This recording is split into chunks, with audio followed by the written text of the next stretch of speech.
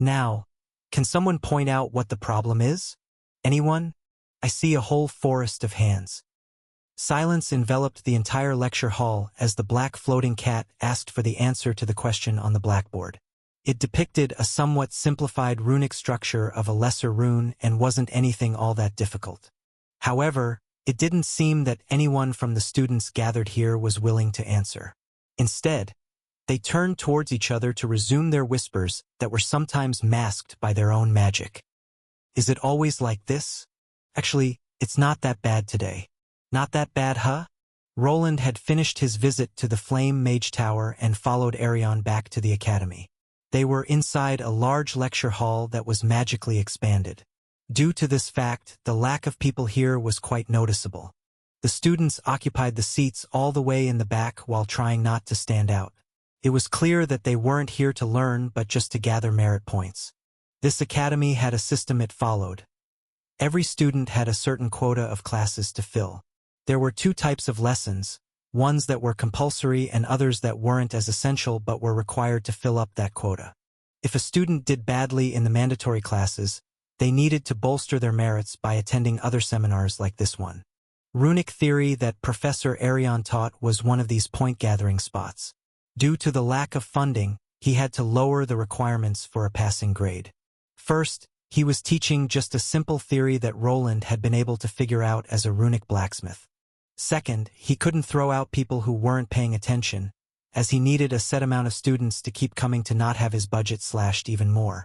Thus, this turned into something that could be passed by just attending, a perfect way of gaining some easy merit points.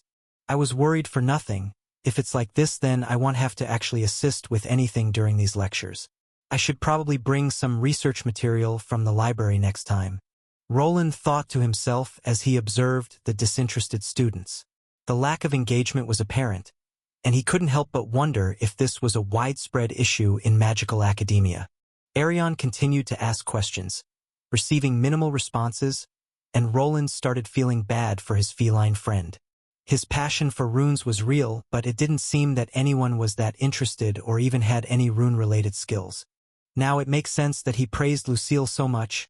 She was smart enough to grasp some of the runic theory even without being a runic mage.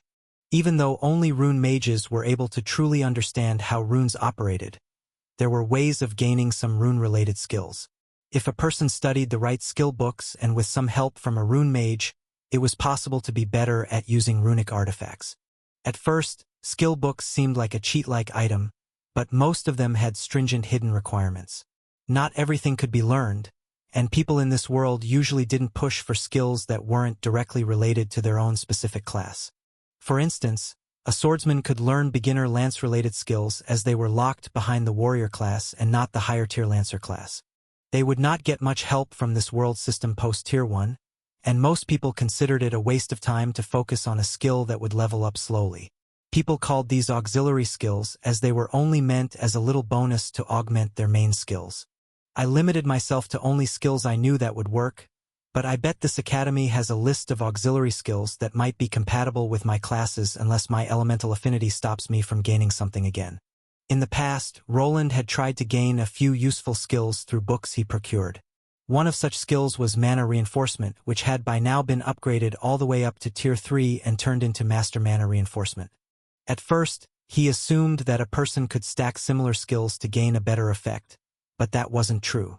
There weren't really that many lesser skills that offered the same, and lesser skills would be overwritten instead of added. Tier 3 Master Swordsman couldn't learn both Expert Swordsmanship and Master Swordsmanship skills, as the former was a lesser version that would be overwritten. Roland was also a special case, as he was limited by his body, which couldn't produce elemental spells like normal mages. Even the worst talent at least had a 1% affinity to some kind of element, something that unlocked a hidden requirement for many skills. He did not know why he was like this or if there was any type of remedy. Thus, he decided to lessen his focus on other skills and place it on runes and craftsmanship. Very well then, since it seems none of you are in the mood to participate today, let's move on to the next topic. As you might have noticed, we have a new guest today. This is Assistant Professor Wayland. As he was thinking about other things and not really paying attention to the boring lecture, everyone turned their heads in his direction. Arion had a silly little grin on his face, as if he was playing a joke on him. The students seemed to be interested in the new individual, as he was still a large armored man in a runic suit of armor. The faculty robe that he put over it hid most of it, but his gauntlets along with his helmet were still sticking out. The bulky nature of his armor was also eye-catching, making him look more like a battle mage ready to fight monsters than a scholar. Do you wish to say something to the students, assistant professor? Behave yourselves and listen to the lecture. A short silence fell on the area as the students flinched at his words. He wasn't sure what it was about as he just blurted out a few random words. Hey, do you think that was a threat? That person looks a bit scary. Didn't one of the other students get burned by a fireball when they were sleeping during a lecture? Do you think he would do that? I don't know, but he is looking at us. Do you think he can hear us through the silence barrier? Hey, did his eyes just light up? Does he really hear us? Roland could understand them quite well, and the moment his visor flashed red, the students started to panic. They straightened up. Some of them who were ready to doze off were not paying attention. He wasn't sure what it was about, but perhaps they weren't strangers to getting punished. Considering they were mostly here to gather merit points, they were probably not the greatest students. I don't know what you did, but keep it up. What did I do? Arion whispered in his direction before continuing the lesson about runes. Roland remained silent for most of it, but he noticed that the students were paying more attention to him than the blackboard the runes were on. For someone like him who didn't like to stand out, it was quite a stressful hour. Eventually, a bell rang to indicate that everything was over, and he could finally take a breather. Damn, that was some intense pressure. Yeah, do you think he can fire a molten ray spell from that helmet? Shut up. Do you want to get blasted by magic flames or something? You're going to get us all in trouble. Ha! Let him try. My father wouldn't stand for it. The teenage students continued to chat between each other while quickly running out through the door. It was as if a monster was chasing after them and he was that monster. Arion wiggled his tail to produce a spell to clean the blackboard before turning to him for a little chat. That's about it for the lesson. I think it went well, all things considered. It was certainly an interesting experience. Well, you made quite an impression. I didn't expect the students to be that attentive for once. They just lack enthusiasm for runic theory. Most are here just to fulfill their quotas. But who knows, maybe your presence will ignite some interest in the subject. If it's like this, then I don't have to worry about you holding. Arion stopped himself before he continued the sentence, which made Roland raise an eyebrow. Worry about what? How to say this, my friend? Do you remember the man from your examination? Master Rathose? No, the other one. Professor DeLauder? Yes, I tried to convince him, but the rascal insisted on attending one of the lectures. As you might know, assistant professors are required to hold some classes by themselves. What? I have to teach those kids? Regrettably so. If you don't, I'm not sure what that cretin will do, but don't worry. It'll be there too. It doesn't have to be about runic theory. How about you present one of your inventions? The students always reacted better to magical artifacts than theory. Roland knew the academy rules well, and they stated that a person in his position had to hold classes, but he assumed that Arion would take care of it. He was here for only a few days, but Arion's image that he previously had was already crumbling apart. It was clear that he had no power to do almost anything here, and at most, he could stall it out. Magical artifacts. I guess that could work. Don't worry. We will figure something out. You have a full week until then. Luckily, the runic classes weren't very popular, so they were only held one day a week. He did have some runic items that he could present, like his runic golems or some other weapons. Perhaps he could even present some applied magic, as the Institute had various facilities to accommodate magical combat. You did a fine job. Now I think you have an appointment with that disciplinary department. You'll be returning to my study unless you wish to discuss something else? There was one thing. Oh? Do tell. Arion was surprised that Roland mentioned something and watched him take out a strange-looking cracked object. With the help of his own identification skill, the cat professor was quickly able to analyze the object. A damaged lich core? Yes, I would like a second opinion on this. Let me explain. After producing a barrier around the two, he dived into the specifics. This was the damaged core of the lich that had attacked Albrook. He wasn't sure about how his mana pattern had gotten absorbed by the monster, but perhaps Arion could shed some light on it. He wanted to study it himself, but having others with more knowledge have a go at it was the smart thing to do. As it stood, he trusted Arion in being a professional researcher. He would likely not leak any confidential data outside. The monster got attuned to your mana and started acting strange? Fascinating. As expected, Arion found himself intrigued by the idea that a monster could become attuned to a mage's mana and subsequently generate a core with specific properties. Numerous runic products relied on such cores, and the same applied to various other items. An attunement of this nature had the potential to provide the user with a power boost or reduce mana requirements, making it a topic well worth exploring. I will give it a look. You have my thanks. The two parted ways, and he was now alone. He had visited the Mage Tower, spent some time in the Academy Library, but now it was time to work for it. His next stop was the Disciplinary Department, which was responsible for the safety of students on this magical campus. Magic was a volatile thing and was given to young kids, many of whom didn't realize the consequences before it was too late. It wasn't strange for people to get injured. Strange experiments and monsters ran rampant during botched summoning rituals. Why does this place need to be so confusing? Maybe I should get a subskill in pathfinding. With his mapping device unable to show him the way, he was forced to wander around with his own intuition.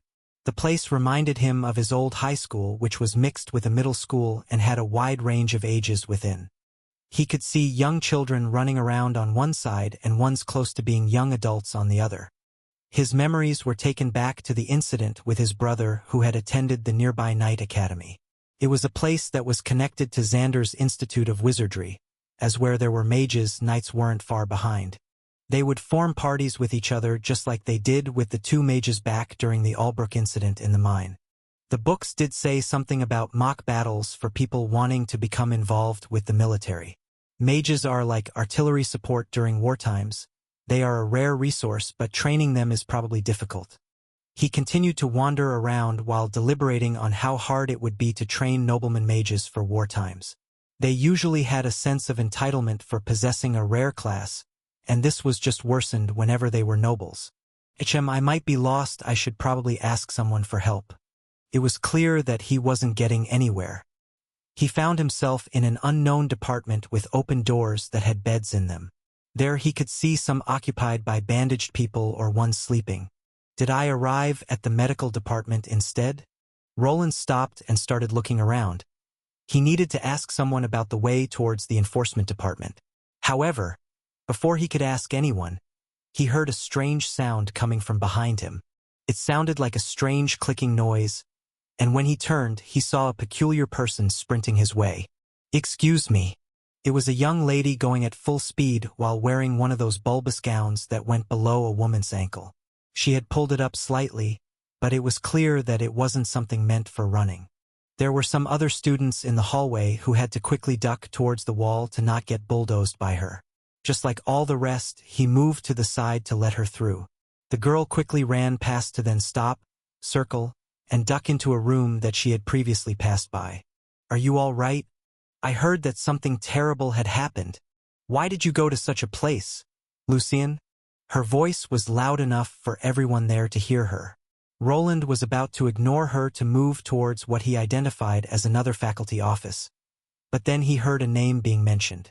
His legs stopped moving, and instead he slowly shuffled towards the open room.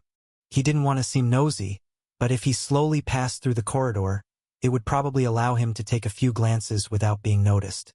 The name was familiar, as it belonged to a person from the past. Couldn't be. How old would she be now? 14? No, 15? Lucien was a name that echoed through Roland's memories. It was a name from his previous life, from the time he spent in the Arden estate. His brows furrowed as he tried to reconcile the image of the young girl from his memories with the person being mentioned in the corridor. She was only 3 years old when he left that place, and he would probably be unable to identify her without reading her status screen. He continued to shuffle discreetly towards the open door, curiosity overriding any intention to remain inconspicuous. As he approached, he caught snippets of the conversation inside the room. Lucien, you should know better than to wander into dangerous areas. What were you thinking? It was those people again, right? We need to report this to the professors. No, it was nothing like that. The other girl sounded like she was trying to hide something. It was possible that there was more to the story that caused her injuries. As he was passing by, he noticed that she was wearing some special bandages over her forearms, and quickly he used his identification skill. Immediately, he stopped in his tracks as he read the full name of the person in his mind. Lucien Arden. That woman can't keep getting away with it. Let's go to one of the professors. How about we inform Professor Amari? I bet she would clear it up with the department which is sheltering her. Even her status won't be able to protect her now. And no, it's fine, Margaret. I just did something I wasn't supposed to. I shouldn't have gone to the training grounds at night. A young girl with fire-red hair and eyes to match them continued speaking loudly while confronting another girl her age. The other one had her head slumped down while muttering replies quietly. She had neck-long golden hair and bright green eyes to accompany them. She was playing around with some bandages that were around both her arms to help cure her recently suffered injuries. You went to the training grounds? Unsupervised? Yes, I was just trying to gather some ingredients for a class. If I recall correctly, you still haven't made up for the last demerit if I report this to the professors. I will also get punished. Nothing really happened. One of the teachers intervened. They also helped me get treated. They did? They didn't inform any of the professors? I don't think so. The girl with the fiery hair squinted her eyes as she realized that something didn't add up here. Meanwhile, Roland stood frozen outside the room, absorbing the unexpected turn of events. The name Lucien Arden brought back memories of his time in the Arden estate, and now he found himself eavesdropping on a conversation about her in this magical academy. The two girls inside seemed to be having a heated discussion about Lucien's recent actions. I was expecting the possibility. He had known about his sister's mage class and that she was probably going to be sent to this institute to study. However, his plan was to go unnoticed by just sitting in the library for the whole day while doing his research. Because of some unexpected events, he was now forced to wander around the school grounds as an assistant professor and even take part in some lectures. The danger of his sister encountering him had been magnified, and now, by a stroke of chance, he had been made aware of her presence. But now that I know that she is here, it will probably be easy to avoid her. While she was there, this wasn't the end of the world. He was part of the staff in the academy and was also free to keep his armor on and hide his face. His helmet could mask his voice, and the two interacted with each other when she was just 3 years of age. However, there was another problem. His sister seemed to be in some sort of trouble. The way she was stuttering and evading questions was strange. The fact that the other girl was mentioning a third party made it a possibility that she was being bullied or targeted by someone of higher status. Is she getting bullied by others, or? Roland couldn't help but wonder what this was all about. His ties to his old family were very shallow, and even Robert, who was aware of his existence, hadn't contacted him in a while. This sister of his here was mostly a stranger, someone that he rarely interacted with. Yet, his intelligence stat made him remember her bubbly demeanor quite vividly. For some reason, the more he eavesdropped on the conversation, the more his fist was clenched as a feeling of anger washed over him. Let me look at those wounds at least. They really should hire some priests. As he was contemplating what to do, he witnessed a peculiar sight.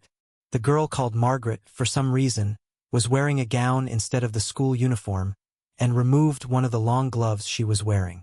The Magical Academy wasn't just here to teach magic. The children that attended it could sign up for a various array of lessons, and apparently, ballroom dancing was one of them. His eyes were drawn to the back of her hand as he could feel her activating mana. It didn't seem to be an attack spell but something different entirely, and a strange symbol lit up. It wasn't a rune, nor was it an enchantment. Instead, it looked more like a glyph.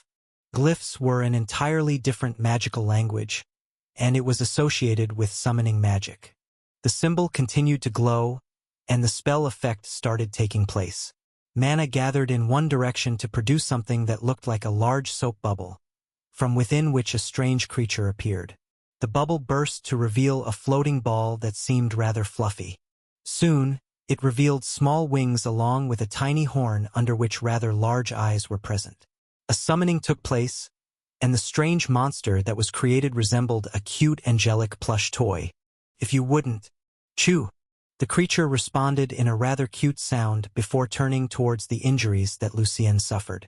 A strange aura descended on the afflicted part, somewhat similar to divine healing spells but somewhat different.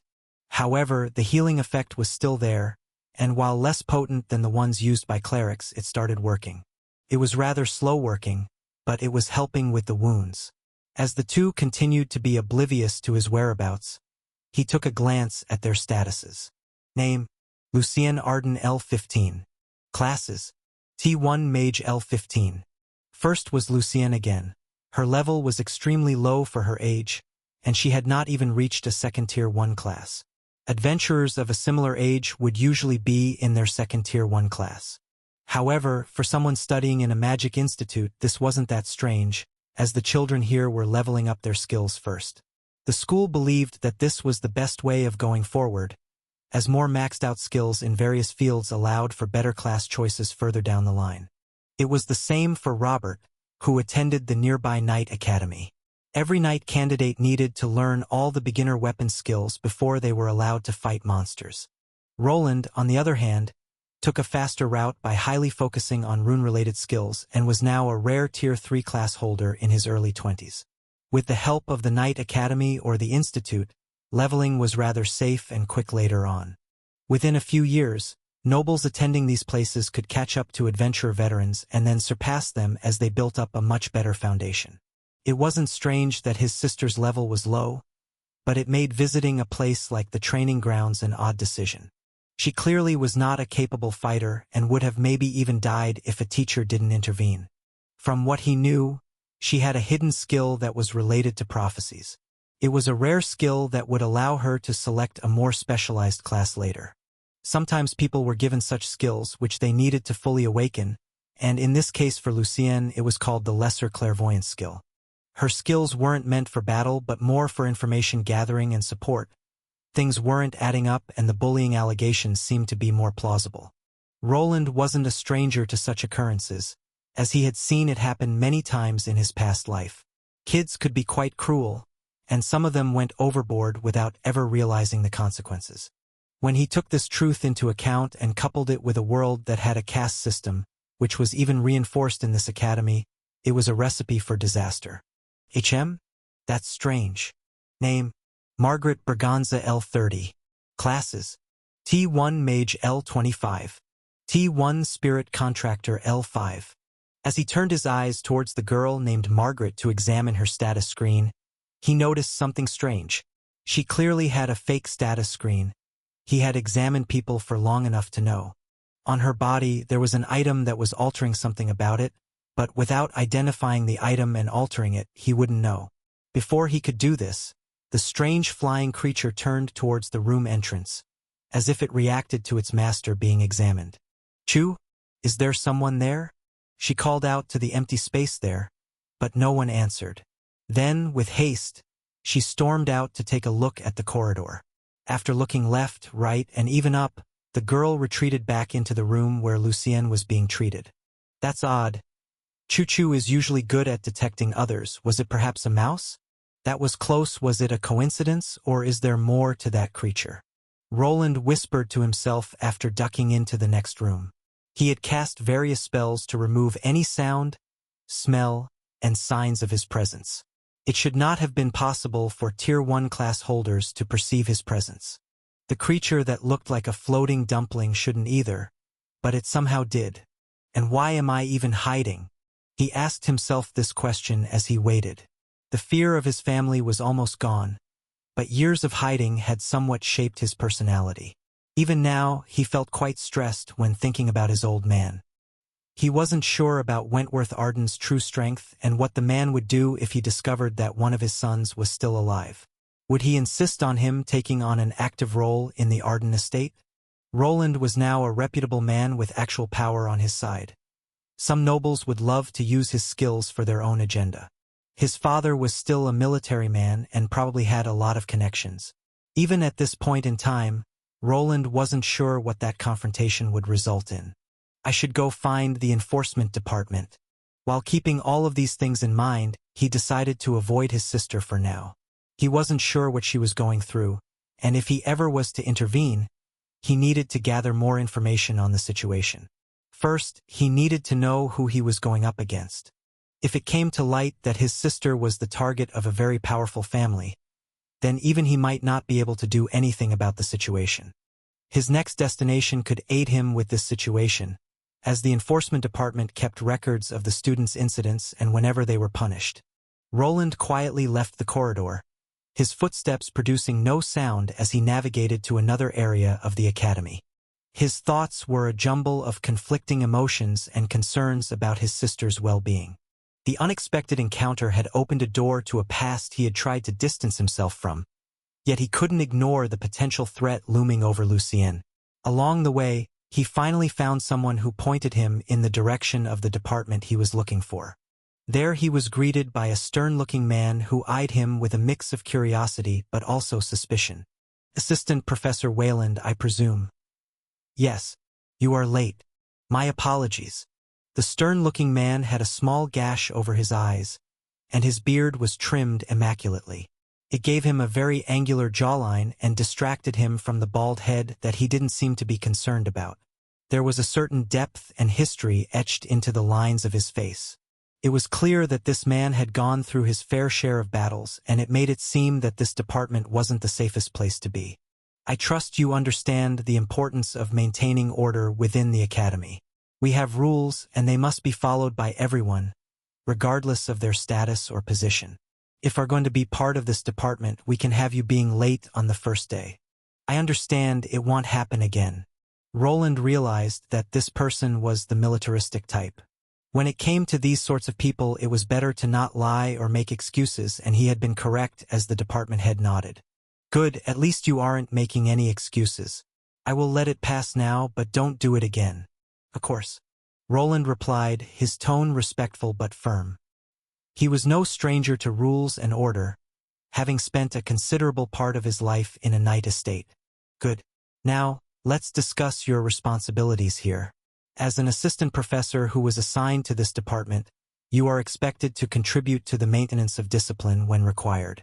We have had incidents in the past, and we can't afford any laxity in dealing with rule violations. Your role will include supervising certain areas, ensuring the safety of students, and reporting any unusual activities promptly." "I understand. I'll do my best to fulfill my responsibilities," Roland responded, feeling a strange tension in the air. The man was looking at some papers that, at a glance, seemed to contain his specifications. Roland had heard whispers and sensed an air of uncertainty whenever his identity as an adventurer was brought up. Even Arion wasn't sure where they could place him. "Very well. Now, about your first assignment. There have been reports of unauthorized access to restricted areas in the academy. We suspect students are involved, and we need someone to investigate discreetly."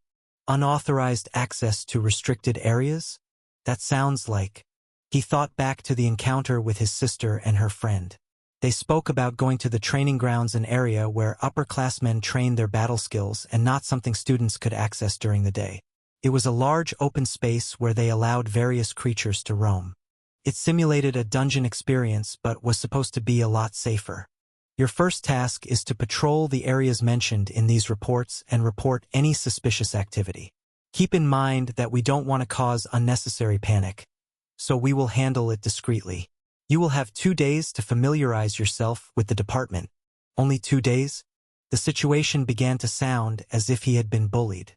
As a new faculty member, he was someone in whom no one should have placed trust with the lives of students. He had anticipated having more time before the new assignment, but circumstances forced him to commence patrolling the academy while repeatedly getting lost in its corridors. Holding lectures didn't seem as daunting now, especially when compared to the prospect of pulling all-nighters in fields infested with monsters and trespassers. "Yes, that should be enough. This will explain everything, so don't lose it. That will be all." The department head, who went by the name Thorn, handed Roland a booklet with writing. It seemed to be something like a manual for new members of the institute, After accepting the booklet, he left the office. It didn't take him long to get through it, as speedy reading was one of his fortes. Thanks to this item, he was now informed about his situation and what he would be doing in this department. So, a bona fide night security guard. He arrived at a few conclusions. Firstly, the majority of enforcers appeared to dislike their nightly duties, evident from the swift imposition of rules requiring new members to shoulder that responsibility almost immediately upon arrival. Additionally, there was a peculiar regulation placing adventurer mages below other faculty members. It seemed that they were intended to be the first responders, bearing the brunt of the attack whenever trouble arose.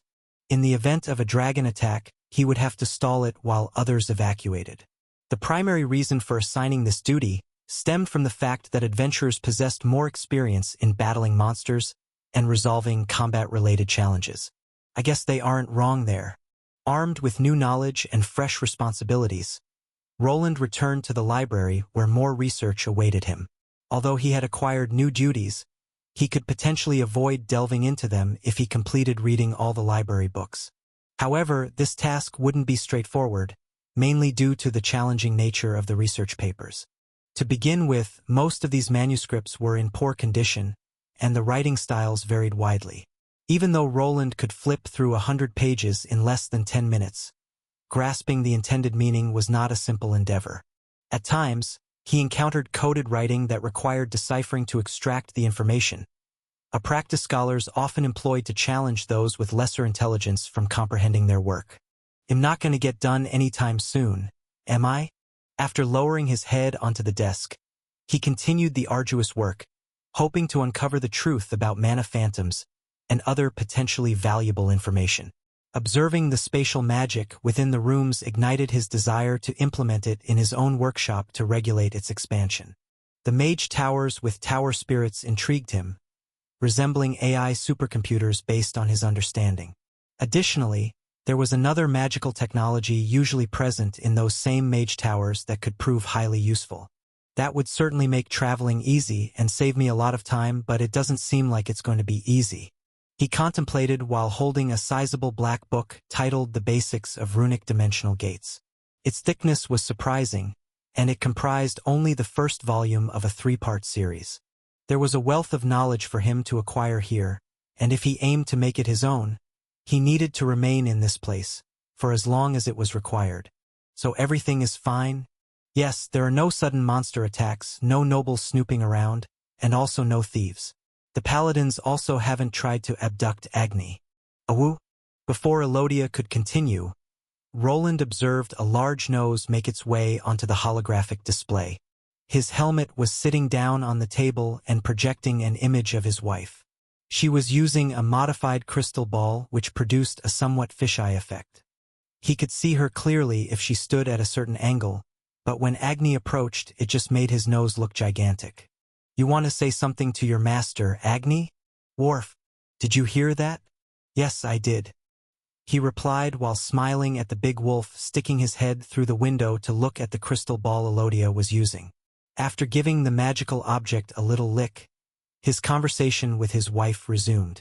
If you're asking this much, then are you not telling me something? What do you mean? It's as if you're trying to find an excuse to come back here. Is everything all right there? Sure, if everything is fine, I have to go now. Love you. If you say so, and I love you too. Roland sighed as he terminated the connection with his wife. It hadn't even been a week since he had arrived at the Magical Institute, and doubts were already creeping in. Elodia had been correct. He was seeking any excuse to quickly return home and play the hero. Roland was somewhat reluctant to commence his duties as an enforcement officer within the academy. Today marked his inaugural day on the job, and he needed to head there promptly to avoid being late, as he had been the last time. I guess she is right. I'm starting to look for excuses now. As Roland made his way back to the enforcement department, an unease lingered within him. Despite the magical wonders that fascinated him throughout the academy, there was an underlying sense that the school concealed more than met the eye. His sister Lucienne's mysterious injuries and the peculiar behavior of her friend Margaret occupied his thoughts. Initially inclined to dismiss the matter, Roland, as an adult, recognized that these school days would soon fade into distant memories. Involving himself in his family's affairs was something he wished to avoid, and perhaps his sister bore some of the responsibility for the recent incident. There was insufficient evidence for him to pass judgment, so he considered the possibility of investigating this issue further. The place that could offer him aid was just around the corner. "Good morning. You must be the new assistant professor. Department head Thorne briefed me about you. I hope you have familiarized yourself with our rules." Upon Roland's arrival at the enforcement department, he met one of its members. The department leader, a busy man, typically conducted brief interviews with new hires before sending them on their way. Unlike a noble, the man lacked a house name. This might have been advantageous for the students, as he appeared less inclined to collaborate with nobles and grant them leniency based on their higher status.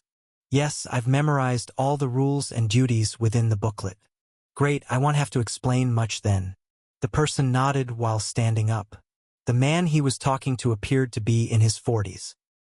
He had a stern expression, and his eyes held the weight of experience.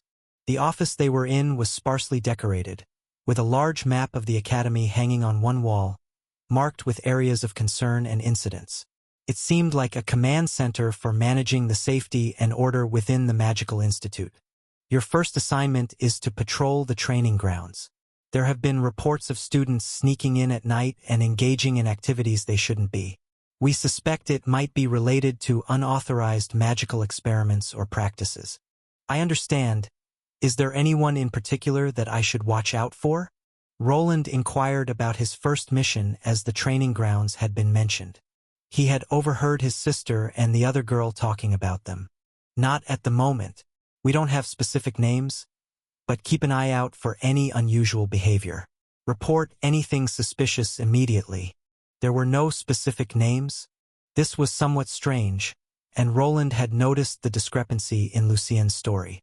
She claimed that a teacher had saved her from monsters, but this mage enforcer seemed unaware of the event. Several possibilities crossed Roland's mind. Either the person who saved Lucienne didn't file a report, or someone had deliberately prevented the information from reaching the enforcement department.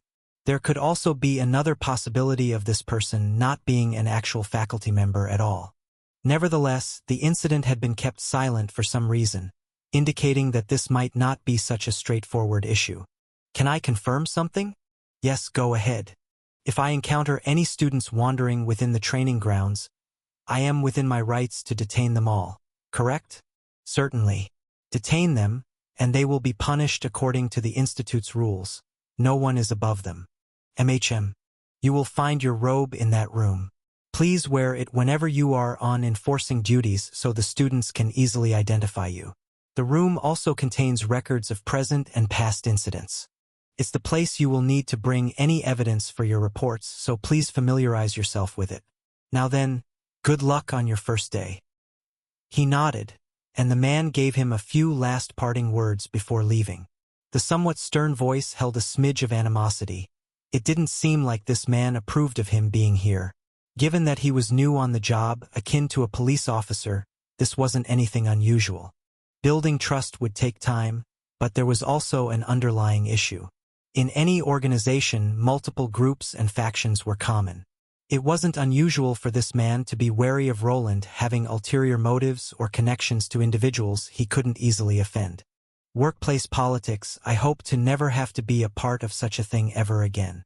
Roland was not a stranger to such dynamics, having experienced similar situations in his previous world where he attended school and worked in a computer part repair store.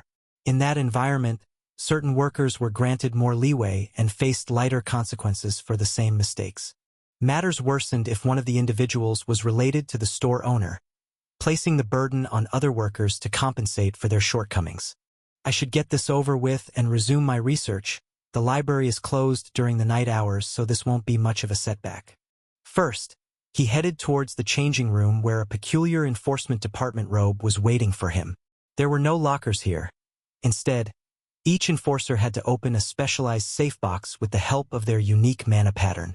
After placing his hand and popping it open, he found an enchanted robe with a faint shimmer, indicating some sort of spell.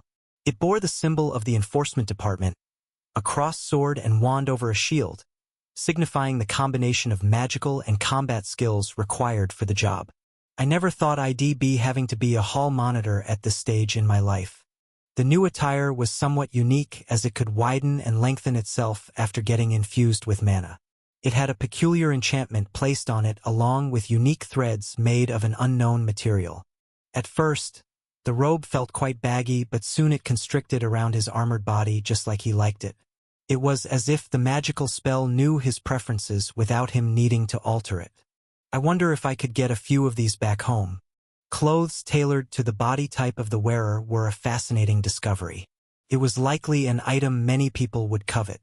However, the mana usage was considerable, and unless a person was a magician, they would likely pass out. With his new attire, Roland was almost ready to make his rounds. Before heading out, though, he needed to take a look at the other room that housed records of all past mishaps. Perhaps there he could find some more information on what his younger sister had gotten herself into. The room with records turned out to be more extensive than Roland initially thought. It resembled a small library, with shelves filled with neatly organized folders and books. In a world devoid of computers, most information was stored on paper. Normally, he would probably need to spend hours searching for what he was looking for, but luckily, there was a record-keeping spirit responsible for it all. "Good day, Assistant Professor Wayland. Can I help you with something?" The spirit was quite proper and could likely identify him by either his mana pattern or academy emblem. Other people were shuffling around the place too. There was a section designated for the enforcers to write their reports. Roland observed them placing parchments into envelopes, which then shrunk to a smaller size. Soon after, a copy of the spirit, resembling an owl, grabbed the miniaturized letter and organized it with the others. "Ah yes, could I look at some old records of a student?" "Of course. Do you perchance have the name of this student?" "Yes, Lucien Arden. This name is within the records. Please wait a moment." The record-keeping spirit gracefully floated towards one of the shelves, retrieving a folder labeled Arden, Lucien. It brought the folder to Roland and handed it to him with a gentle flutter of its wings. "Here you go, Assistant Professor Wayland. If you require any further assistance, feel free to ask." "Thank you." Roland nodded in appreciation, taking the folder and finding a secluded corner to examine its contents. As he opened the folder, Roland discovered a detailed history of incidents involving Lucien Arden during her time at the Magical Institute. Most were minor offenses like being late for classes or failing to complete assignments on time. She started attending the Magical Academy for 4 years. The papers stated that Lucien started at the young age of 11. Initially, the children spent only a few months at the academy before returning home, but as they grew older, the duration of attendance increased. It wasn't much different from regular school at this point, as she needed to attend for 9 months per year, with 4 months allocated as free time or for students needing to retake classes.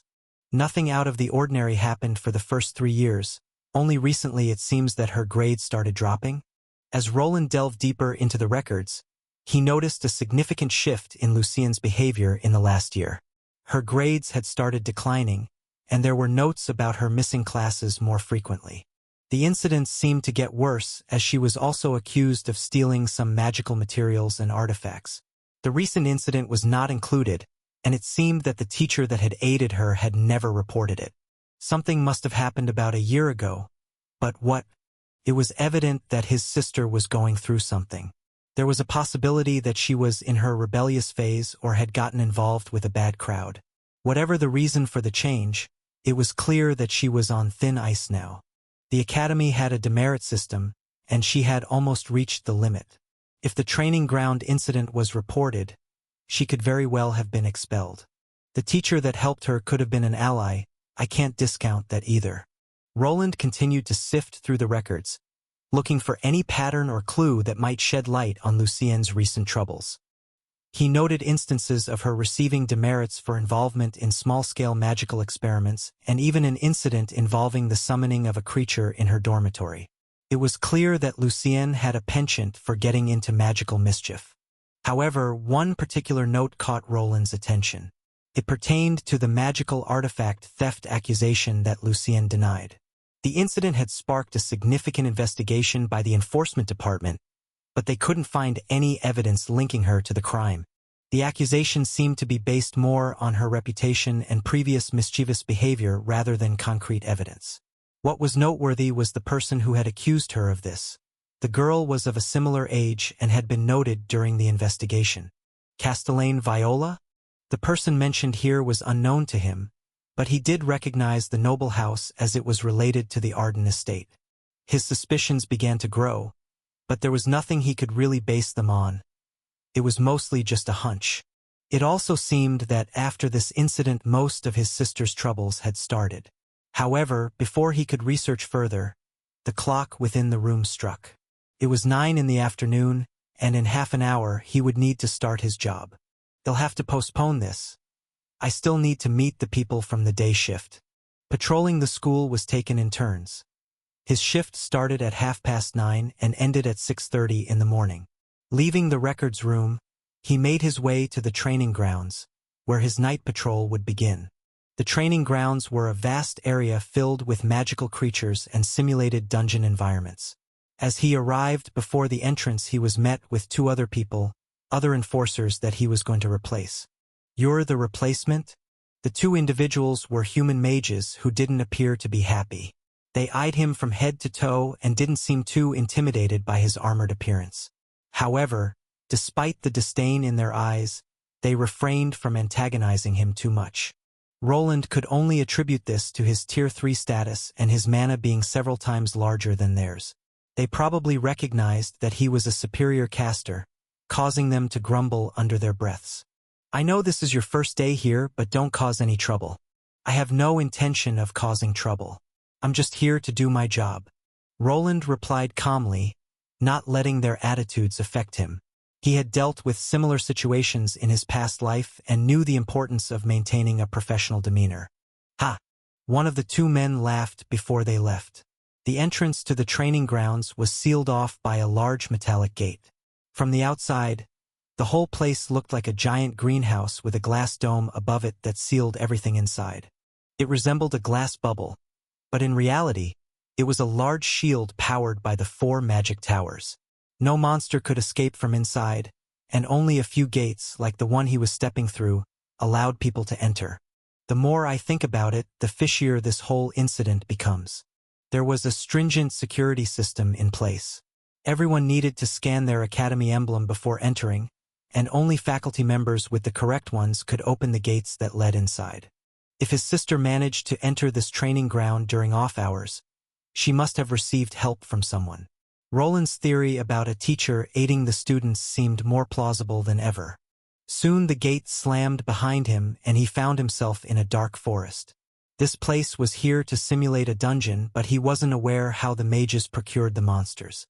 He could only assume that they used people with beast tamer classes and perhaps summoners that knew the most about them. It didn't take him long to encounter one of these creatures. As he ventured forth for about 100 meters, a strange snake lunged itself at him. It didn't emerge from within the trees but rather from a hidden hole within the ground. It bared its fangs at him as it flew towards his face. However, instead of causing any injuries, it just collided with his full-body mana mantle. The mantle, a higher form of the mana shield, shocked the monster with electricity, causing it to fly right back. Soon it was on the ground, twitching around before dying. Will they complain about the monsters dying here? Roland contemplated the implications of the creature's demise. While the Academy was likely prepared for such occurrences, it still raised questions about the ethics of using living beings in these simulated environments. Nevertheless, he had a job to do, and pondering the intricacies of the magical training grounds would have to wait. Finally, it was 9:30, and his night shift started. He ventured into the forest while using his mapping device, which he had updated to manage the various mana fluctuations in the environment. It was back to working as intended, and armed with it, he hoped to avoid most of the troubles that such hidden monster attacks would bring. "I hope that nothing happens, but knowing my luck." He gave out a sigh as he ventured forth to try and find any unwelcome guests. His job was to find any students that might try to venture forth into this restricted zone, and using force was not off the table either. Big Brother Rowand. Aye. Wotha Lowen. What do you want? It's a bug. Hey. I guess it is. Roland looked at the large green caterpillar that the close to 3-year-old was holding. It was strange to see a young girl being fine with bugs, but he was more concerned about her being there instead.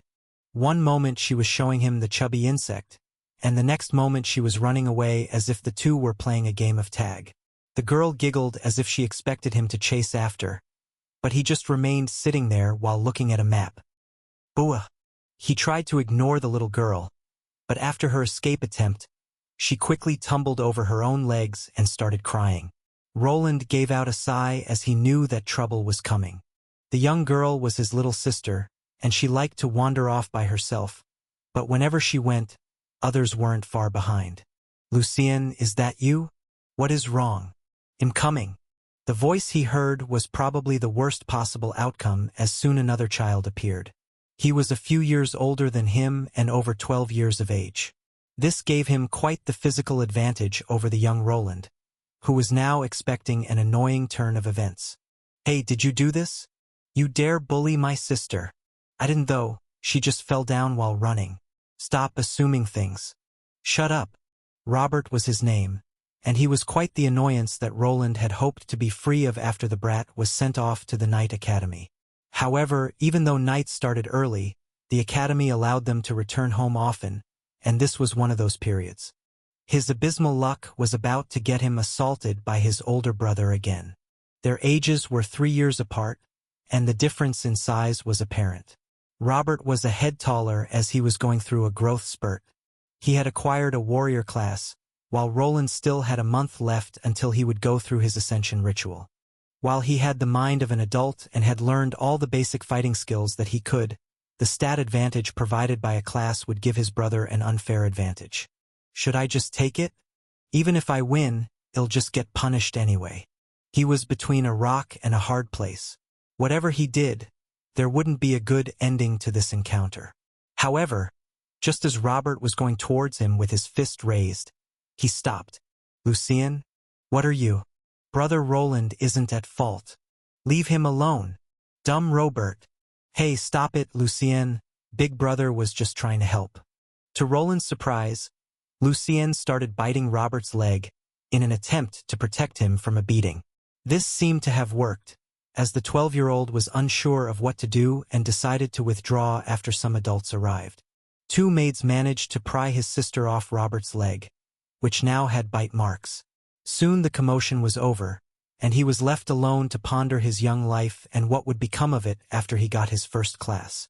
I really thought that my luck was picking up after that, but then the ascension ritual happened. Roland looked around the darkened forest that he found himself in. His mind was filled with old memories from the days when he still lived at the Arden estate. He couldn't stop thinking about his younger sister and her peculiar problems within this academy. Some things weren't adding up, and he wasn't sure if he should do something about it or if he even could. I should focus on my new job, this place sure is big. He wasn't there for long, but the training grounds were much larger on the inside than on the outside. The dome outside was the size of a football stadium, but on the inside, it was more than 10 times as large. The spatial technology in this building was quite intriguing and something that he just had to implement into his own workshop. There is no reason for me to wander around this place. The whole area was too large for him to explore, and it was also filled with monsters. A few of them launched themselves at him the moment they spotted him, and continuing at this pace would only put him in trouble. The monsters here were supposed to be hunted by the students. If he subjugated too many of them, it would become a problem. The old motto was to work smarter, not harder, and he decided to go with that approach. From his back, he removed the large tower shield that he wore under his new robe and then placed it in a vertical fashion. With a little jolt from his mana, he activated the runes that began to glow on the surface. Soon, the surface of the dark shield began glowing, and a few round objects popped out from within the spatial pocket that was hidden within his shield. The round objects rolled onto the ground until there were exactly 10 of them, and soon they started taking on their true form. Insect-like legs popped out from within the metallic orbs, transforming them into spider golems. They were militarized versions of his old creations, designed for the sole purpose of scouting out the area. Their smaller size would allow them to crawl into smaller spaces to hide, and they were equipped with camouflage spells to keep them hidden away. The spider golems scurried away into the darkness, their small metallic bodies blending seamlessly with the surroundings. Roland watched them go, knowing that they would cover more ground than he could on his own. With this new approach, he could minimize his own exposure while still keeping an eye on the training grounds. They were equipped with his runic sensors, which would allow him to map out the whole area and make it a lot easier to spot any trespassers and monsters. As the spider golems ventured deeper into the forest, Roland took a moment to reflect on the events of the day. The mysterious teacher who had aided his sister, the accusations against her, and the involvement of a Castellane girl named Viola all raised more questions than answers. It seemed that the troubles within the academy ran deeper than he initially thought. However, as he was contemplating the issue, something caught his eye. There is actually someone trespassing today? What's with this luck? One of his spider golems stopped abruptly, its 8 metallic legs freezing in place. Through the sensor feed, Roland could see several figures moving stealthily through the training ground. 6 dots appeared on his map, indicating people of lower levels. 2 individuals were of Tier 2 variety, while the rest were still below level 50. What was more alarming was that he recognized one of these people. In the back of the group was his sister, identifiable by her mana pattern that he had previously registered. Not much time has passed since the last incident. Are those kids crazy? Roland asked himself while looking at the moving dots on the screen. His immediate concern was for his sister's safety. The training grounds were designed to simulate dangerous environments, and during nighttime, the monsters here were far more agitated than usual. As an enforcer, it was his duty to intervene, but the reason they were all there was still peculiar. It was as if they felt confident that they wouldn't be punished. From Lucien's words, he assumed that they had failed, as she was attacked by monsters. But for some reason, they were already back for more, not even a week after the last incident. Let me see, those 2 look like knights, and that looks like their leader. He was not in a hurry, so he took this chance to examine the situation. The mini spider golem that he had sent there was able to film the group from a safe distance. Roland could see their entire group, and it seemed that his sister didn't truly belong there. She was trailing behind all of them in the back, while one young lady was in the front. She was chatting away and smiling with 2 other girls, while 2 young knights were seemingly guarding them. This doesn't seem right. There was something off about this situation, as the supposed bodyguards weren't all that strong. The 2 young men were probably on the level of Robert or even below him when he arrived in Albrook a few years ago. They were fresh Tier 2 class holders who could barely contend with the monsters here. There were Tier 2 ones scattered here and there, some that even had secondary Tier 2 evolutions, not something those 2 would be able to handle.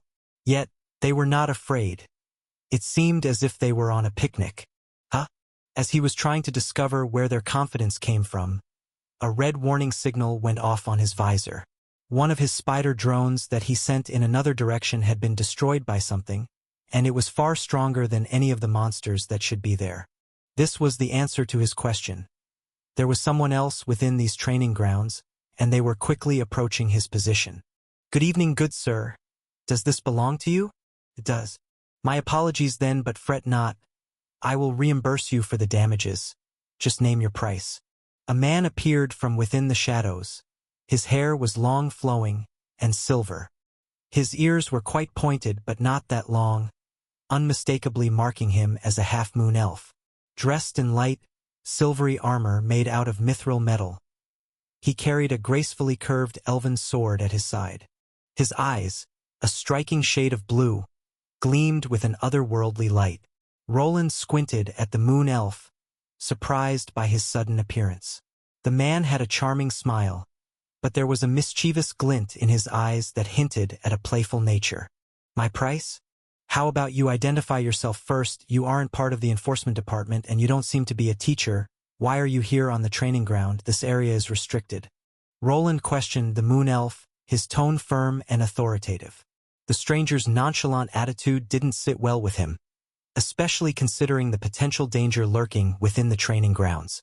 The man was in possession of a school emblem, but it was neither one given to the teachers nor students. Instead, he only had a temporary badge that identified him as a guest who shouldn't have the right to be there. Ah, where are my manners? My name is Elithes. The moon elf introduced himself with a flourish, giving a small bow. And as for your little metal spiders, I apologize if I caused any inconvenience. I'm sure this should cover the expenses. The man brandished a pouch that he threw toward Roland's direction. Being cautious as always, Roland stopped it in midair with the help of his magic, which made the man raise a brow. It wasn't an explosive reagent or anything dangerous. Instead, it was filled with quite a few gold coins that would certainly cover the damages to the one spider golem he had lost. There is more in here to just cover it, but you haven't explained yourself. Why are you here? Do you have anything to do with those trespassing students? Roland was quick to make an assessment. This was probably the teacher that saved his sister from the monsters. It wasn't strange for prominent nobles to send out strong bodyguards to protect their children here, and this person was probably Castellane Vila's bodyguard. You're quite smart, this won't take long then. That's true, I'm Lady Castellane's aide. I'm here to protect her from any harm. The man claimed to be a bodyguard, which was plausible considering what had transpired. However, Roland could not take the man's word for truth. He needed to investigate further. It was possible that he was a dangerous individual who had sneaked into the academy. After a thorough scan and dispelling of the man's status protection charm, he had his answer. Name: Elithes Baskerville L227. Classes: T3 Magic Swordmaster L77. T2 Magic Dual Blade L50. T2 Magic Swordsman L50. T1 Mana Warrior L25. T1 Warrior L25. HM? What did you just do? Nothing much a Baskerville, so you do belong with the Castellane lady. Ho? The half-elf was intrigued by Roland's words, as they indicated that he knew something about the Baskerville Night House. Before the Arden House was given the title of Baron, it was the same as the Baskerville House, just soldiers for the Castellane Marquis House. It was a house of professional knights that sometimes took talented individuals into their midst. Considering that this man was a half-elf without any knight classes, it was probable that he had been a platinum adventurer who had been scouted and given a title later. The Baskervilles had a certain nickname. They were known as the guard dogs of the Castellanes. They carried out various orders, even ones involving assassinations, a nasty bunch that most people didn't want to go against. Why is Lady Castellane here in the training grounds at this hour, and why are you not with her? Elithes chuckled, his eyes gleaming with amusement. Well, you see, Lady Castellane is a curious and adventurous soul. She wanted to experience the thrill of the training grounds at night. As for me, I thought I'd give her some space to explore while still keeping an eye on her from a distance. Roland didn't feel too great about the answer. The man's demeanor was quite lax, as if he didn't think that he was doing anything wrong and that he was in control of this situation. It was as if he was not afraid of the enforcement department, and considering his affiliation, this wasn't strange. He decided to probe for some more information, as there were some things that he was interested in. I have a duty to ensure the safety of the academy, and unauthorized access to the training grounds is a serious violation. Hasn't the lady already attempted this a few days before? Oh, you know about that? Yes, another student had gotten injured during that incident. Were you involved with it as well? Oh my, you are really inquisitive, but I'm sure you'll understand. I had to make sure that the lady was safe first, but I made sure that the other students got back safe. Her wrists were injured by monsters. Well, accidents do happen. It was clear what had happened that day. This man was the teacher that rescued his younger sister, but only after he led Viola Castellane to safety. Probably the only reason he went back for Lucienne was to not make a bigger commotion. It was easy to sweep a few injuries under the rug, but not a death. The Arden estate would have gotten involved with such an incident, and even the Castellane lady would have gotten in trouble. I understand that Lady Castellane may have adventurous tendencies, but this is a restricted area for a reason. It seems that she is here for something. Couldn't you as her guard have dealt with that? Perhaps, but the lady has picked up quite an interesting hobby lately. A hobby? It's not my place to question the lady, nor is it yours. I think you have asked enough questions. I think you know what this is about, my friend. You want me to overlook this incident? That's right. I knew that we would understand each other. The man smiled some more while Roland glanced at the sack of gold in his hand. It was clear that this was hush money and that he was supposed to just leave them be. The hobby that the man mentioned probably involved tormenting his sister. It was even possible that this Viola person was here to put Lucienne in a difficult situation. The reason for it was unknown, and this person would probably not tell him. There was a decision to be made. He could either follow the rules of the academy or let all of this slide. The man here was quite confident, which indicated that there was perhaps another backer in the academy that could make his stay more problematic. If he confronted him and the students, it was probably going to get annoying during his future stay. It wasn't hard to let something like this slide. Involving himself with nobles was never a good idea. Any other time he would have probably just taken the sack of gold as an excuse and minded his business. However, as the two were talking, he continuously glanced at the feed from one of his spider golems. There he could see his sister walking in the back of the group with her head down. He was not sure what they were doing here, but it was clear that if no one did anything about it, Lucien's school life would continue like this. Under Article 4, Section 6, Clause 2 of Xander's Institute of Wizardry Law, I have the right to detain you. Please comply and do not resist. If you try to resist, you will be detained forcefully. His opponent was quite surprised by the change of tone and the immediate rise of mana particles in the air. Roland knew that there would be trouble on the horizon, but he could not let his sister get bullied right under his nose. Even though he hadn't seen her for more than 10 years, his old memories were still vivid, and he could just not let it go. In a darkened forest, conjured by complicated magics, two individuals stood facing each other. One was a handsome half-elf named Elithes, adorned in silvery mithril armor that gleamed in the artificial moonlight. The other was the new Institute enforcer Roland, who was having a rather challenging first day on the job. The tension between them was palpable, as he was unwilling to budge on the issue of trespassing. Detain me? You're quite the ambitious one, aren't you? You should be careful, my friend. Challenging someone with Lady Castellane as their patron could lead to unforeseen consequences. Elithes raised an eyebrow, clearly amused by Roland's sudden change in demeanor. The confident smile on his face didn't waver as he looked at his opponent to assess the situation.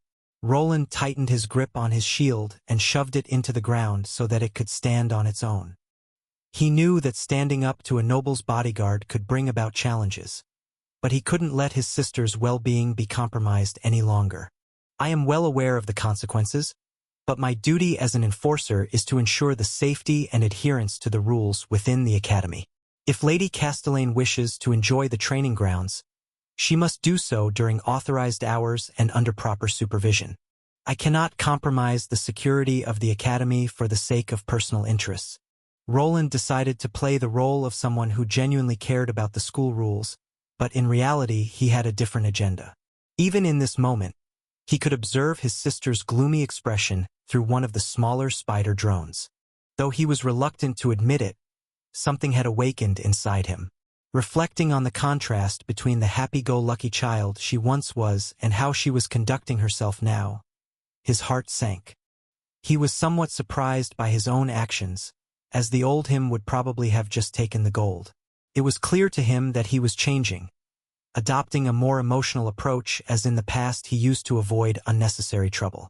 The person he was facing was also an intriguing individual, possessing a rare magic swordmaster class that wasn't obtained through the mage class.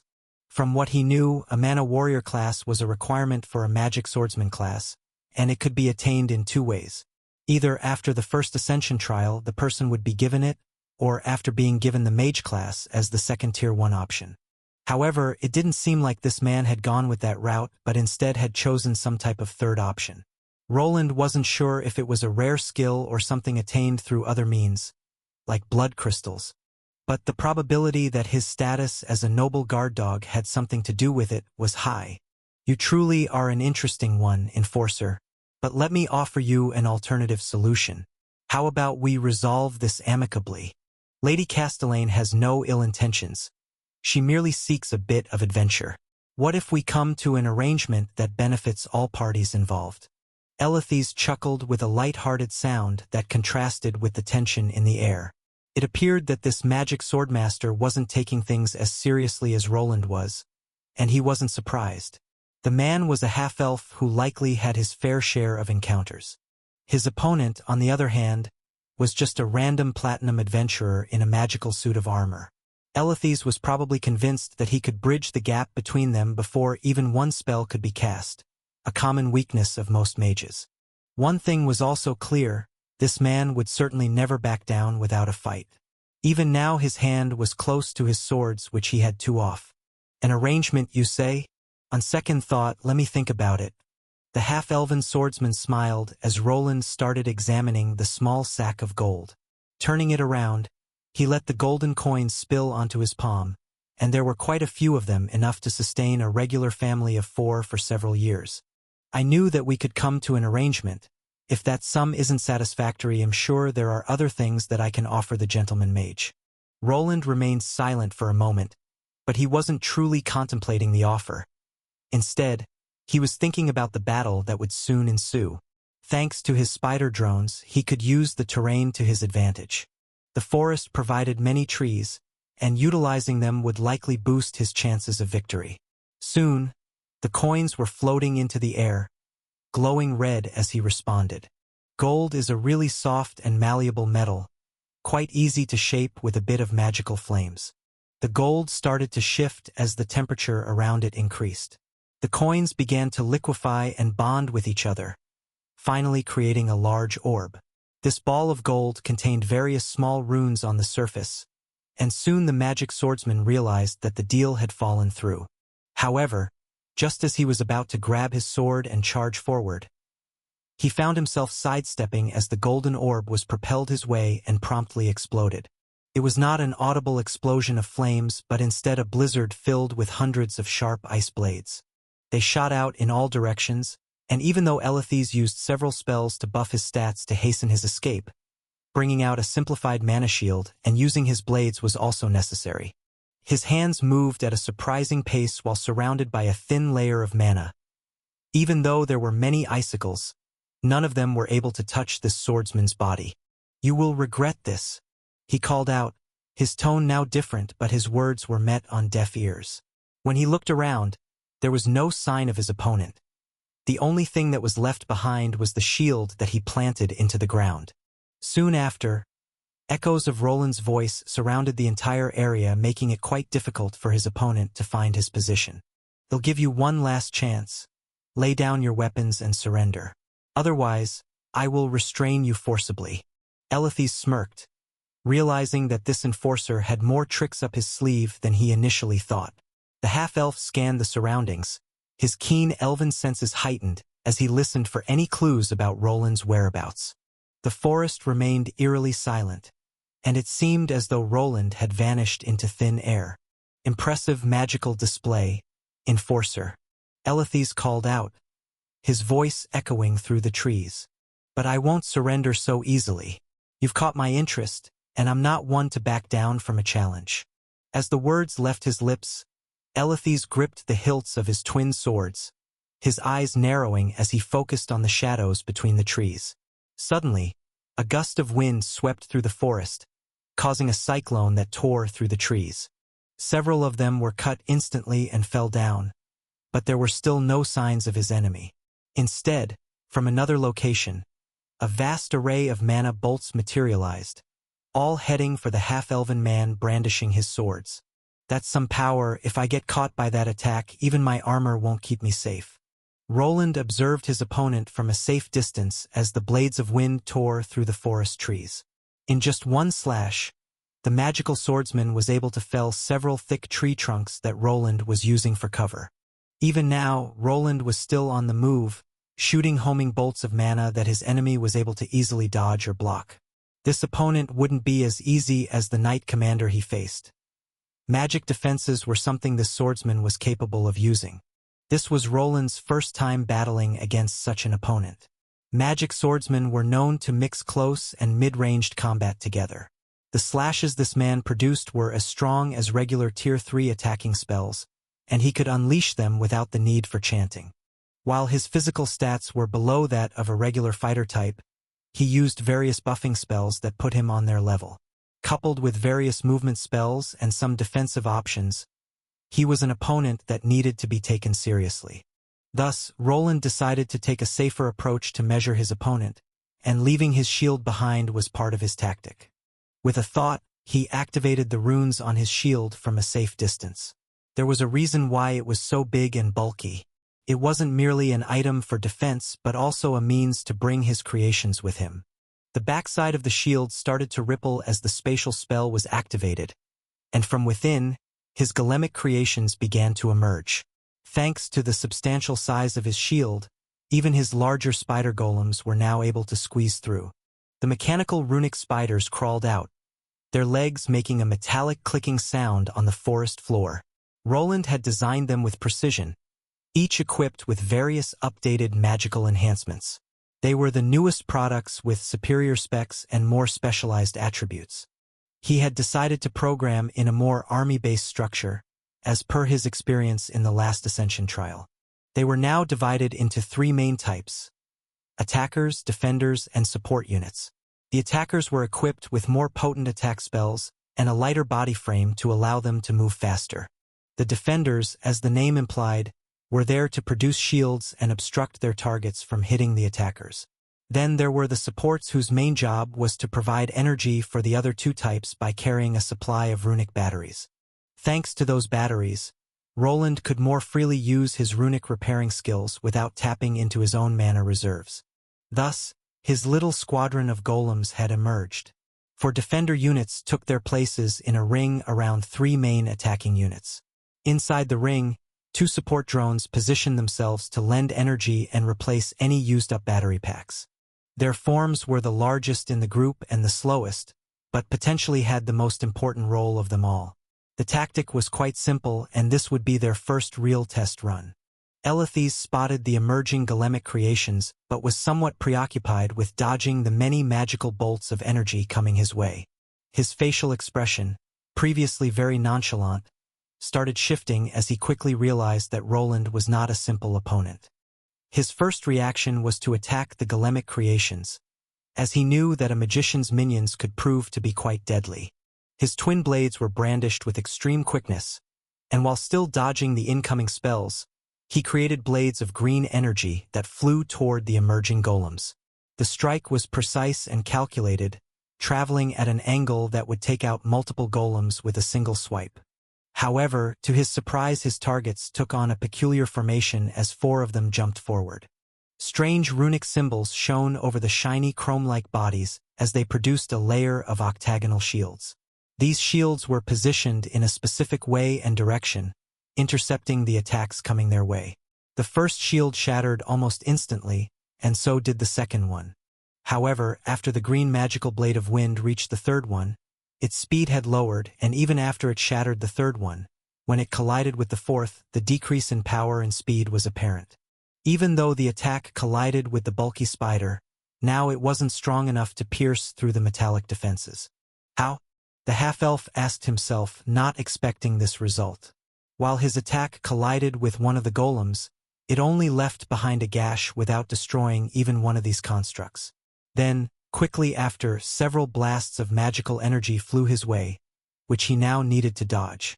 Even though he didn't use his full power, the fact that he wasn't able to take out his opponent's minions quickly was unacceptable. Roland watched with a sense of satisfaction as his golemic creations proved effective against the skilled magic swordmaster. The defenders had successfully absorbed the brunt of the attack, showcasing their durability, and the attackers retaliated with a barrage of magical energy. The support units continued to supply energy for the others, ensuring a sustained assault. Elethes, now forced to split his attention between the incoming magical onslaught and the resilient golems, began to realize the depth of the challenge before him. He gracefully dodged and parried the magical bolts, using his twin blades to create barriers and deflect the attacks. However, the relentless assault from the golems made it increasingly difficult for him to focus on both offense and defense. How is this sustainable?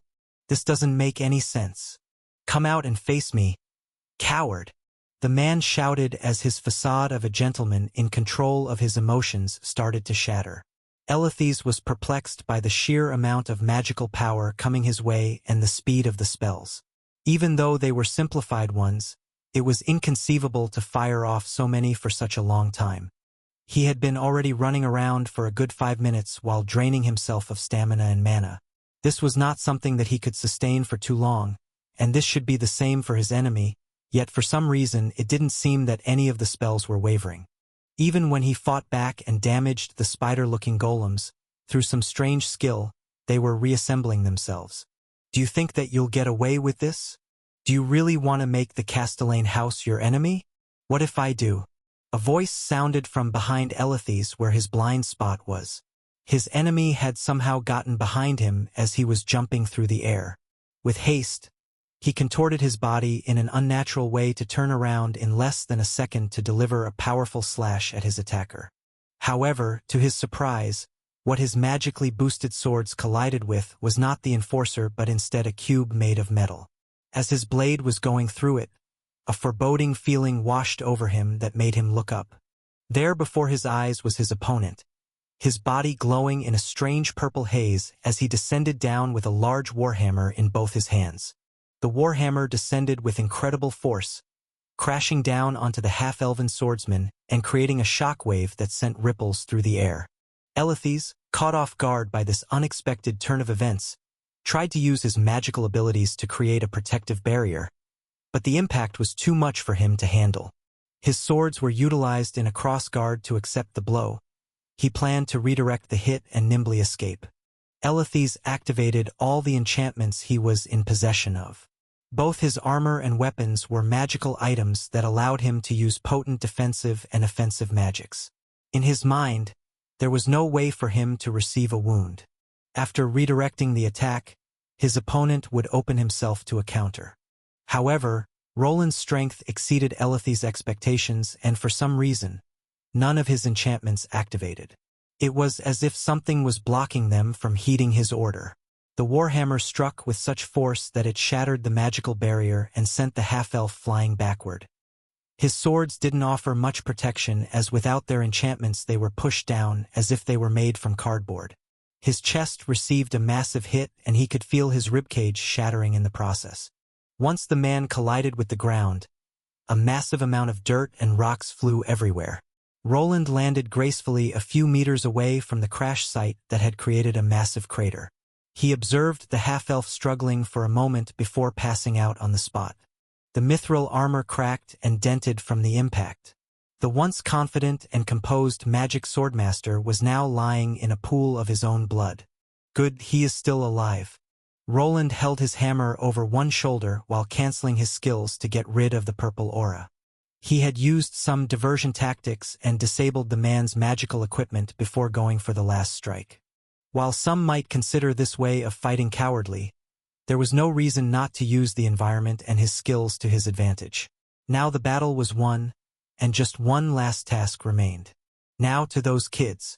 It went better than expected, but the damage to this place they aren't going to complain about it, right?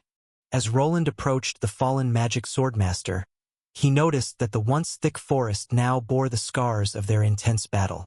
Broken branches and scattered debris were everywhere around, and the artificial moonlight seemed to cast an eerie glow over the aftermath.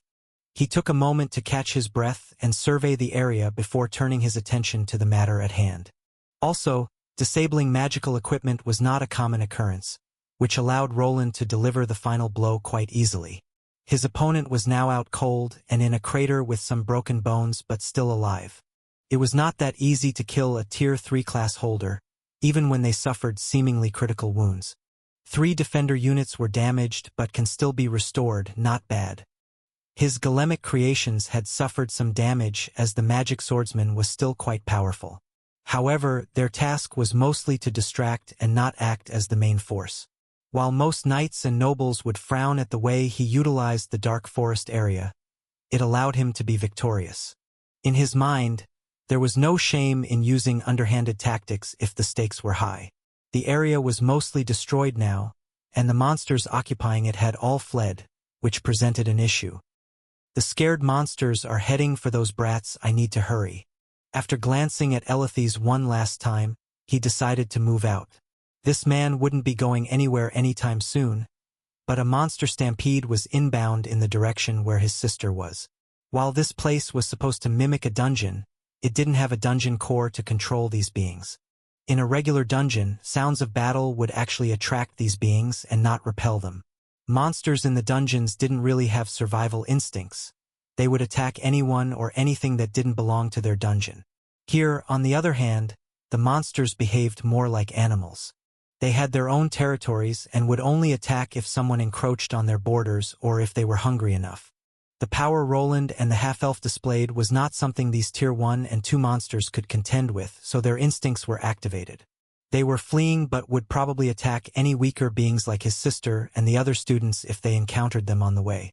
There was no time to lose, so he decided to contact Arion to report this matter. This commotion had probably been noticed by others, so it was better to have someone aid him during the explanation. Even though he was in the right to defend himself and had proof, there was some unknown backer that could make things difficult. Arion, can you hear me? Wayland? Yes, I can hear you. How are you enjoying your position? Probably boring to patrol that place at this time. You should. There is no time to chat. I need you to do something for me. Oh, is there a problem? Yeah, probably a big one. Oh my, do tell. As the two mages were talking, the group of students that had decided to trespass on this training area was having a bad time. During the battle between Elithys and Roland, a lot of sound had been produced. It then all culminated in a large explosion that even sent a small shockwave in all directions. At first, the group didn't make anything of it as they knew that their protector was out there. But soon things turned sour and they found themselves in some trouble. Lady Castellane, it's dangerous. We need to head back. No, we are not heading back. Not again. I'm getting those damn blood vulture feathers. My lady, please reconsider. Just take care of it. That's what you are here for. Two young men stood with their weapons drawn, facing an ever-increasing horde of monsters. Several lifeless woven creatures lay strewn about, but more approached. The two knights successfully dispatched some, and the young mage ladies provided limited support. However, the situation was dire. The mages, though talented, lacked refinement in their casting. Faced with the possibility of injury, fear overwhelmed them. No, stay back. One of the young mages shouted as a peculiar creature, resembling a giant cockroach, advanced towards them. It was not as massive as a wolf but displayed remarkable agility. Despite the girl managing to release a bolt of mana at the creature, it swiftly sidestepped, persistently closing in.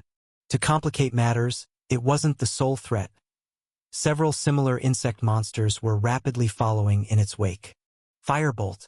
Fortunately, just as one of the roaches was about to get too close, a surge of fire magic intersected with the creature. Startled by the sudden burst of flames, the others that caught sight of the inferno hastily dispersed to the side and hastily chose an alternate route. Lady Castellane. Thank you. It was Viola Castellane who cast the magical spell, with the other two ladies cheering her on. However, unlike the jubilant expressions of her companions, she neither smiled nor joined in the celebration. Instead, she wore a frown, without displaying any happiness. She took out a peculiar-looking charm and directed her gaze intently toward one of the girls in the group. Lucienne, take this and run in that direction. This is alluring charm? TSK. Viola clicked her tongue in response. Her scheme was obvious, but instead of changing it, she decided to double down to get her point across. Just take it and run. Be useful for once. But just shut up and do as you're told. Who do you think you're talking to? As Lucienne examined the charm she had been given, the others began to gather. The plan seemed rather rudimentary. She would utilize the charm to entice the monsters away, allowing the rest to make their escape. It became apparent that the well-being of this girl was of little concern to these individuals, and Viola Castellane's orders were not open to refusal. "They'll do it," she replied in a weak voice while clutching onto the charm that would activate immediately when given some mana. "Good, start running." Lucienne nodded in agreement with Viola, and together with the two knights and two other girls, they began moving in the opposite direction. Not a single complaint was voiced, as if this action were the most natural thing on the planet. Despite feeling disheartened that her well-being was not even considered for a second, Lucienne couldn't bring herself to refuse the order. She understood that a lot was at stake. However, even though she took off running, the sprint was short-lived as a large stampede of carnivorous stag creatures was heading her way. This wasn't like last time when she was lucky. Far more monsters were now loose. The charm proved quite useless, as luring these panicked monsters seemed impossible. The group of 5 that had left Lucienne behind found themselves in a precarious situation as various other monsters identified them as prey. Before they could make their escape, they were surrounded from all sides. Caught between a rock and a hard place, there was nowhere to run, and it seemed that no one was coming to their aid. Viola shouted out in rage while also tapping a brooch she was wearing, as if trying to elicit some kind of response. "Where is that fool? My father will have his head." Lucienne didn't know what Viola was talking about or who this fool was, but it didn't really matter. Multiple sharp-toothed stags were running towards her, and even if she started running, escaping seemed impossible. As the monsters drew near, Viola and the others tried to fend them off. The two knights swung their weapons with precision, while the mages unleashed spells in a desperate attempt to create a barrier. However, the sheer number of oncoming creatures made the situation increasingly dire. Lucienne's heart pounded in her chest as the stampede closed in. Panic set in, and she desperately looked around for any possible escape route. With one of the monsters closing in, raising a shield of mana was the only thing she could think of. But as she prepared for the impact, something strange happened. A strange creature jumped in front of her. It looked like a chubby spider made from metal, not something that should have been here. Its body started glowing, and she could see a veil of mana expanding to form a large circular shield. It encompassed her whole body and absorbed the brunt of the attack from the monster's headbutt. The carnivorous deer was unable to penetrate it and instead rebounded to the side. Even the others who attempted the same could not pass through the sturdy shield, which seemed to get thicker with every collision. Eventually, the monsters realized that they would not get through and started to divert their attention elsewhere. In this case, it was the 5 other students that had begun running in the opposite direction. Lucienne looked at the strange metal spider with amazement. It had saved her from certain danger, and now it stood between her and the stampede, acting as a barrier. What is this? The metallic spider-like creature turned its attention toward her, and she could swear it almost looked like it was nodding. Her contemplations were interrupted by a sudden scream behind her. The people she arrived with were now being chased down by the monsters that she was supposed to lure away.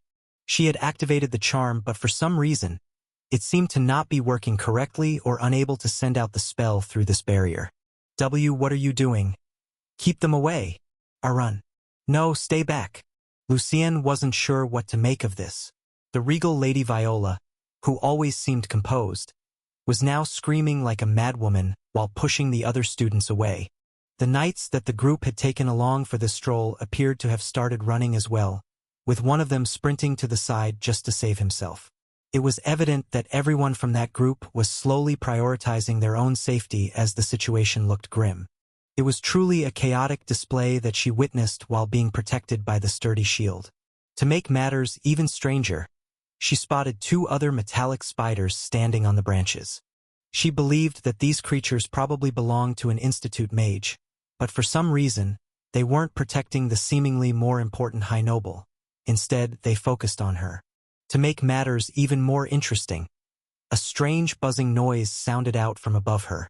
When glancing up, she could see a figure descending, and when this person touched down, a large thud resonated throughout the area, kicked up quite a bit of sand and made the ground crack.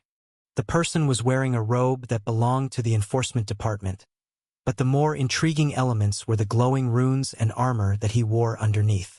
She noticed that after the descent, the person took their time to glance in her direction. A strange glow emanated from their even stranger-looking magical helmet.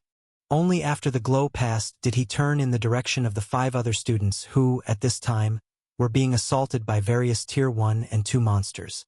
With a wave of his hand, a spell was produced that shot out in a wide cone. Gravity control?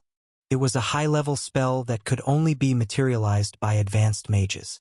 There was no chanting involved, and it materialized almost instantly. Lucien could see the massive amount of mana that this person was utilizing, and it was clear that this individual was an elite-level magician. To make things worse, the spell didn't only affect the monsters, but also the 5 students who were trying to save themselves. All of them were forced down to the ground along with the creatures. It was as if this person didn't care about the 5 people they were saving at all and wanted to punish them along with the monsters. The expression that her tormentor now presented was quite unique. Lucien wasn't sure if she should be happy about it or not. The things that had been done to her throughout this year had been numerous, and they all originated from this person. Observing the once formidable Lady Viola now, she appeared like a scared child on the verge of soiling themselves, and by the looks of things she actually did.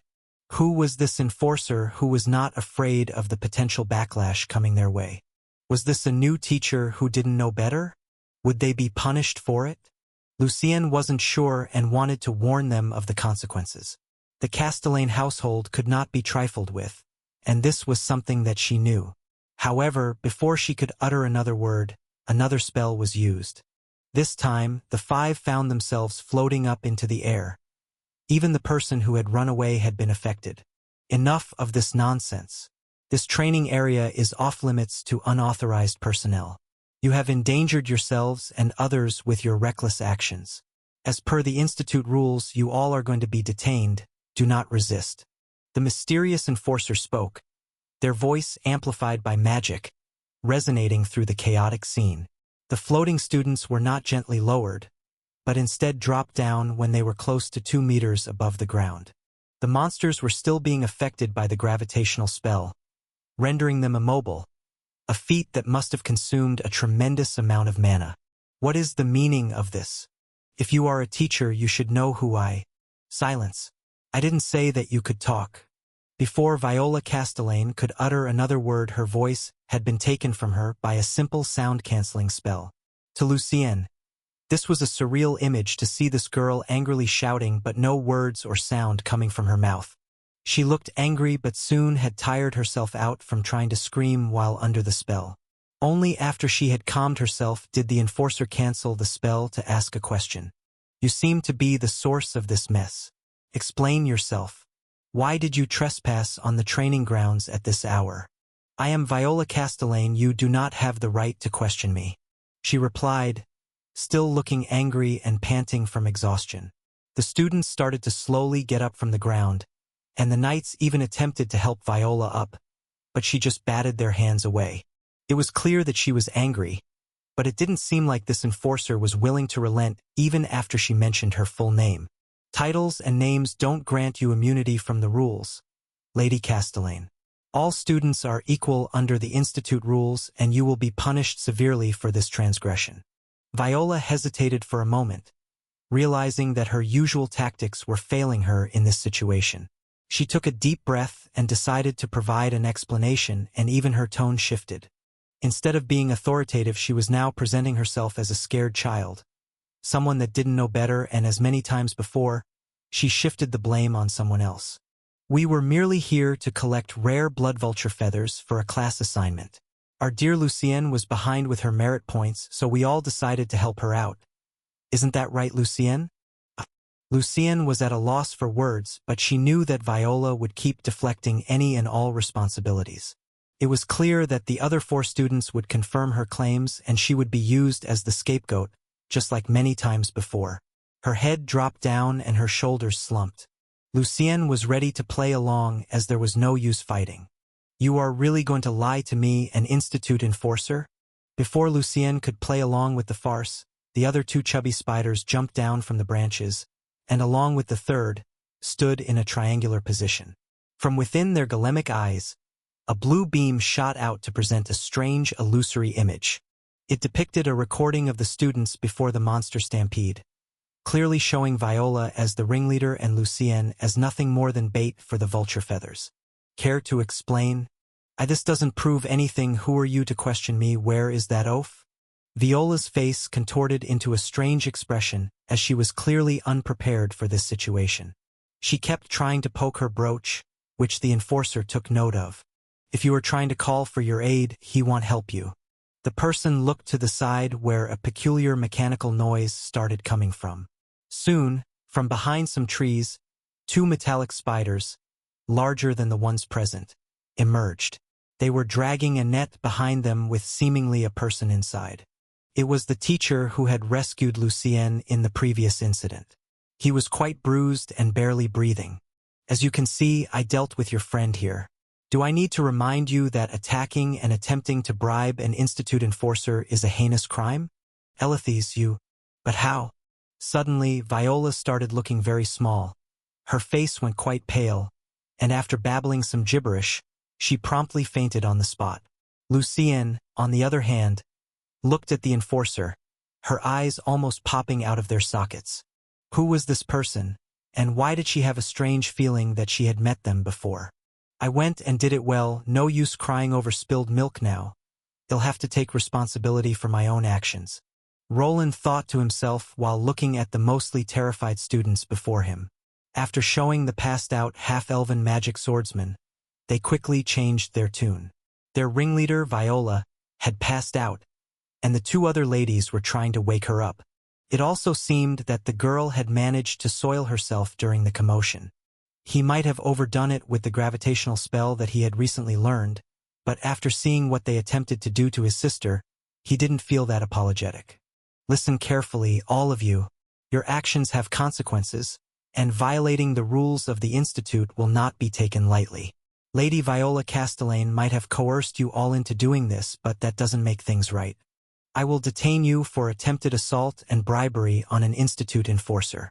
Furthermore, you attempted to deceive an enforcer during an investigation by shifting blame onto another. Please do not resist. Luckily, after seeing the unconscious Elithes, the four accomplices remained quiet. Without Viola awake, they weren't sure what to think anymore. Something quite common when the power dynamic gets shifted. They were now uncertain about Viola's true value and the person that was undermining her authority. Roland was sure that these kids never imagined anyone standing up to a Marquis' daughter. In reality, he didn't really want to, as the main reason for this was staring holes into his helmet. You? Why yes, my apologies. Your name was Lucien Arden, correct? Yes, that is correct, sir. He paused for a moment before including her last name to not sound as suspicious. His sister looked a bit shaken up by the situation, but she wasn't cowering. It seemed that they didn't fully break her spirit yet. His voice that was coming through the helmet was slightly distorted to keep his identity hidden, but he wasn't sure if he could hide it forever. His sister was strangely interested, and her clairvoyance skill might have had something to do with it. While you might have been a victim in this incident, you will have to come to the enforcement department to make a full statement. Don't lie or withhold information, as you will then be deemed as an accomplice. Do you understand? Yes, of course. His intent was to shelter her from getting punished, as he was sure that the other brats would try shoving all the blame in her direction. It would probably be up to him alone to prove otherwise, and luckily he had the recording to prove that. He didn't know how deep the Castellane backing was in this institute, but judging by the number of people coming here, they were probably highly regarded. What is this? Explain yourself. His mapping device had been upgraded to work around the mana around this place, so he could see at least 10 dots coming his way. To his surprise, the first person that appeared was not anyone from the enforcement department, but instead someone that he knew. Professor DeLauder. What brings you here so late at night? Professor DeLauder, a middle-aged mage with graying hair and a scholarly demeanor, approached the scene with a mix of confusion and concern on his face. He was a respected member of the Elemental Studies Department, known for his expertise in magical theory and history. That he was here with many other people from his department spoke volumes about who the potential backer of the Castellanes was. I received a notification about an unauthorized presence in the training area, and now I find Lady Viola Castellane passed out, students looking terrified, and you without a care in the world? What have you done? You will answer for this. Answer for what? I just did the job that you assigned me to. They broke the rules of the institute and I followed them. Roland responded promptly, ensuring he adhered to the rules outlined in the book. Aware that, had the group comprised commoners or merchants, the mages wouldn't have paid much attention. However, one of them was from a famous noble family that probably had its talons in the magical academy. Despite being largely in the right, Roland recognized the need to tread carefully and acknowledged his disadvantaged position. You followed the rules? Preposterous. I will have you excommunicated for this. You would? Then I guess we should gather the department heads for the hearing. I'm sure they will want you to present them with some proper evidence. Having achieved the rank of assistant professor, he took care to commit all the rules to memory. Removing a high-ranking professor or anyone from another department wasn't a simple task. Specific procedures had to be followed, and even DeLauder wasn't exempt from them. You, Professor DeLauder, what do you think you are doing? Stop this buffoonery at once.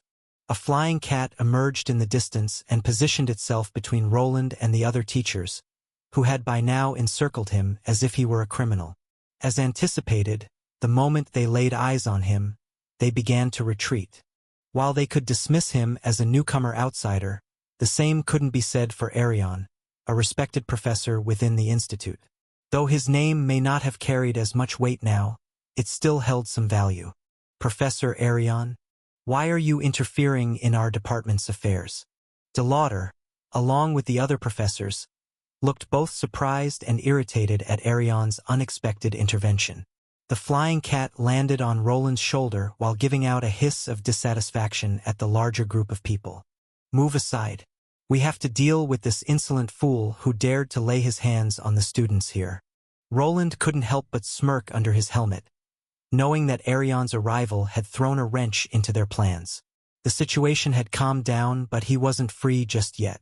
Arion, unfazed by the accusations, calmly addressed DeLauder and the others. I want move aside. I am here to ensure justice is served, and it seems that Assistant Professor Wayland has acted within the boundaries of his duties. If there are any accusations, they should be properly investigated, and the Institute's rules followed. Why don't we leave this to the Enforcement Department head, Professor Thorne?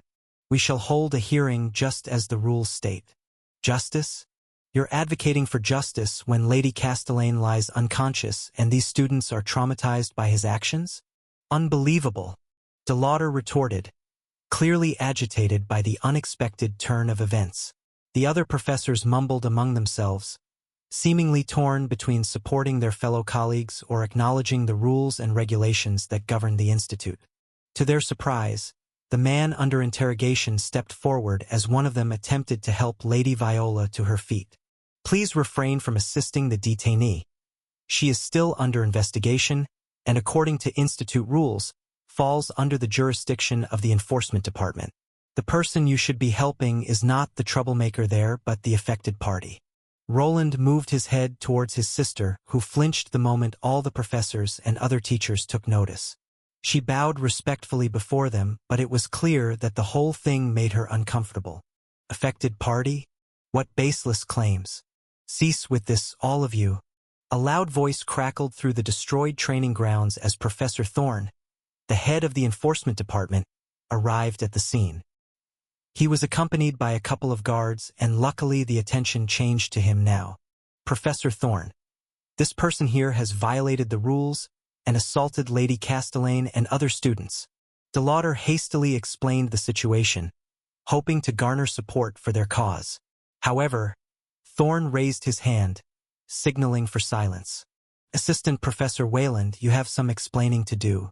Roland nodded and commenced recounting the events that led to the confrontation, emphasizing the attempted assault on his sister, the deception, and the use of the charm to attract monsters. Before he could finish, DeLauder attempted to interfere, but it became evident that Thorne was someone who prioritized rules above all else. You can't be serious. These are baseless accusations. We can't leave students in the hands of someone like. Enough, Professor DeLauder. This is an issue that falls under the jurisdiction of the Enforcement Department. I understand your reservations, but this is not the place to discuss it. We will transport the students and this man to the Enforcement Department. You still wish to detain them? But think of...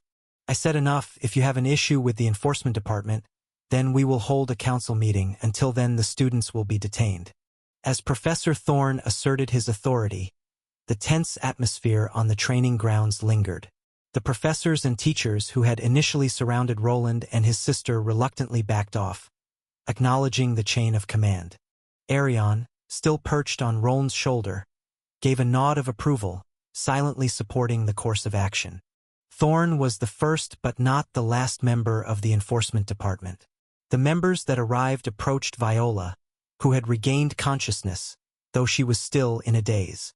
They proceeded to secure her wrists with magical restraints, preventing any attempt at spell casting, something that Roland took note of. Her entourage of fellow students, the supposed accomplices, and her guard, the magical swordsman, were also restrained. This isn't over.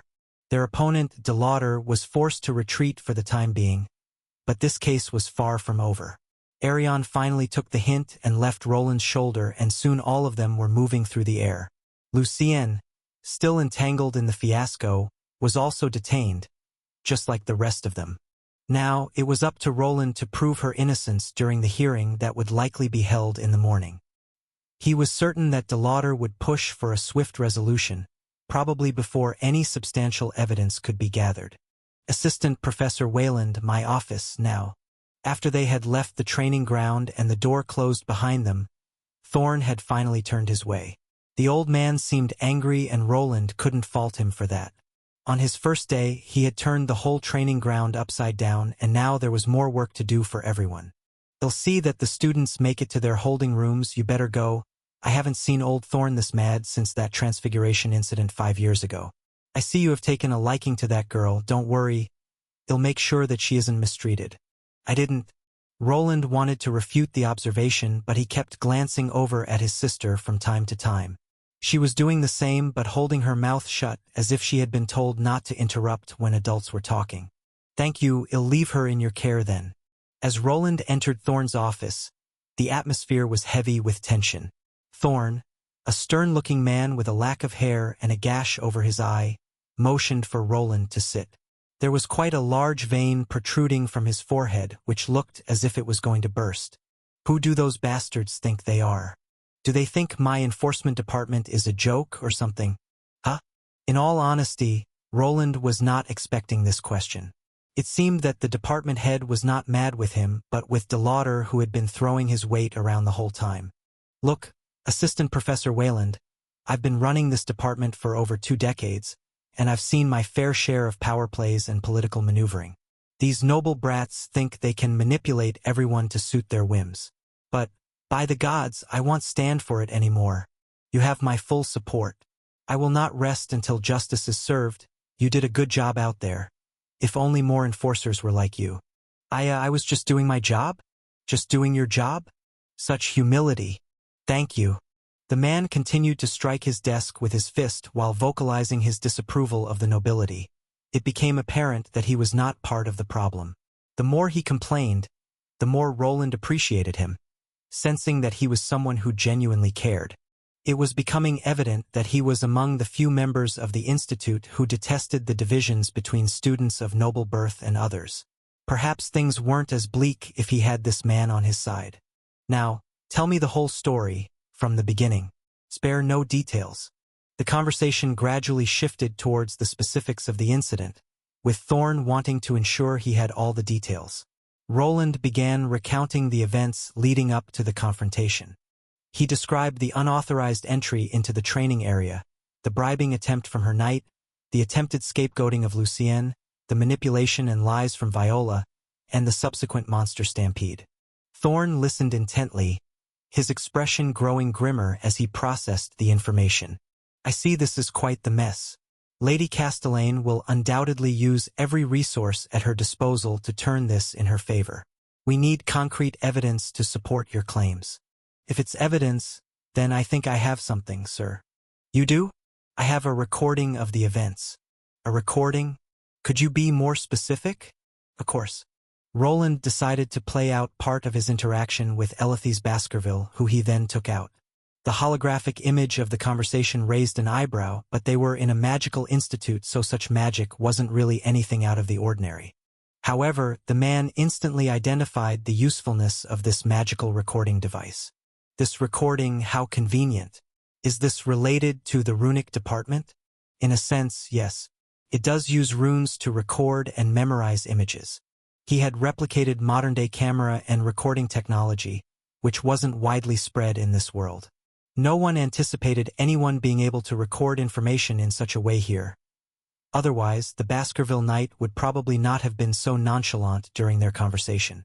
Thorne immediately recognized that such technology could significantly aid his cause. It became clear that nobles could deflect any allegations, and the other affected parties were too afraid to speak out due to potential consequences. However, if the incidents could be easily recorded, it changed the dynamics. This magical artifact, could the runic department supply us with it? I don't see why not, but it will take some time and resources. So it's possible? The bald man's eyes started shining as if he discovered a new toy. But perhaps we should focus on this case first? Yes, you are right, we shall speak about this later then. Thorne cleared his throat as both of them returned to discussing Lucienne, who was the main victim. It appeared that the typical scenario involved someone like Viola shifting all the blame onto a lesser noble house like the Ardens, who would never defend themselves. Even now, their case would have less validity if Lucienne chose to protect her tormentor, an issue that both of them were aware of. Assistant Professor Wayland, this evidence is invaluable. With this, we have a strong case against Lady Castellane and her cohorts. It'll ensure that she is properly dealt with, but we must also protect Lucienne Arden from any potential retaliation. Potential retaliation? The Castellane family is well-connected and influential, not just within the Institute but likely throughout the entire region. I don't think they will take this lightly. They might even attempt to retaliate against the victim's family. While they can't directly affect the Institute, they have ways of doing it indirectly. Roland understood what Thorne was implying and why most lesser noble houses chose not to provoke conflicts. Even if Viola were proven guilty, the honor of her family would be tarnished. It was highly likely that her family would opt to retaliate in some way against the Arden house as a whole, just to establish that the Castellane household wasn't to be trifled with. Robert might even be afflicted and the rest as well. Having second thoughts? How others acted wasn't much different from Roland's old ways. He had always chosen to flee when things got too rough. This was the first time he had actively been trying to gain more power, even in the face of adversity. He placed himself outside his safe haven of Albrook not only for his survival but also for Bernier and others. It would be easy to just shut his mouth and accept Lucienne's fate. However, Roland was done with running, and he finally realized that sometimes there were things out there that were worth fighting for. No, we shall proceed with the hearing. Viola Castellane needs to be punished, and the students need to see that your noble name doesn't give you the right to treat others as if they were lesser. Good. I'm glad to hear that, Assistant Professor Wayland. We will ensure a fair hearing, and I'll personally oversee the proceedings to make sure justice is served. Finally, those noble bastards will get what's coming to them. He nodded while listening to Thorne but couldn't shake the feeling that he had potentially initiated something more significant. Saving Lucienne was the right thing to do, but it would likely have future consequences. His stay at this institute might need to be extended, as leaving within a month while his sister remained alone and with no help would be irresponsible. Roland understood that he was now entangled in the complex web of noble politics, something he had hoped to have left behind when he abandoned the Arden estate over 10 years ago. Hey, have you heard? No. Did something happen? Indeed. The lady from the Castellane household didn't return to her dorm room. Everyone has been talking about it. She hasn't returned? Did she elope with one of the seniors and run away? The news of Viola Castellane's disappearance spread like wildfire among the students of the institute. Rumors and speculations flourished, filling the air with hushed conversations in corridors and dormitories. While the official stance from the institute was that Viola was on a temporary leave due to personal matters, the truth was far more complicated and the hearing was imminent. Roland, the man responsible for overseeing the unruly noble, didn't get much sleep the previous night. Alongside Thorne, He had prepared himself for the Mage Council meeting that would determine Viola's fate. This decision was closely tied to Lucien's future, whom he considered a victim. He wasn't sure how the other mages would perceive it, considering she had still entered the training room with the other mages. It was possible that she would be deemed unworthy of attending the institute as well, which would probably be a devastating blow to his younger sister. It would be better if someone like Robert was here. As he walked through the halls of the enforcement department, he let out a sigh. Despite being her older brother, this fact remained unknown to Lucien. Roland could only speculate on how alone she must be feeling in a school that had already failed her. No one had come to her aid before, and without Roland's intervention, the bullying would likely have persisted. He wished he could send for his older brother to keep his sister company, but there was neither time nor any way to reach him, even through magical means. I haven't been able to reach out to him for a while now. Could he also be in trouble? My only clue would be Lucille de Vere, but she didn't answer the call either. It appeared that he was on his own here, and ensuring his sister's safety became his priority. Some of the other teachers were giving him strange looks, and it wouldn't be surprising if they were on the Castellane payroll. Fortunately, after defeating the magic swordmaster, his strength had been confirmed, and to many, it wasn't worth the risk to confront someone seemingly as powerful as him. Well, not like they would let Robert into the institute anyway, but that goes the same for any other nobles. For the time being, he wouldn't need to worry about any pesky nobles sending their armies into the magical institute. It functioned as a sort of neutral zone sanctioned by the royal family. Even powerful noble families couldn't simply enter. Instead, they depended on teachers like his main opponent, Professor de Lauder. All they needed to do was sponsor him, and he turned into a loyal supporter. When will you get it through that empty skull of yours? You can't enter, Pop said so. There must have been some kind of mistake. How can you? Just go away already. No one can see this student. Roland heard people engaged in a loud conversation and quickened his pace, recognizing this as the location where his sister was being kept. Thorn had assured him that some trustworthy individuals would be guarding her, and they appeared to be doing their job diligently. Upon turning the corner, he observed a group of 3 enforcers in a heated argument with 2 others who were positioned at the door. De Lauder wasn't the only person on the noble payroll, and there were others who saw this as a chance to gain some favors as well. The easiest way was by threatening one of the main witnesses, which was Lucien. The loud voice belonged to quite a small person, a gnome lady who was half the size of everyone else. She had a wild look in her eyes while shouting at the 3 men before her. Her partner on the side was someone of similar height but somewhat different, a halfling male. The 2 made a strange duo, but their mana was strong and close to the pinnacle of Tier 2. We will not leave until we question the suspect. Question? You mean interrogate? It ain't going to work. Just buzz off. The short woman replied while shaking her head, and her partner just crossed his arms while grinning mischievously. The tension in the air escalated as Roland approached, his taller frame casting a shadow over the arguing group. The halfling and gnome turned their attention to him, instantly recognizing his enforcer robe. Well, what do we have here? Aren't you the famous newbie that is responsible for this mess? Roland calmly looked at the gnome woman that was grinning his way and soon glanced in the direction of the 3 other enforcers. They were clearly not thrilled by his appearance and were clearly on high alert after they saw him. The information that he was a ferocious combatant probably already reached everyone's ears, which to some degree made things now easier. I'm here to guide Lucien Arden to the hearing. Sure thing, go right through. He was given a wink before the gnomish woman wiggled her finger.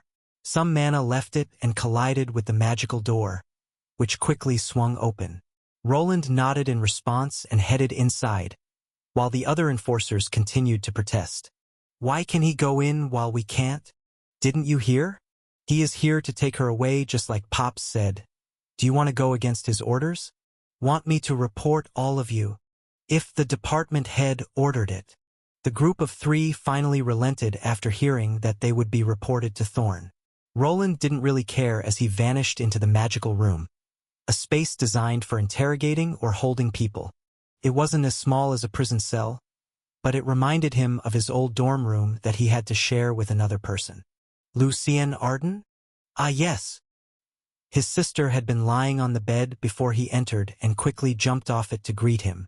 The sparkle that usually accompanied her expressions had dulled, and it was apparent that she hadn't slept at all. She seemed restless, and it wasn't surprising considering the recent events. Even though she was exhausted, she performed a curtsy to greet him. I wasn't able to, but please accept my gratitude. I don't have anything to offer as thanks, but I'm sure that later. There is no need to thank me. I was just doing my job. Are you feeling well? Have you eaten something yet? Eaten something? No, not really. Almost as if on cue Lucien's tummy started rumbling. Due to the circumstances, Thorne was afraid to have anyone talk to the main witness. However, it also was clear that they didn't think that giving her food for the short stay was necessary. It was 7 in the morning and only a few hours had passed since the incident. Take a seat. The hearing will start in half an hour. Lucien had a perplexed expression on her face, but for some reason, she did seem a lot less tense now that he was here. He wasn't sure if the clairvoyant skill had something to do with it or if she had some kind of intuition that he was not her enemy. After she sat down, he reached into his chest, which at first scared her. Not much time had passed since his trip here, so he still had some leftover cooking from his wife. Thanks to the pocket dimension and some specialized magic that wouldn't allow it to rot, there was no need for a microwave to heat it either. I don't have much, but it should be enough to keep you going until the hearing is over. It's just a sandwich. Ah, nobles don't really eat them, but don't be alarmed. It's fresh and quite tasty. Lucien looked at the sandwich with some interest. While this food existed within this world, it wasn't widely spread in noble circles which preferred eating full-course meals. It was something adventurers liked to take along, as they could pack it full of everything and not just be forced to eat dried meat for the whole trip. Roland handed her a small box containing some warm sandwiches and a flask of tea. Lucien's eyes widened in surprise as she accepted the food. You didn't have to do this for me. Thank you so much. It's the least I can do. Now eat up. It'll help you gather your strength for what's to come. He wasn't sure if she would take him up on the offer. Roland was a strange-looking magician with unknown motives. She didn't know his true identity, which he was still trying to withhold from everyone. For one reason or another, it seemed that she trusted him enough to take the food and give it a probing bite. How does this taste so good? Roland chuckled at her reaction. It seemed the simple sandwich was a novelty for her, and he felt a sense of satisfaction in providing her with something enjoyable amidst the chaos. As Lucien savored the flavors, Roland took a moment to gather his thoughts. The upcoming hearing would be crucial in determining Viola Castellane's fate and, by extension, Lucien's future at the Institute. I'm glad you like it. Now, Lady Lucien, we need to talk about the hearing. I want you to be honest and answer the questions truthfully. I have a recording of the incident, so there's no need to worry about false accusations. Just tell the whole truth, and we'll get through this together. The moment he mentioned the hearing, he noticed that Lucien stopped eating. It was clear that the young girl, who had just recently turned 15, was terrified. He wasn't sure how long she had been holding things in, but it was clearly unhealthy. Are you afraid? Afraid? No, Do you wish to remain silent and have Viola Castellane go unpunished? That is also a possibility, but it will only make your situation worse. What do you mean, Professor? You will probably be expelled, and the Castellane estate might insist that the Arden estate compensated them for this issue. A compensation, but I didn't do anything. Lucien clenched her fist as Roland continued to explain. She seemed to be on the fence about this issue, probably scared to go against someone she was instructed never to bother. However, even if she took all the blame, there would be more punishment waiting. They won't care. They will only care about their reputation being tarnished. Perhaps even your parents will have to make an official apology instead of sending in a monetary reward, but you would be safe. Sometimes, running away is the right decision. He looked at her as she listened. Roland wasn't sure what the girl wanted and didn't really want to make the decision for her. He was nothing more than an outsider who didn't know the whole picture. In his past, he also chose to run away from his problems, which brought him to his current situation.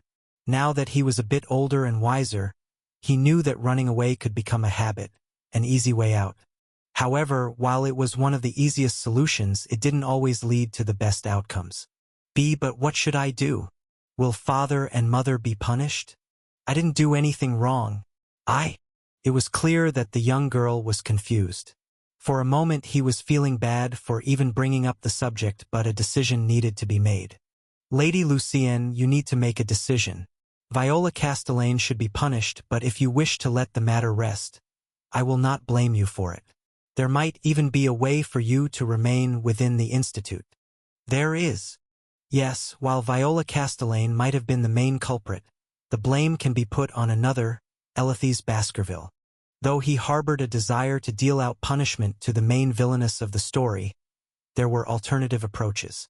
The Baskerville knight attempted to bribe him, offering himself as a scapegoat in place of Lucienne. He was confident that even DeLauder would endorse this, given the difficulty in concealing the attempted bribe and ensuing battle. However, the role of Viola, who orchestrated the entire affair, could be conveniently overlooked. He will gladly protect his lady and take the punishment. You will be seen as just an accomplice in a ploy made by an adult. Both of you and Viola Castellane will be lightly punished. Things will go on as they were and nothing will change. Nothing will change. Roland observed the conflicted expression on Lucienne's face. He could see the internal struggle within her as she weighed the consequences of her decision. The offer to shift the blame onto the Baskerville knight was a tempting escape route, one that would likely protect her family from any potential backlash, but it would not change her current fate. Viola was likely to vent her anger on Lucienne, and if another incident occurred, there might be no one around to come to her aid. Lady Lucienne, the choice is yours to make. I won't force you into anything, and whatever decision you make, I will support you. Perhaps we could send you to a different academy away from Castellane's influence. Now one will blame you for anything. Lucienne lapsed into a contemplative silence. Her gaze lowered as she weighed the options before her. In a sense, Roland hoped she would entertain the idea of negotiating to bring a resolution to the situation. It felt like a tactic he might employ in comparable circumstances. While transferring to a less prestigious magical academy would unquestionably alleviate things for his sister, there was no guarantee that her tormentor wouldn't seek revenge. At least, if she confronted the issue now, she could brace herself for an immediate retaliation attempt instead of constantly looking over her shoulder throughout her academy life. No, I can't let this keep going on any longer. I might be scared, but I won't run away from the truth. I want justice. Not just for myself, but for everyone who was hurt by Viola Castellane's actions. Lucienne uttered strong words, but her demeanor resembled that of a frightened kitten. Her body was curled up, and she clutched her clothes tightly. Despite appearing resolute, he doubted whether she would stand firm once face-to-face with Viola. The possibility lingered that she might change her mind at that moment. It was probably up to him to give her some confidence and make her realize that she had people on her side as well. Very well, Lady Lucienne. But don't forget, you are not alone in this. I will be by your side and won't let anyone cause you harm. That I promise. While giving out some cheesy lines, he blushed under his helmet. For the time being, he was trying to act as an ally of justice and an enforcer that wouldn't let an innocent student be harmed. To bring his point across even more, he pointed at her face with his finger. She was startled for a moment as an aura of golden light appeared around her, but soon Lucienne realized the marvelous effect she was under. This is so refreshing. This spell will alleviate your fatigue. We can't have you falling asleep during the hearing, but be sure to rest later. The effect won't last for more than a few hours. Thank you. To his surprise, his sister did something unexpected. Once the spell dispersed, and she felt better, she leaped up from her seat to embrace him. Despite her shorter stature compared to his towering 2 meters, clad in bulky armor, she enveloped him in a hug. I'm sorry, I'm fine now. If it's with the professor's help, I feel like I can do it. Lucienne nodded at him while clenching both her fists. The previous expression of a helpless kitten started to shift towards a lion. It seemed that she had finally been fed up with all the mistreatment and ready to show her tormentor that she wouldn't be denied. He wasn't sure how long her bravery would last, but he would be there to support her in this endeavor.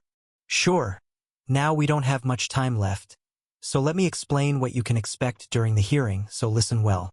I'm listening. She nodded 3 times while still being very energetic and then listened to Roland's explanation. He emphasized the importance of sticking to the truth. He assured her that the evidence was on her side, and with the recording of the incident, there was a solid foundation to expose Viola's actions. Soon, the two emerged from the holding room, only to encounter their first obstacle: Lady Viola and her knight. The other 4 suspects were also emerging from their respective holding rooms. The enforcers handling them appeared surprisingly lax. They didn't resemble prisoners but rather seemed to be treated as victims. Lucienne, come here. Roland closed the door behind his sister, and before he could react, Viola launched an offensive. If looks could kill, Lucienne would have been on the ground already. It was evident that before they could reach the hearing, they needed to navigate Lucienne past this confrontational moment. What are you waiting for? Get over here. Viola's eyes blazed with fury as she stormed towards Lucienne. The imposing figure of her Baskerville knight loomed beside her, ready to enforce her will. The other students and enforcers in the hallway instinctively moved aside, creating a path for the impending clash. Did you really think you could escape the consequences, Lucienne? Viola sneered, her voice dripping with disdain. I'll make sure you regret ever crossing me, and the Castellane house will never. The young girl was about to go into a rant, but her voice suddenly vanished. The mages in the vicinity instantly noticed the perpetrator who had cast the spell without even uttering one chant. It was the armored enforcer who had now placed himself between Viola Castellane and Lucienne Arden. What's the meaning of this? Roland's voice traveled through the corridor, backed by his magic and intimidation skill. He had made it sound a bit more menacing and distorted to further mask his true identity from Lucienne. Even now, he was not trying to expose his identity, which could also put his life in Albrook at risk. For the time being, his role was that of an enforcer who adhered to the rules, and the people before them were rule breakers. Why are the detainees walking free? Why is the man who attacked an enforcer here? Explain yourselves. Elithes, who he had faced before, had been healed and was back to shadowing Lady Viola. He was fully armed, and his hand never left his hip where his swords were placed. It was clear that he was ready to attack the moment he saw an opening. After the intimidation skill was used, the student's knees started to buckle, and only Viola remained standing as she was being protected by the Baskerville knight. You have no authority here. They were released by the deputy head of the department. Now stand aside. The deputy head? One of the other enforcers who were present called out from the side. The enforcement department was quite large, and the second in command was the deputy head enforcer. The 2 people who had been previously guarding the room where Lucienne was being held showed an adverse reaction when the deputy was mentioned. It was clear that some type of internal power struggle was taking place. Roland, as someone relatively new, couldn't really call into question someone of that position, or at least not if he wanted to follow the rules. Thus, after hearing his name mentioned, he decided to back off but kept himself in front of Lucienne. He could tell that his sister had gotten cold feet after seeing Viola so soon. It was clear that fear had been ingrained into her through months of abuse. She showed signs of prolonged bullying where the victim found themselves unable to think rationally in the presence of their tormentor. Her eyes were darting around as she was trying to avoid Viola's gaze. This was a bad sign for the hearing. If she decided to withhold information, Viola would probably go unpunished. That's right, the deputy head. Leave. What? Before the enforcer could push his own agenda, he needed to regain control of the situation. Roland was quick to quiet him down. Even if the students were free to walk around, there was nothing within the rules that allowed them to approach the afflicted party. You tried approaching the victim with threats. If you continue with these actions, I will have to detain you again. The enforcer, realizing the severity of the situation, reluctantly stepped back. Viola, however, was not one to be deterred easily. She glared at Roland with a mixture of anger and frustration, as her plans were disrupted by this unexpected interference. However, she could do nothing more than scream into nothingness, as the silencing spell didn't allow her voice to travel. "Don't worry about her. Just focus on the hearing." Roland turned to the side while ignoring the hissy fit that Viola was going through. She was even being held back by her trusted knight, who at this point knew better than to try his luck. His tone was gentle and aimed at Lucienne, who was finally able to calm herself down. Eventually, she looked at the angered Viola with a more resolute expression, and soon the two of them vanished around the corner to finally hear a maddened scream after the silencing spell was removed. "She sure is a nosy little brat." BFFF. After the two were a ways away from the group of students, he gave his true opinion of the Marquis' daughter. Describing her as an annoying brat made his sister chuckle and smile. The air started to clear up, and the tension was lessened. Soon, the two were on their way towards the hearing room, with the other students trailing slightly behind them. The atmosphere was heavy, but after his annoyed comment, Lucien's mood seemed to have turned for the better. "We are here. How are you feeling?" "A bit nervous, but I will see this through." "Good. Let's go then." Lucienne clenched her fists while looking at Roland's back. Soon the large gate before them parted, and they were greeted by members of the Mage Council. Just like before, Master Rathose was performing his duties as one of the judges. After Roland's inauguration, it became known to him that this old Merlin-like man had a very high position in the Institute. He was the vice-headmaster. Thorn was also here, along with DeLauder, who would be his main opponent. "I don't recognize the rest, 5 judges in general. Arion mentioned that DeLauder is probably taking bribes, but not like I can mention this here without any evidence." Finally, we can begin." Rathose smiled towards Lucienne as she entered along with Roland. DeLauder, on the other hand, whispered something to another judge they were sitting with. It was clear that some of them were already bribed, and even if Thorn took his side, there was a possibility of them losing this case. The hearing room was grand and adorned with magical symbols etched into the walls. The 5 judges sat at a high table, their expressions a mix of curiosity and sternness. Roland could tell that Lucienne was feeling anxious, but it was too late to turn away. He could only stand and watch as she was called forward to confront the prying eyes of the Council of Mages. "Lucienne Arden, you are here today to present your testimony regarding the recent incident involving the Institute training facility. Please speak the truth and hold nothing back," announced Thorn with a commanding voice which made Lucienne stand up at attention. "Why yes, Professor, sir," Lucienne responded, her voice trembling slightly. She stole a quick glance at Roland, who stood beside her and gave her a resounding nod of encouragement. They had discussed how the hearing would go, so she responded with a nod of her own, but before she could speak, someone else interrupted her. "I will remind you that speaking falsehoods in the presence of the High Mages is forbidden and will be severely punished. If you can't prove any of your claims, I would also advise you to. Professor DeLauder, please watch your tone." DeLauder was quick to interrupt Lucienne before she could even start. Luckily, Thorn kept him from speaking further. It was clear that he was trying to give her a warning before she even began her testimony, perhaps to intimidate her into silence. I would like to report what happened during the training exercise."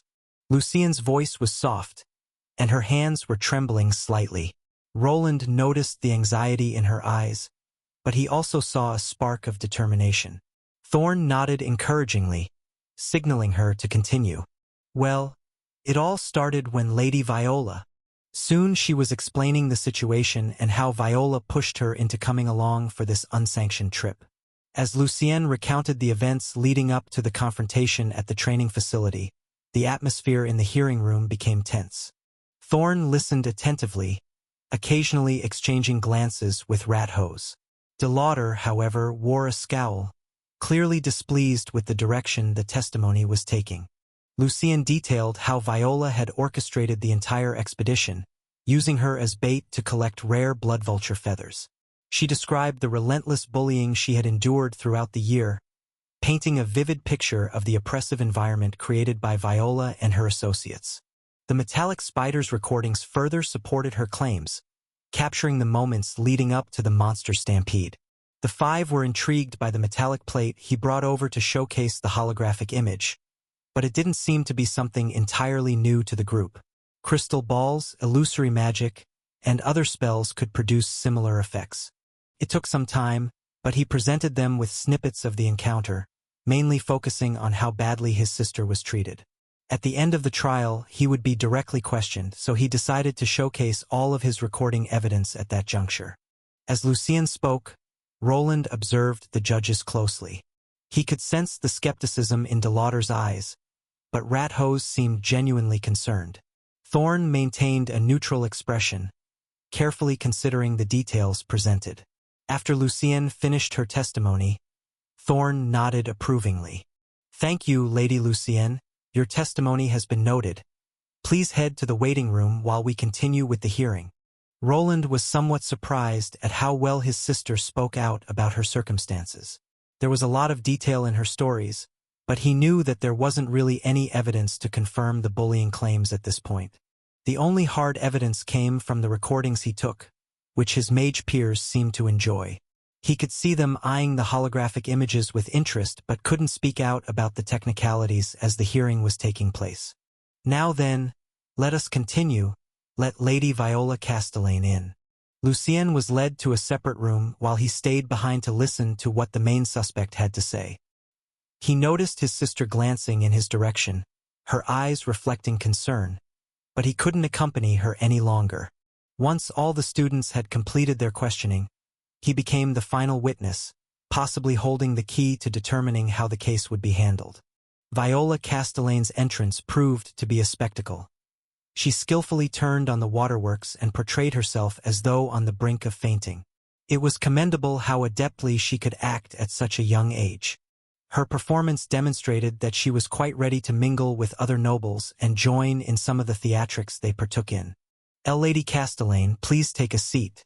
We are here to hear your side of the story, but if you're not feeling well, then perhaps we should postpone this hearing." DeLauder promptly suggested postponing the hearing, signaling a desire to prolong the process and likely inform the Castellane household about the developments. It was evident that he aimed to exert pressure on the Institute from outside, potentially allowing Viola to escape punishment. Fortunately, Thorne, being committed to the pursuit of truth, swiftly dismissed the idea. "If she needs a rejuvenation elixir, it will be provided, but we will not postpone this hearing. Are you able to continue?" "Why, yes, if the professor insists." Viola Castellane, despite her earlier theatrics, took her seat and composed herself. Her gaze shifted between the judges, trying to gauge their reactions. DeLauder, however, was visibly irritated by the turn of events. Roland just remained silent, making sure to take in everything this snake-like teenager was about to say. "Good, let us continue then. Lady Viola, please provide your account of the incident at the training facility. Be truthful and concise." Thorne's stern voice cut through the room, and Viola began narrating her version of events. She wove a different narrative, depicting Lucien as a troublemaker who had coerced the group into undertaking the unsanctioned expedition. Emphasizing her own innocence, she asserted ignorance regarding any mistreatment or bullying of Lucien. Addressing the Elethys incident, she deflected the bribery attempt, portraying it as a decision made solely by the man himself. "My esteemed professors, I want to assure you that I harbored no intention of causing harm to Lady Lucien. While I admit to losing my temper during the monster attack, I was genuinely uncertain about what course of action to take. I simply wish to extend my sincere apologies to dear Lucien if she misconstrued any of my actions. It's possible that I may have miscommunicated my intentions." Viola's words were skillfully crafted, and her tone held an air of innocence. It was clear that she had experience in manipulating situations to her advantage. As she spoke, DeLauder's scowl eased, and he nodded approvingly. Thorne, on the other hand, maintained a poker face, his eyes carefully analyzing every word. "Lady Viola, your testimony is noted. We will now proceed with questioning the other students." Once the testimony concluded, He observed Viola being escorted to another waiting room. Her intense gaze fixed upon him conveyed a sense of indignation as if she wished to launch a fireball in his direction. Following her, the remaining 4 students came forward, merely regurgitating Viola's narrative. As anticipated, Elithes confirmed the bribery charges and attempted to shoulder all the blame. Now it was only Roland who remained, and his words would be the last deciding factor. Do we really need to hear out the outsider? He clearly has an agenda against the students. I saw we just let them off with a warning. Professor DeLauder, seemingly fatigued from the lengthy hearing that had unfolded over multiple hours, appeared unwilling to entertain further discussion. Thorne, however, was determined to ensure a fair investigation. No, every testimony is crucial. We need to hear what everyone has to say. Assistant Professor Wayland, please step forward. Finally, the moment had arrived for him to take action. Initially uncertain about how to vindicate his sister, a fortuitous opportunity presented itself on this very day. Without this minor slip-up, Viola might have escaped punishment. However, with additional evidence highlighting her questionable character, he felt increasingly confident that the outcome would sway in his sister's favor. There isn't much I can add beyond what has already been testified, and I've already submitted the recording of the incident. However, I have something else that my esteemed colleagues might find intriguing. Please, take a look. Roland finished the sentence before presenting the mages with another holographic recording, the one he took from their morning talk with the accused Lady Castellane. What are you waiting for? Get over here. Did you really think you could escape the consequences, Lucienne? Her voice grew louder in the recording, and although he had previously cast a silencing spell to quiet her, he continued to record every word she uttered. Even upon realizing her voice was being silenced, she persisted in her belligerence towards Lucienne. I'll ensure you regret ever crossing me, and the Castellane house will never forget this disgrace. Hey, are you listening to me? Stop hiding behind that nobody. Do you think they will protect you forever? Just wait, Lucienne. My father will crush that little family of yours. What is this? Is that really Lady Viola talking? The holographic recording played Viola's threatening words in the hearing room, casting a heavy silence over the gathered mages. The room's atmosphere shifted, and the judges exchanged glances, clearly taken aback by the venomous tone in Viola's voice. How can we be sure that any of this truly happened? We don't even know how the spell this outsider uses truly works. It's probably just some illusion that he prepared beforehand. Who is he even truly? Is Wayland even his true name? How can we trust a person who hasn't even been here for a week? Prepared beforehand? Why would he do such a thing? Do you have any evidence to back up such a claim, Professor DeLauder? Professor Arion from the Runic department assured us that the runic device being used is valid. Are you insinuating that Professor Arion is lying? While DeLauder could cast accusations at Roland, a newcomer to the Institute, Arion's reputation was already well established. He couldn't insinuate that both of them were falsifying information without proper evidence. The possibility of launching another set of hearings loomed, but this would also risk uncovering dirt on DeLauder himself. Scrutiny of his department might reveal the bribes he had accepted, something he desperately wanted to avoid. While the mages were fearful of the nobles, there was still one person that they feared more than them. That is, do you wish for an investigation to be launched into this issue? Should I remind you that we will have to inform the headmistress if we choose to? Do you wish us to go forward with such an investigation? No. Very well, we will take this evidence into account, and it will be thoroughly examined. Assistant Professor Wayland, you are dismissed. Please wait outside. Of course. His task was complete. He had presented all the evidence at his disposal, and now it rested with the Council of Mages to make their decision. It was evident that DeLauder had been influenced and would vote against punishing Viola. Thorne stood by his side, but the stance of the remaining council members remained uncertain. Although they had shown some interest in the recording technology during the hearing, its impact on his sister's case remained uncertain. I guess this is it. Will they punish her or not? Either way, Lucien might be in trouble. What should I do? As the large gates to the hearing chamber closed behind him, he began to worry. His sister's future was on the line, and perhaps, with his own actions, he had set something into motion that could not be stopped. However, if push came to shove, he was prepared to respond in the same way he did at the training ground. The old Roland, who would once flee at the first sign of conflict, was no longer present. He was determined to see this through to the end, even if it meant making enemies of some nobles. Roland paced nervously in the hallway, his mind racing with thoughts about what might happen next. The outcome of the hearing could have far-reaching consequences not only for Viola but also for Lucien and even Roland himself. The mages inside were deliberating, and the tension hung in the air. Are they still in there? It's been an hour already. They must really not be sure about what to do if it's taken this long. Arion joined him outside. Though not a part of the judges, he could sense that something was amiss.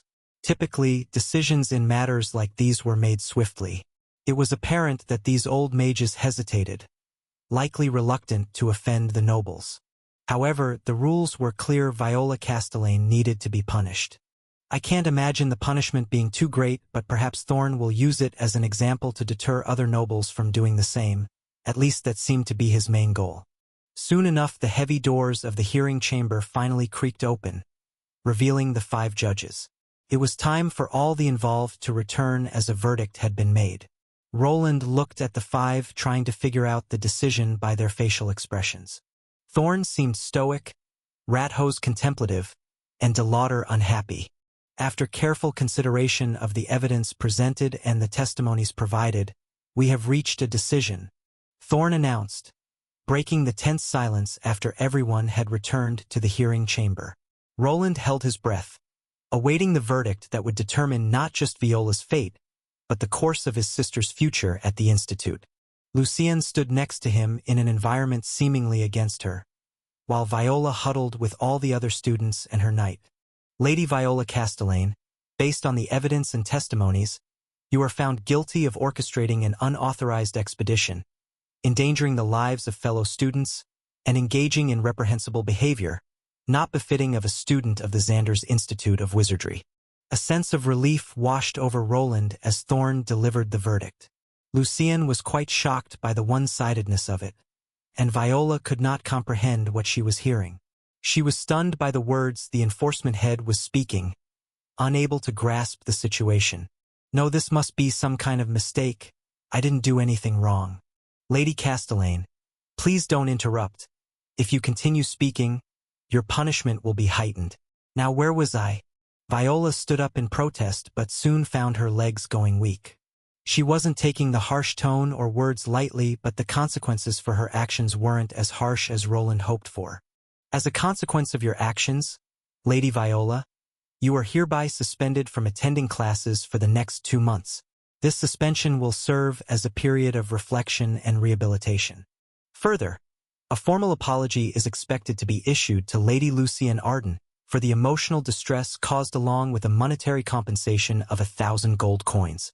If you are unable to pay the monetary price, the suspension will be extended and merit points will be used instead. In summary, the extensive verdict concluded that Viola had to pay restitution or work using merit points. She could achieve this by taking on various tasks within the Institute, working outside, or just paying it off.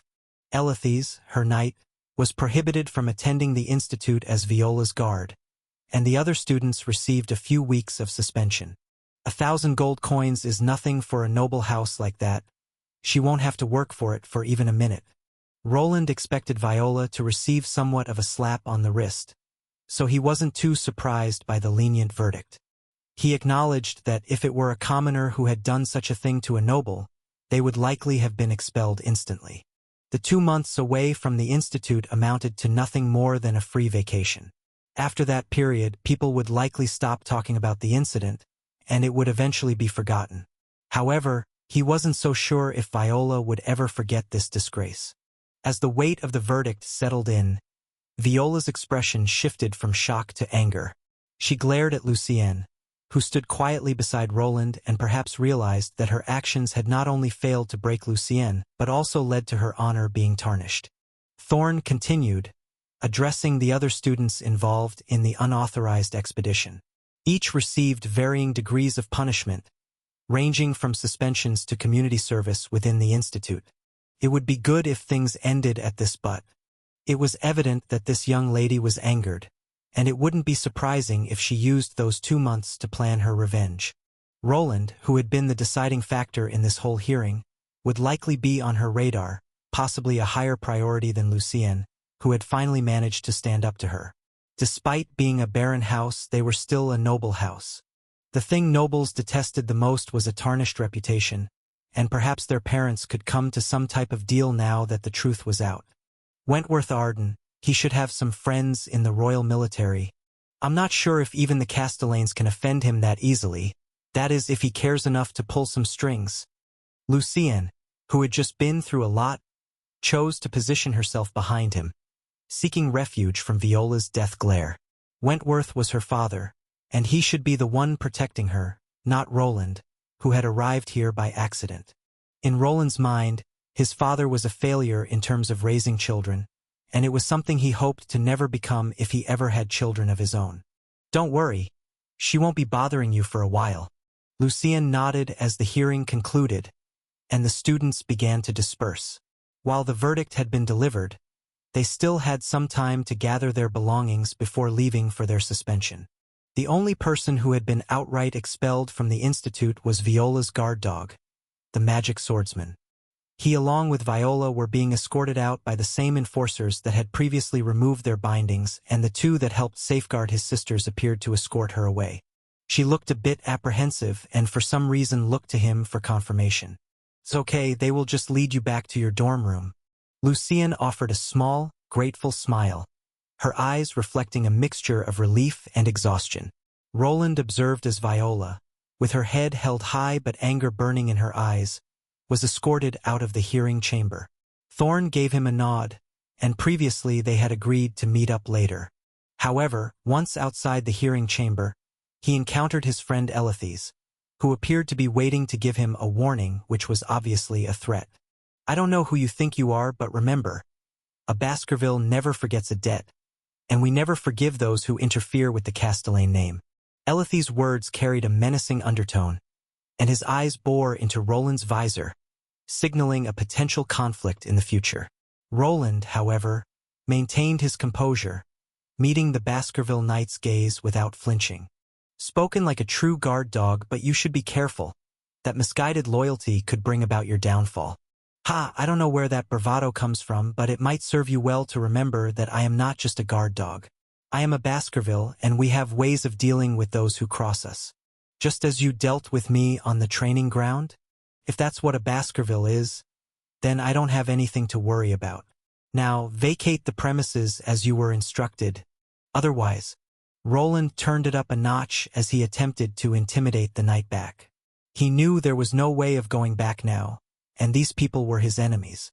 It was better to at least make it clear that he wouldn't be an easy target. You. Elithes snorted in response, clearly dissatisfied with Roland's words. Without another word, he finally turned away to walk back to Viola's side. Arion, who wasn't far behind, overheard the conversation and quickly voiced his opinion. What a buffoon! He dares to threaten a member of the faculty. It was a warning. He responded while thinking some other things. They'll have to be careful. Once outside the institute I could be targeted. How barbaric. We need to keep such people away from this institute. Roland believed that he shouldn't worry too much about getting in trouble while inside the institute, but when he finished his research, what he did here could lead to some trouble. He was sure that both the Baskerville Knights and Castellane would probably try to dig up his past. It was even possible that they could make a connection to Arthur and Albrook, but that wouldn't necessarily be a bad thing. If his connection to a Duke household was revealed, it might shield him from further harm. We probably should. Is something wrong? You seem to be concerned about something? Roland paused for a moment and Arion caught the change in his tone. There was one thing that he was still worrying about, and it didn't concern Albrook. Is it that obvious? Where were the student dorms again? The student dormitory? It's not far from here. Arion raised an eyebrow, clearly puzzled by Roland's sudden change of topic. However, He decided not to press the matter and simply pointed in the direction of the student dormitories. That way, just follow the main path and you'll find it easily. Why do you ask? Just wanted to make sure I know where it is. Thanks, Arion. No problem. If we are on the topic, let me teach you the guiding charm spell. Arion floated up and the bracelet that was on his tail started glowing. It was quite an easy spell to follow and it produced a little guiding path that looked like fireflies. They were attuned to Roland, so he didn't even have to focus on the mana. The Institute has already been marked by guiding spells. You just need to know where you want to go when using the spell. Is something wrong? No, it's nothing. Roland desired nothing more than to administer a smack to the cat for keeping the spell from him. All he needed was to replicate the runic code embedded in the bracelet, enabling him to promptly use it with his armor.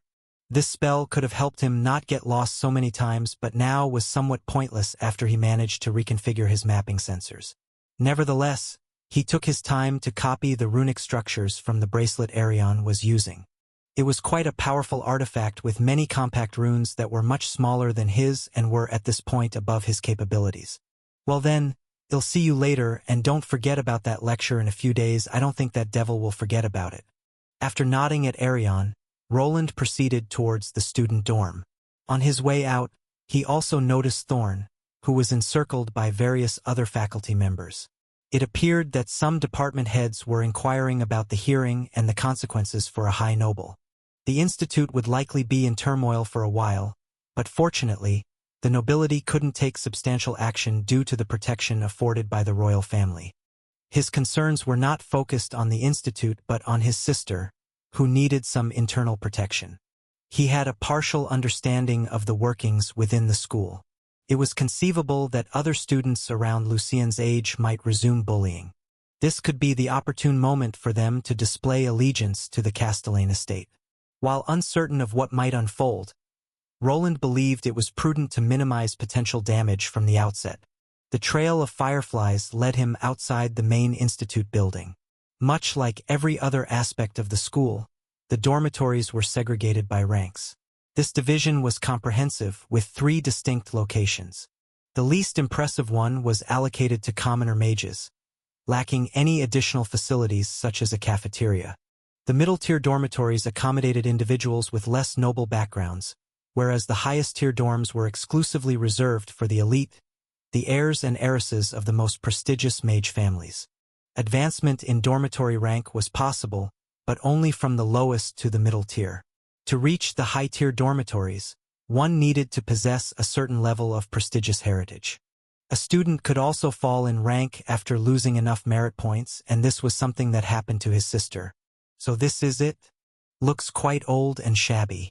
When he went through Lucien's records in the enforcement department, it was stated that she was forced to move out of the middle-tier dormitories and come here. What was before him was a rather weathered building showing signs of its age. The walls were adorned with ivy, and the overall structure exuded a sense of history. As Roland entered, he noticed the modesty of the common area, with a few worn-out sofas and tables scattered around. The atmosphere was subdued, and the sound of hushed conversations filled the air. They should really fix this hole. Ha, like they will ever do that, this place never changes. Upon his arrival, he noticed the halfling and gnome duo examining some holes in the wooden walls that had been patched up with magic. It seemed someone had conjured plant matter that hardened in place. While it effectively sealed the holes, the appearance left much to be desired. Hey, isn't that the newbie? You shouldn't say that. Why not? He doesn't seem to mind? Roland approached the two, with the louder one being the gnome woman who seemed inclined to keep things casual. While he acknowledged that he was the newcomer, he held a certain superiority over the two by virtue of being an assistant professor and a Tier 3 class holder. Typically, people would be hesitant to provoke someone with the ability to harm them with a mere flick of a finger. It's fine. See? I told you, if the old man thinks he can be trusted, then it must be true. I think an introduction is needed. You can call me Jonah, and this ugly thing here is Nellen. Who are you calling ugly with that face of yours? Wayland. He just nodded back at the two who were bickering. It seemed that they were either good friends or lovers. However, he was not here to make new friends. He needed to hand something to his sister. So what do you need, Wayland? The student you brought here. Where can I find her?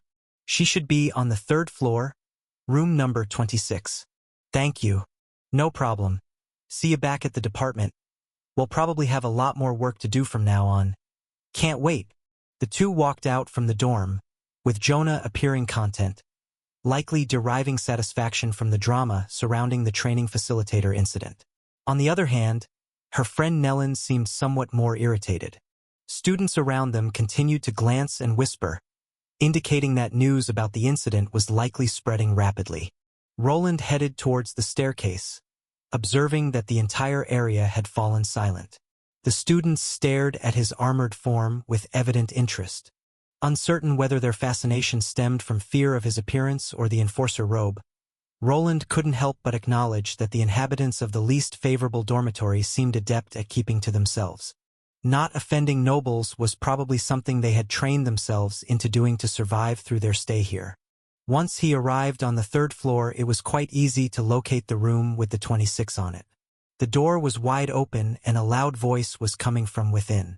It was a voice that he had heard before, and it most likely belonged to the young lady that had visited Lucienne at the clinic area. It's the one with the fake status. Does she also live here? Uncertain of the lady's identity, Roland harbored reservations about placing full trust in her. The fact that she could afford an expensive charm to conceal her status when she shouldn't was suspicious. Despite these suspicions, given her close friendship with his sister, Lucienne, Roland was inclined to let the matter be. His primary reason for being there was not to engage in arguments but rather to present Lucienne with a gift. Now then, how do I go about this without looking like a creep? Roland was not known for being overly talkative, especially when it came to casual conversation. His presence in this particular context was somewhat unusual, going the extra mile to keep a watchful eye on Lucienne. Despite being around 22 years in this world, when he factored in the years from his original one, his true age was already over 40. Interacting with teenagers posed a challenge for him, making this encounter quite awkward. Given the choice, he would prefer facing both Emerson and Elithes in the battlefield rather than being forced into small talk. I should get this over with. Nevertheless, he mustered the strength to confront the challenge. His hand reached for the wooden door, knocking a few times to announce his presence. For sets of eyes turned toward him as he appeared in the doorframe. In addition to Margaret and Lucienne, 2 other young girls were in the room. A hushed silence instantly enveloped everyone upon seeing him, and a peculiar drawn-out stillness lingered in the air. Starting out well. Lucienne, what happened? You were gone for a whole day. The teachers wouldn't tell me where you were. Margaret, please calm down. I can't breathe. Oh my, silly me. Margaret released Lucienne from her tight embrace, her eyes filled with genuine concern. Lucienne, although slightly annoyed by the suffocating hug, couldn't help but appreciate Margaret's genuine worry. The other 2 girls in the room moved closer as they were quite curious as to where their friend had wandered off to. Lucy, are you okay? What happened? A girl with large gray ears resembling those of a wolf asked. She wore the school uniform, similar to Lucienne and the others, with a cutout for her large bushy gray tail. In addition to these features and longer nails, she also had characteristic yellow eyes, common among many wolven species. I'm fine, Ada. Nothing happened. Well, something had to happen. You were gone for so long. Was it that vile Viola again? Asked the 3rd girl. Her features were more common compared to the wolven girl. She had long straw-colored braided hair, freckles scattered across her face, and big circular glasses that enlarged her brown irises slightly. The 2 girls continued asking the same questions that Margaret had, prompting a reaction from her this time around. Hey, Adesuna, Marlene, calm yourselves. Lucienne will speak when she wants to. Lucienne sighed, trying to calm her friends down. It's a long story, and I'll tell you all about it. But first, let me breathe a bit and we can sit down. The 4 girls settled into a circle, with Lucienne taking a moment to gather her thoughts before recounting the events of the past day. She shared the story of Viola's plot, the unauthorized expedition, and the subsequent hearing. As she spoke, the room's atmosphere shifted from concern to disbelief and anger. That's outrageous. How could they blame you for something Viola orchestrated? Margaret exclaimed, her fists clenched in frustration. That's not fair at all. We need to do something about it, Adesuna declared, her wolf-like ears twitching in frustration. We better not. Viola and her house are well connected. They can bend the rules to their liking, Marlene explained while lifting her big glasses slightly, her expression indicating disappointment. Well, I don't want to make things worse, and she has been punished already. She won't be attending classes for the next 2 months, and that night of hers had been banned from the institute. Lucienne let out another sigh while glancing in Margaret's direction. She knew that her friend had a more fiery personality. The two had met at the middle dormitory, and she feared that if Margaret did something to antagonize the high nobles, she too would be sent to this lesser dormitory where she had encountered her 2 new friends and roommates. Though that is surprising. Who was that enforcer? He wasn't afraid to go against a Castellane and even defeated that powerful knight. Margaret changed the subject, and the girls focused on the other prominent person involved in this incident, the new assistant professor named Wayland.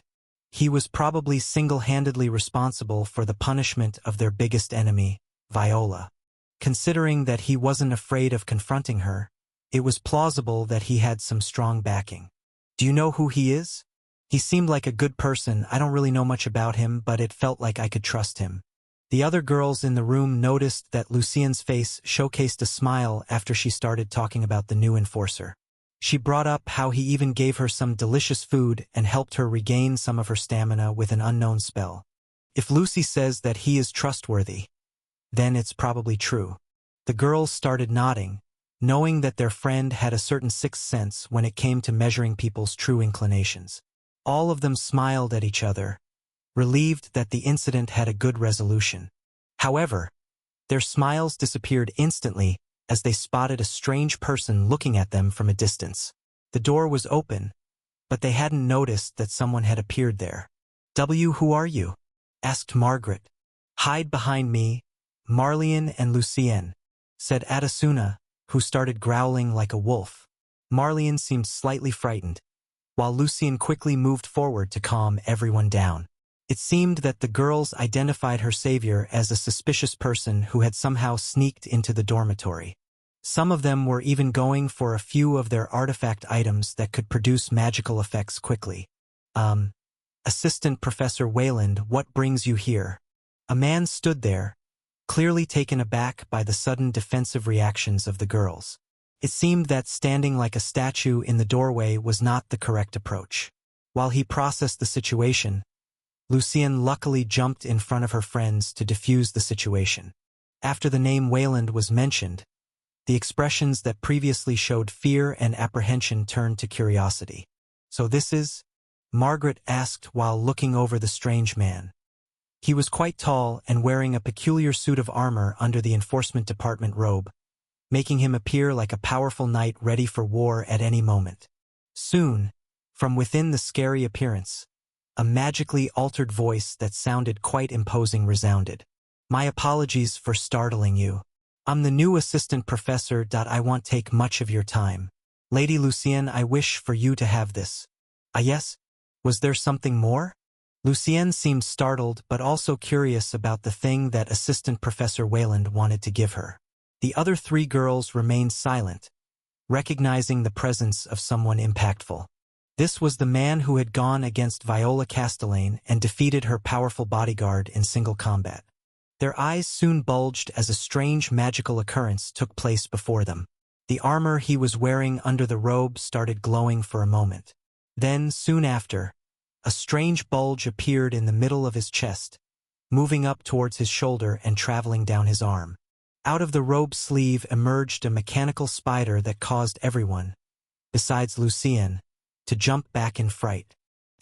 Eek! What is that thing?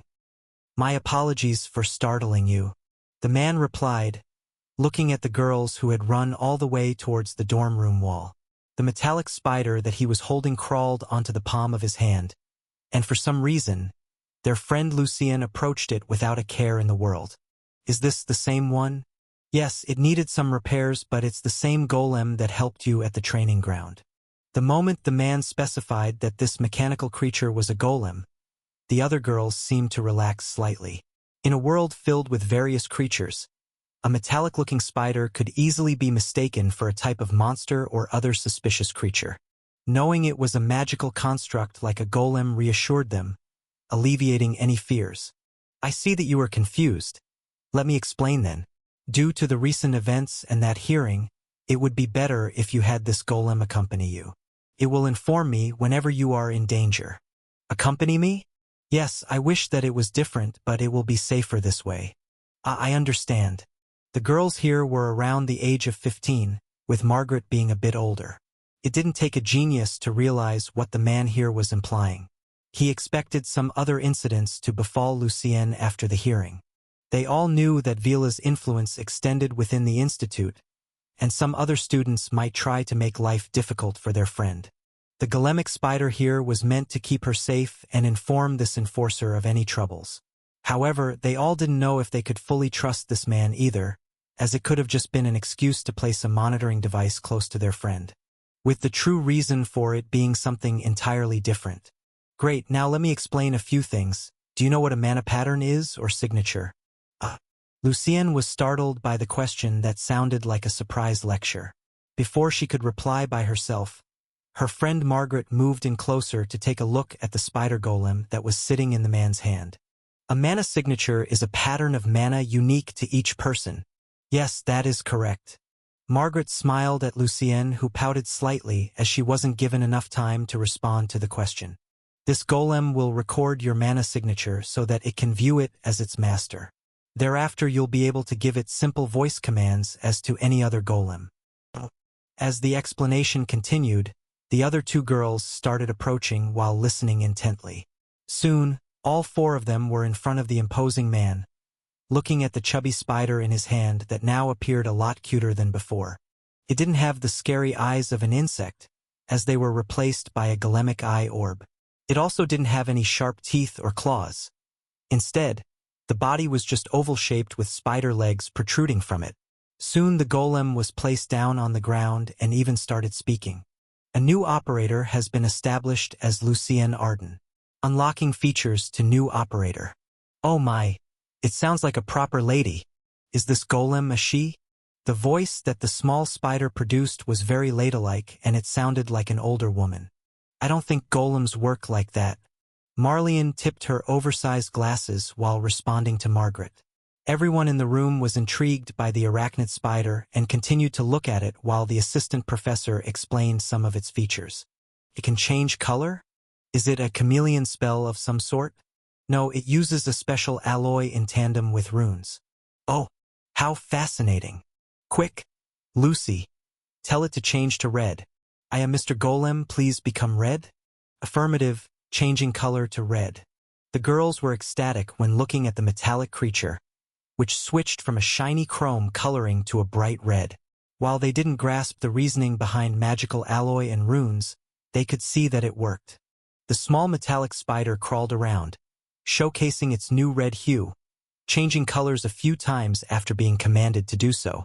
The girls were fascinated by the color-changing ability and bombarded the assistant professor with questions about its other features. It can detect malicious mana effects like traps? Yes. Can we give it a name? Like Buggy? Yes, you can do that.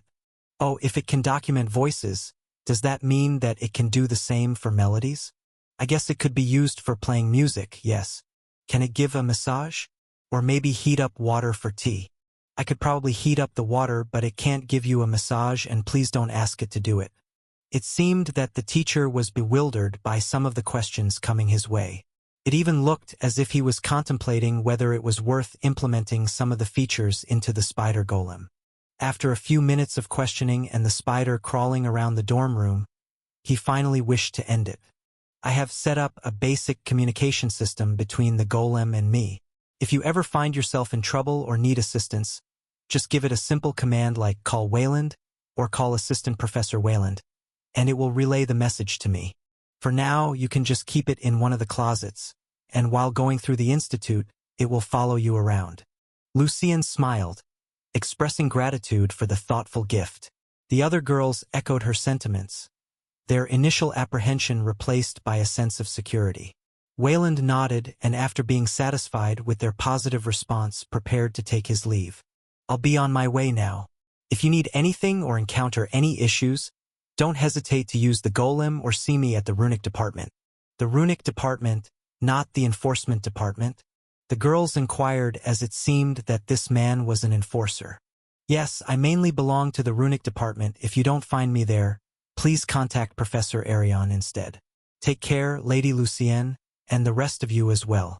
With a courteous nod, the assistant professor exited the room, leaving the girls in a mix of excitement and curiosity about their new magical companion.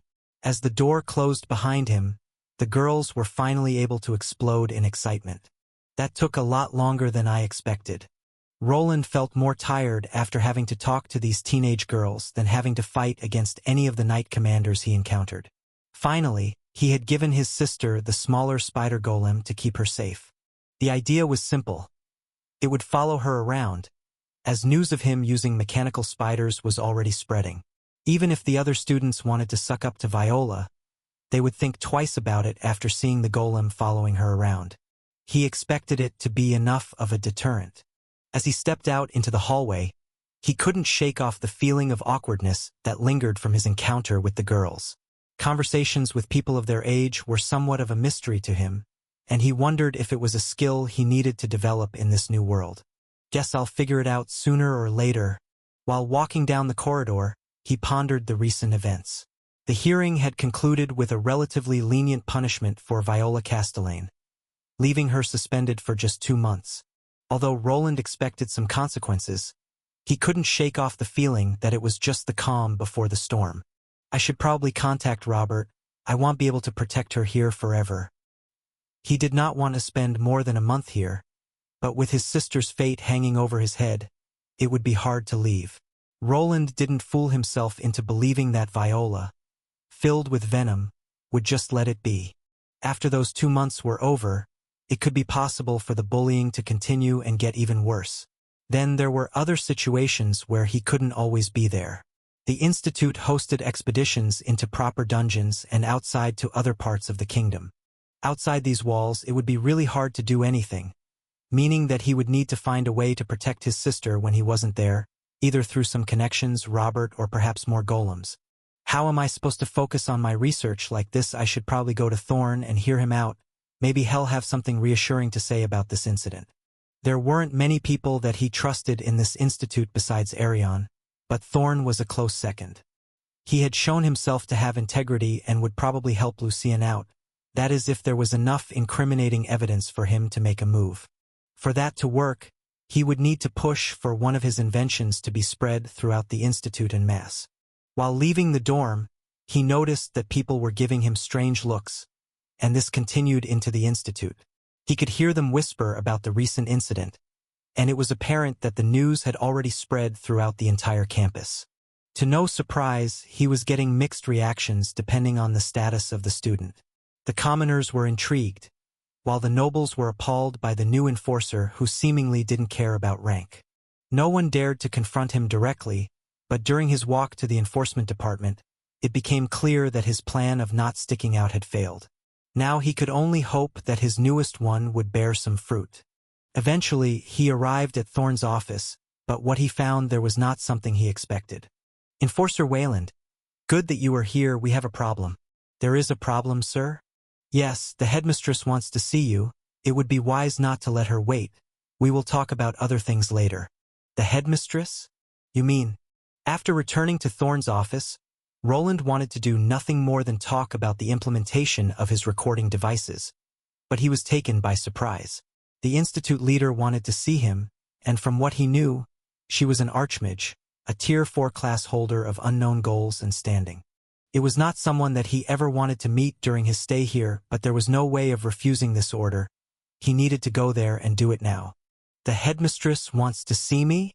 Apparently so. I'm just as surprised as you, but this just shows how impactful this incident really was. I'll give you some advice. Don't let the headmistress wait. She is a very busy person. All right, I'll go see her then. But first, yes, where can I find her? I almost forgot, you're still new here. The headmistress's office is located in the Central Mage Tower. Central Mage Tower? Was there such a tower? There is, but it's not accessible through normal means. However, now that the headmistress has called for you, the path should open. Thorn replied in a somewhat cryptic manner before directing Roland to some kind of hidden entrance. The entrance is there? Indeed. Just wait there and the path should open. He didn't quite know what to make of it, but it seemed that this headmistress didn't like people snooping around her office. This Central Mage Tower seemed like a place hidden away by some type of magic that even he couldn't perceive. When he arrived at the Institute, there were no other mage towers than the elemental ones. This new hidden one was quite intriguing. Soon he was out of the enforcement department without really having time to discuss the issue he caused. While leaving, he noticed that the other mages outside were constantly glancing in his direction. It was clear to him that a large part of these people had been bought out by the noble factions and would perhaps seek to make life harder for him. Is this the right spot? Eventually, he found himself in a large garden. It was quite calm here, akin to a park where people came to relax. To the sides, he could see students sitting against some trees or even sleeping on the grass, not a place that he expected this super-secret central tower to be at.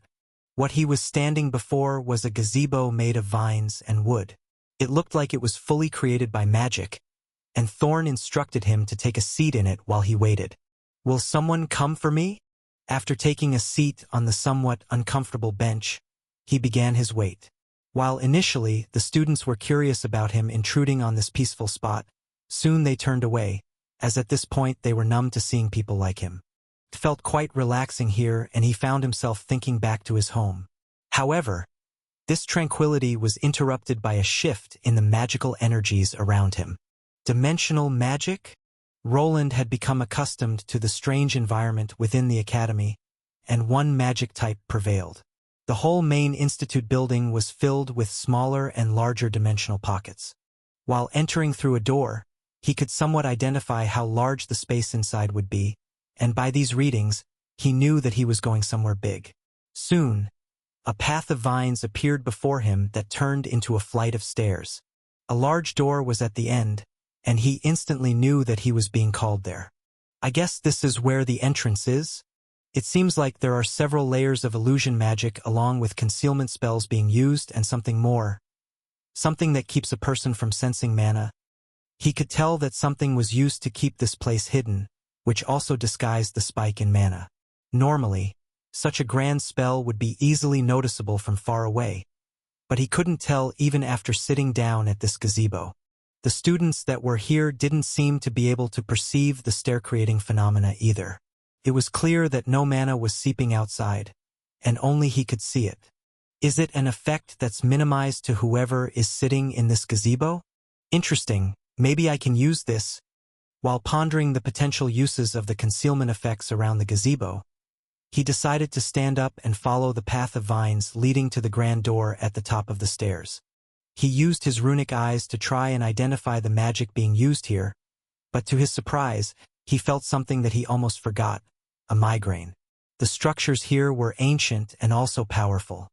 Judging by the small headache, they had to be a bit above his current Tier 3 capabilities, perhaps in the realm of Tier 4 Grand Rune territory. The magical energies shifted as he ascended, and he could feel a change in the atmosphere, as if entering a different dimension. Upon reaching the top, he found himself standing before an impressive wooden door adorned with intricate carvings and strange non-runic symbols. The door seemed to radiate a strange power, and for the first time he encountered something peculiar. This wooden door had been placed under some kind of enchantment just like the rest, but it was close to the level of runic symbols. It doesn't seem that I'd be able to use rune authority on these symbols. At least not at my current skill level. This trip was getting slightly more intimidating than before. The door was wide open, and he could step through, but he was hesitating. Before him was an unknown area that he would not be able to handle with his current level or abilities. An archmage who was potentially a Tier 4 class holder also lurked inside, and if he wasn't careful, his life could be in danger. However, he also felt that after ascending these stairs, there was no way of going back. It was even possible that he would not be able to escape, as he found himself inside a dimensional pocket already. After stepping through it, he appeared in a grand chamber beyond. The room was filled with various magical artifacts, floating crystals, and ancient books. This place was entirely made out of wood and other plant matter. The furniture, along with many other things, looked like it was connected to the ground and walls as if it was grown out of the surroundings.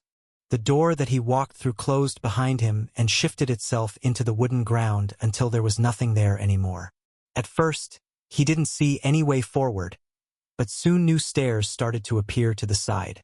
It was quite fascinating to see planks being formed out of the wooden matter. Thorn said to just follow the path and not stop for too long. Without staring for too long, he decided to listen to the instructions that he was given. This whole place was filled with copious amounts of mana, and it was better to not trigger some hidden defensive response after touching something. The wooden stairs took him up through this tower, and on the way there he entered various other large chambers. One of them was a vast library filled with shelves upon shelves of ancient tomes and scrolls. Another chamber housed a collection of magical artifacts, each emitting a unique aura of power. Then there was something that looked like a fruit and vegetable garden and also an alchemical chamber. The trip was quite long as this new mage tower seemed to stretch out quite high. Thanks to the addition of various windows on the sides, he could see the whole institute from the outside. It seemed that this place was right in the middle of the institute and hidden behind some type of invisibility spell that no one could see. He wasn't quite sure how it looked on the outside, but the structure reminded him of a large tree. Finally, after ascending what felt like countless stairs, he reached the top of the tower. The chamber at the summit was smaller than the others and was quite peculiar. Several arches and wooden columns were making a small ceiling, but the sides lacked any walls. At the center of the room was a wooden desk, behind which sat a woman with mossy green hair that cascaded down her back. She wore elegant robes adorned with intricate patterns, and her eyes, a deep shade of violet, were focused on the documents in front of her. Her ears jutted out to the sides and were quite lengthy, and her skin was light green. For a moment, Roland confused her for a dryad, which was a type of plant monster that resembled humans. However, she lacked some of their features, like leaves coming out of their hair or bark on her skin. "Assistant Professor Wayland, I presume?" Her voice was calm and measured, echoing through the room with a sense of authority. Roland could feel the weight of her presence, and he inclined his head in acknowledgement. "Yes, headmistress. You summoned me?" The headmistress looked up from her work, her violet eyes meeting Roland's. She gestured for him to take a seat in front of her desk. The moment she did, one raised itself out of the wooden floor. As he sat down, the wooden chair seemed to mold itself to his form, providing a surprising level of comfort. "I've been made aware of the recent events involving a particular noble lady and a subsequent hearing. It seems you played a pivotal role in the resolution of the matter." Roland nodded while getting slight goosebumps. He could feel her gaze falling on his armored body as if she was scrutinizing his poor craftsmanship, which to someone like her was probably child's play. "Yes, headmistress. I encountered the students in the training facility and acted with the institute rules in mind." "With the rules in mind? Do the rules state that you should break a man's sternum?" He was unwilling to surrender and even tried to bribe a member of the enforcement department. Roland replied quickly without stuttering, as he at least knew that the rules were on his side. This quick rebuttal seemed to cause one of the woman's brows to rise up. "Bold words, Assistant Professor Wayland. It seems you carry the weight of your own sense of justice. I can at least appreciate that to a certain extent, but—" The headmistress leaned back in her chair, her gaze never leaving Roland. He couldn't quite read her expression, and he wondered how much she knew about his background and his real motives for being at the institute. "This is still a place for learning, and I would appreciate if you learned to handle such situations with less violent means." He was being lectured by this woman for his rash behavior. If this was all to this meeting, then it was fine. It seemed that she was giving him a warning about his methods that caused some people to be injured and also damage to the training facility. However, soon she started asking more questions, some that he wasn't sure that he wanted to answer. I have been informed that you are not a member of any noble house, yet you don't seem to care about the repercussions of your actions.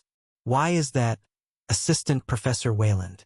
Roland hesitated for a moment, carefully choosing his words. He could feel the weight of the situation, and the woman was prodding for some information. It seemed strange that someone would not be scared of angering high nobles. She probably wanted to hear the true reason behind it, but he did not want to reveal his ties to the Arden estate.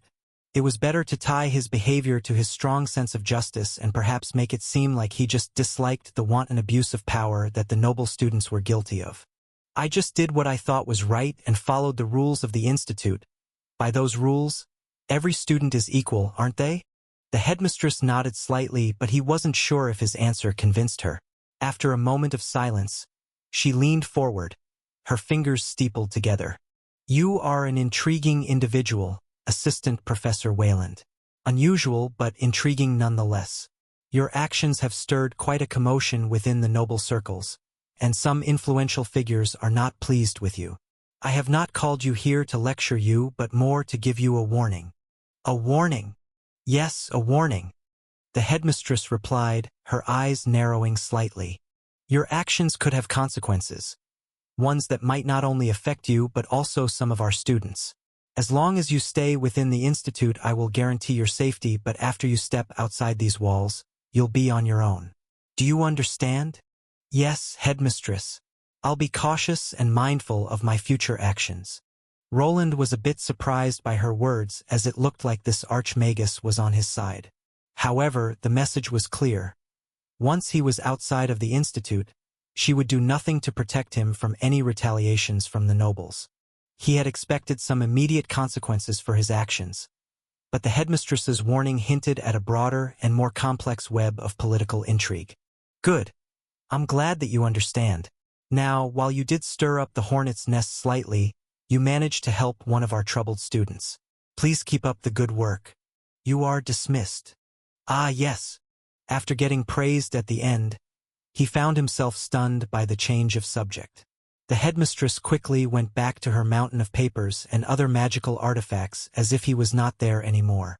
Thus, he awkwardly raised himself from his seat and then slowly started to walk away. The path down was still there, so he assumed that he needed to travel down the set of stairs one more time. Did that go well or now? He wasn't sure if this meeting went well or not.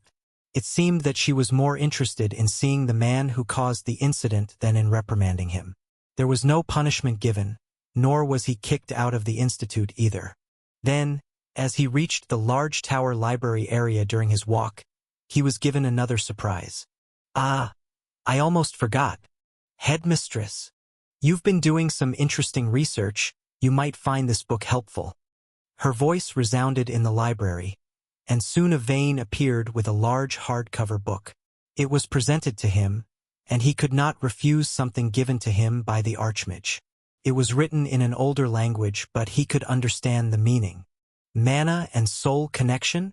It should help you in your research, but be sure to return it when you are done with it. You won't find this tome within the main library. It should help you with your mana phantom dilemma. Thank you. You're welcome. Soon her voice vanished, and he was left with a large research book in his hands. One thing was clear. He wasn't given this book for no reason. The headmistress must have known that he was researching mana phantoms, something that he didn't tell anyone besides Arion. It was possible that she asked him about it, or that she had some way of monitoring the school herself. As Roland descended the tower, the weight of the encounter with the headmistress lingered in his mind. The warning about potential consequences outside the institute and the headmistress's knowledge of his research was perplexing. There was a possibility that she knew everything already, but he did not know her motives or her inclinations. Soon enough he found himself on the lower level, and the exit door presented itself to him. He found himself in the same gazebo with the students and quickly made his way back to the enforcement department, where Thorn was waiting for him. How did it go?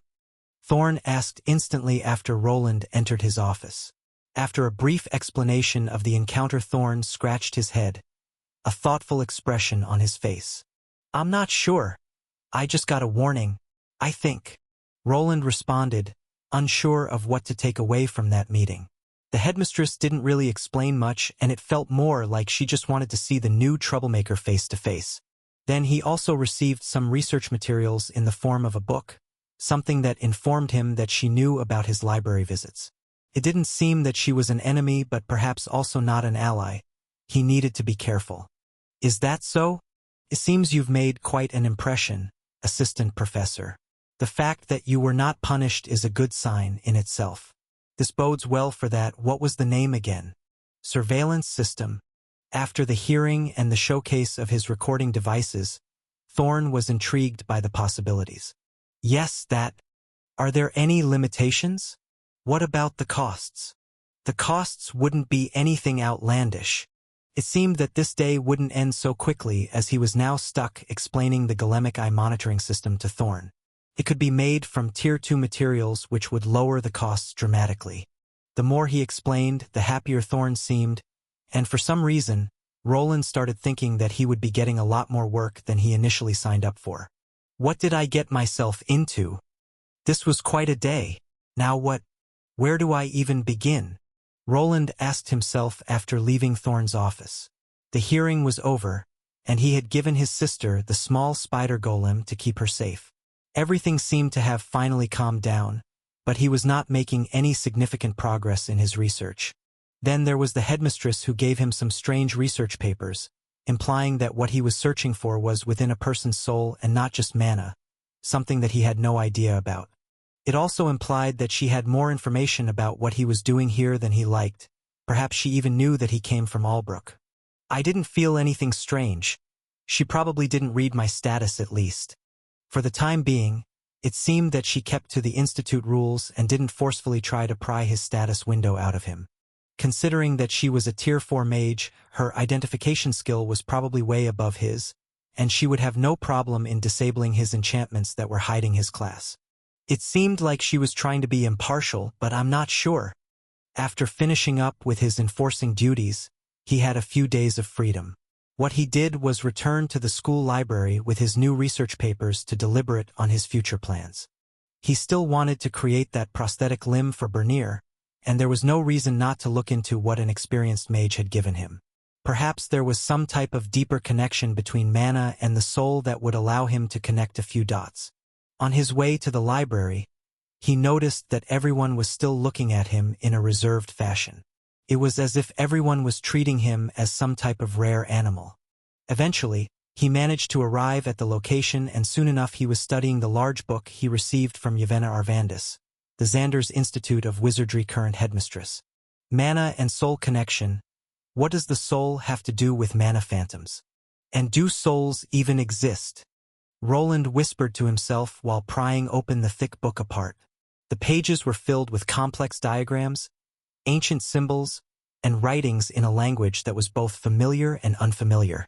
The arcane knowledge within the tome hinted at the intricate relationship between mana and the soul, delving into the metaphysical aspects of magic that Roland had only scratched the surface of.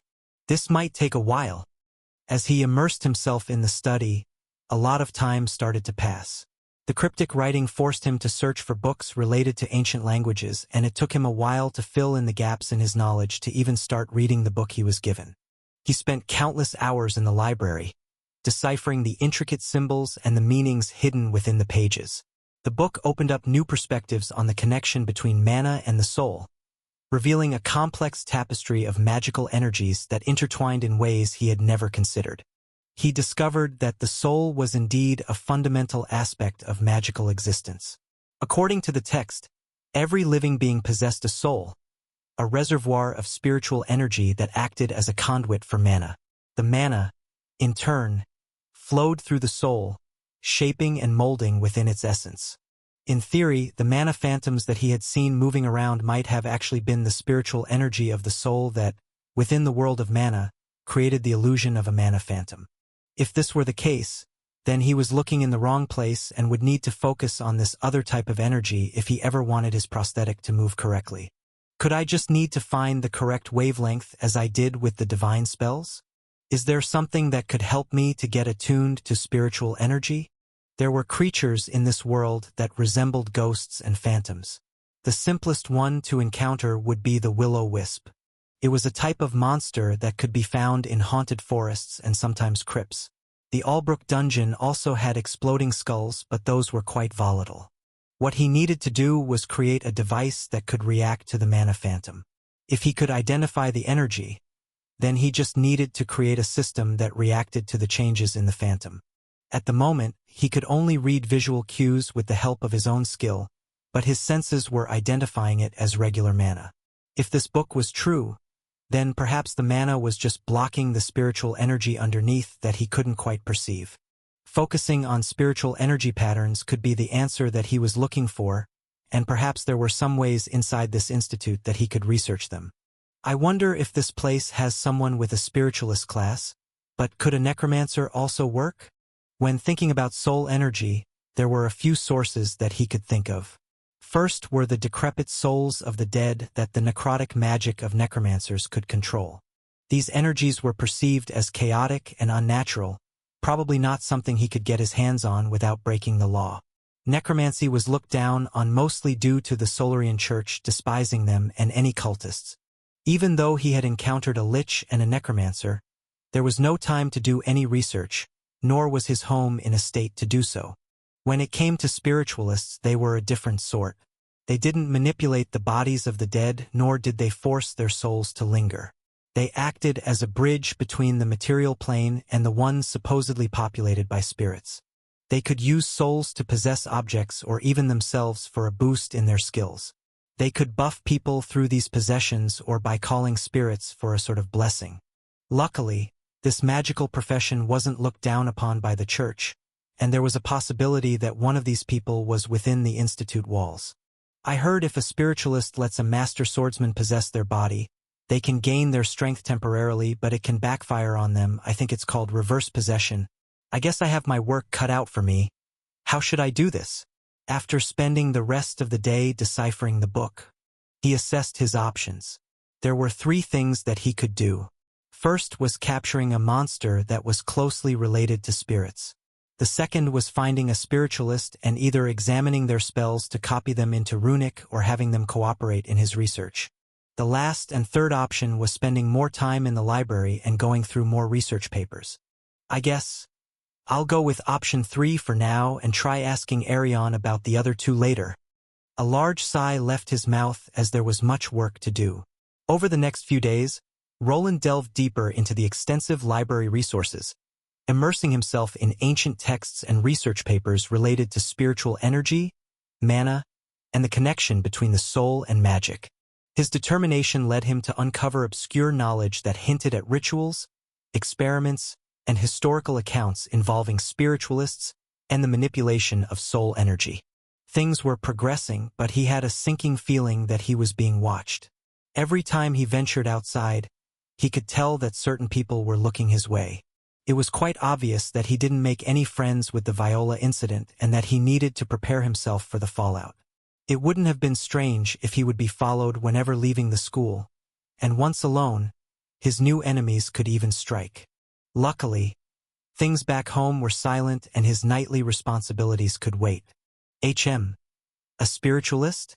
There is one person like that, but, is there a problem? Well, the person in question doesn't come to the institute often.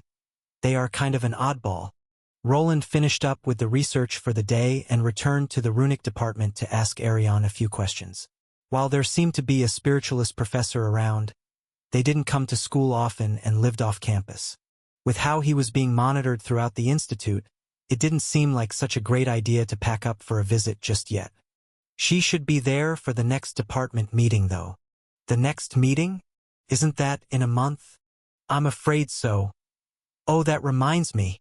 Arion glanced to the side, activating his tail bracelet to summon forth a sizable stack of papers, accompanied by the orb that Roland had entrusted to him. You've finished examining it? Indeed. It was quite fascinating. I haven't seen such a strange monster core in a while. It was the broken lich core that he had lent to Arion. Considering the stack of papers that he was given, he had done extensive research on it. Recreating the structure on another item of this sort would probably become easy with all of this insight. You write quite fast. Oh, that? It's just a spell. Want me to teach you? Roland was surprised by the amount of written words, not something a regular person could do by hand even with the help of skills. There also wasn't that much time for Arion to do this, so he was quite intrigued.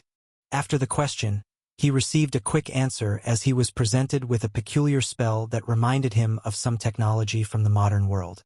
It's similar to a laser printer. A laser what? Ah, nothing. The presentation unfolded swiftly, featuring unique materials such as specialized paper and ink.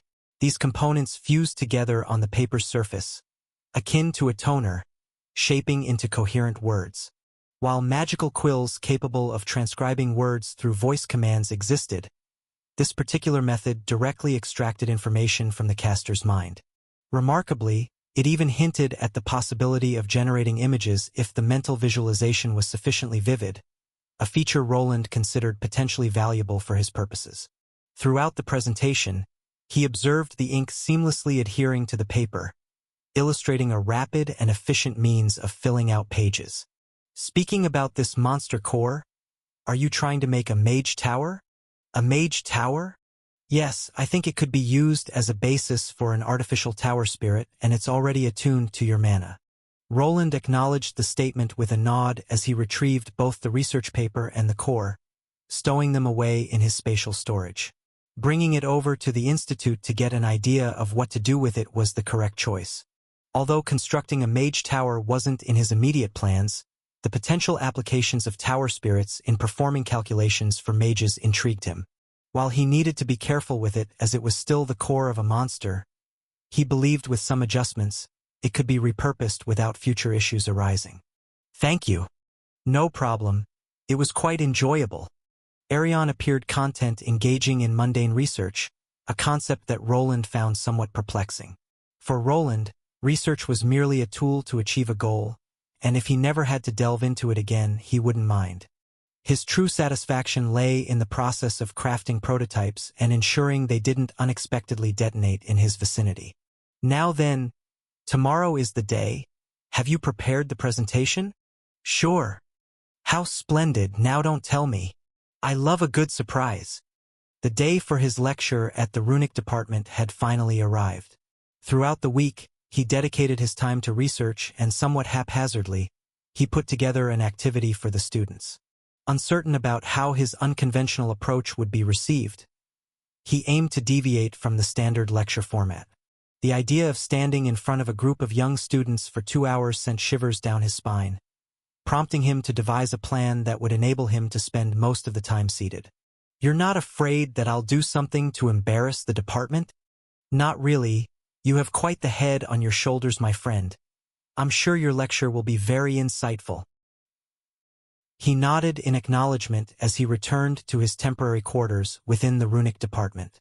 Taking advantage of the department's sparse membership, Roland found accommodation in the spacious vice-head's quarters. It was quite the spacious room that he could even continue his research in. Before retiring for the night, he mentally reminded himself to rise early, recognizing the need to procure the essential items from the Institute's rune forge. As morning unfolded, Roland made his way to the forge, where the craftsmen awaited him. They handed him a sizable wooden crate that seemed to have a lot of parts within itself. Just like you ordered it. But what are you going to use these parts for? A lecture. The absence of the master runesmith this time didn't pose an issue, given that the ordered crafts were merely Tier 1 runes, within the capability of even lower Tier 2 runesmiths. Everything was efficiently prepared within a few days, and while Roland might have personally fashioned them with more precision, he found little room for complaint. With the help of a floating platform and his mage hand spell, he transported the crate and left the forge. He steered towards an outdoor location within the same park where he had previously encountered the headmistress. There was a section here for outside lessons, perfect for this lecture, he thought up. I think I need my own assistant for things like this. Given the scarcity of personnel within the department, Roland took it upon himself to single-handedly organize everything. Utilizing his spellcasting abilities, he effortlessly brought over chairs and tables, upon which he began arranging the contents from within the box. Roland's meticulous nature ensured a well-organized setup, and he completed the task a good 10 minutes before anyone else arrived at the location. This should do it. Would be nice if none of the students arrived though. Roland harbored a hope that the rumors circulating about his unconventional behavior and actions against the nobles might dissuade students from attending his lecture. However, his expectation was contradicted when he observed Arion floating towards him, accompanied by Professor DeLauder. To his surprise, the number of students had not decreased. Rather, it had increased, and they appeared genuinely intrigued by what he had prepared. This unexpected turn left Roland raising an involuntary brow. So that's that famous ferocious enforcer? He does look that part. Hey, be quiet. What if he hears you and turns you into a frog? In his case, that would be an improvement. Did you just call me ugly? The banter of the students reached Roland's ears, but he chose to ignore it, focusing on the task at hand. As the time for his lecture approached, more students gathered, some that probably were just here to look at the person who beat up a noble knight. DeLauder, who pushed for this lecture, had a look of disdain plastered over his face and was probably hoping that he made a fool out of himself during this lecture. Arion, on the other hand, floated towards him with a mischievous grin planted over his feline face. Enjoying the attention, Assistant Professor Wayland? Not really. Let us just get it over with. Haha. Well, let me just help you a butt. Arion turned himself towards the chatting students and started to conjure a light show with his magic, creating colorful illusions in the air. The unexpected display caught the attention of the students, diverting their focus from their conversations to the mesmerizing lights dancing above them. Good afternoon, everyone. I hope you're ready for a different kind of lecture today. Instead of the usual theorem, Assistant Professor Wayland has prepared something new for all of you.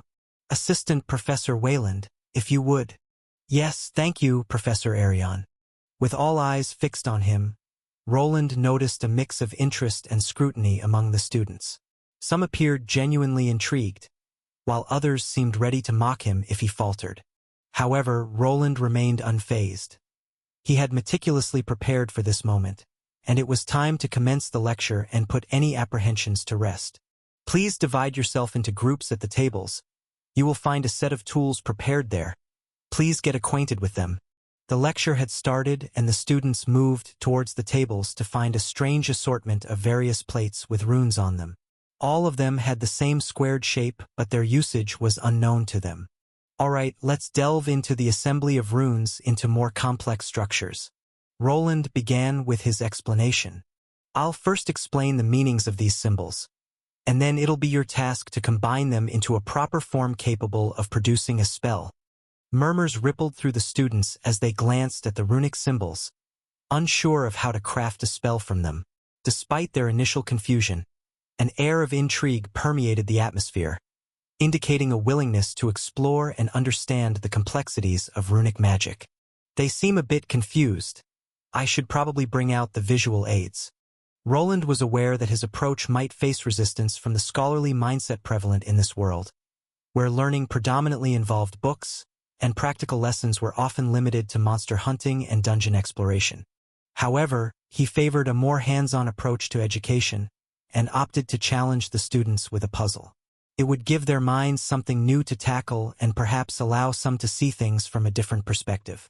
To familiarize the students with the functionality of the square plates of metal, Roland introduced a runic device designed to project images. This technology mirrored the one he had employed in the hearing for playback of recordings. Externally, it resembled an elongated rectangle, akin to a steel beam used in constructing frameworks. Due to the limited time between his ongoing research efforts, this was the most of what Roland could prepare for the present moment. I'll now demonstrate the basic runic principles. Please watch closely as you will have to combine the runic blocks afterward. Surprisingly, even the students who typically paid little attention in class found themselves captivated by the runic symbols displayed on the projected screen. The direct correlation between these symbols and the smaller steel plates laid out on the tables made it easy for them to grasp the connection between the visual representation and the runic blocks before them. The alignment of the symbols seemed to spark a newfound interest, but he didn't have their full attention quite yet. For the spell effect to take place, you must always end the runic structure with an emitter-type rune. Otherwise, the runic circuit will not be able to activate. Certain terms related to circuitry seem to cause confusion among the students. Roland's approach, rooted in practical testing and drawing parallels between the runic language and circuit boards, diverged significantly from the conventional understanding of this world. The concept of an operating system was foreign to them, but Roland remained unfazed. His primary goal was to deliver a lecture satisfactory enough to avoid expulsion from the institute, and their understanding of the subject was of secondary concern. Who he was more interested in today was Professor DeLauder. He had come to the class to keep his eye on him for the lecture. DeLauder appeared determined to find any pretext that would warrant Roland's expulsion. One such reason would be his failure to conduct a class today. Roland had to remain vigilant as he needed to safeguard this position until his research was done. Now, please put away the runic pieces and pay attention. I will showcase their use. Upon concluding his explanation, Roland noticed the students still appeared bewildered. They continued shifting the square tiles around, magnetizing them to each other without fully comprehending the purpose.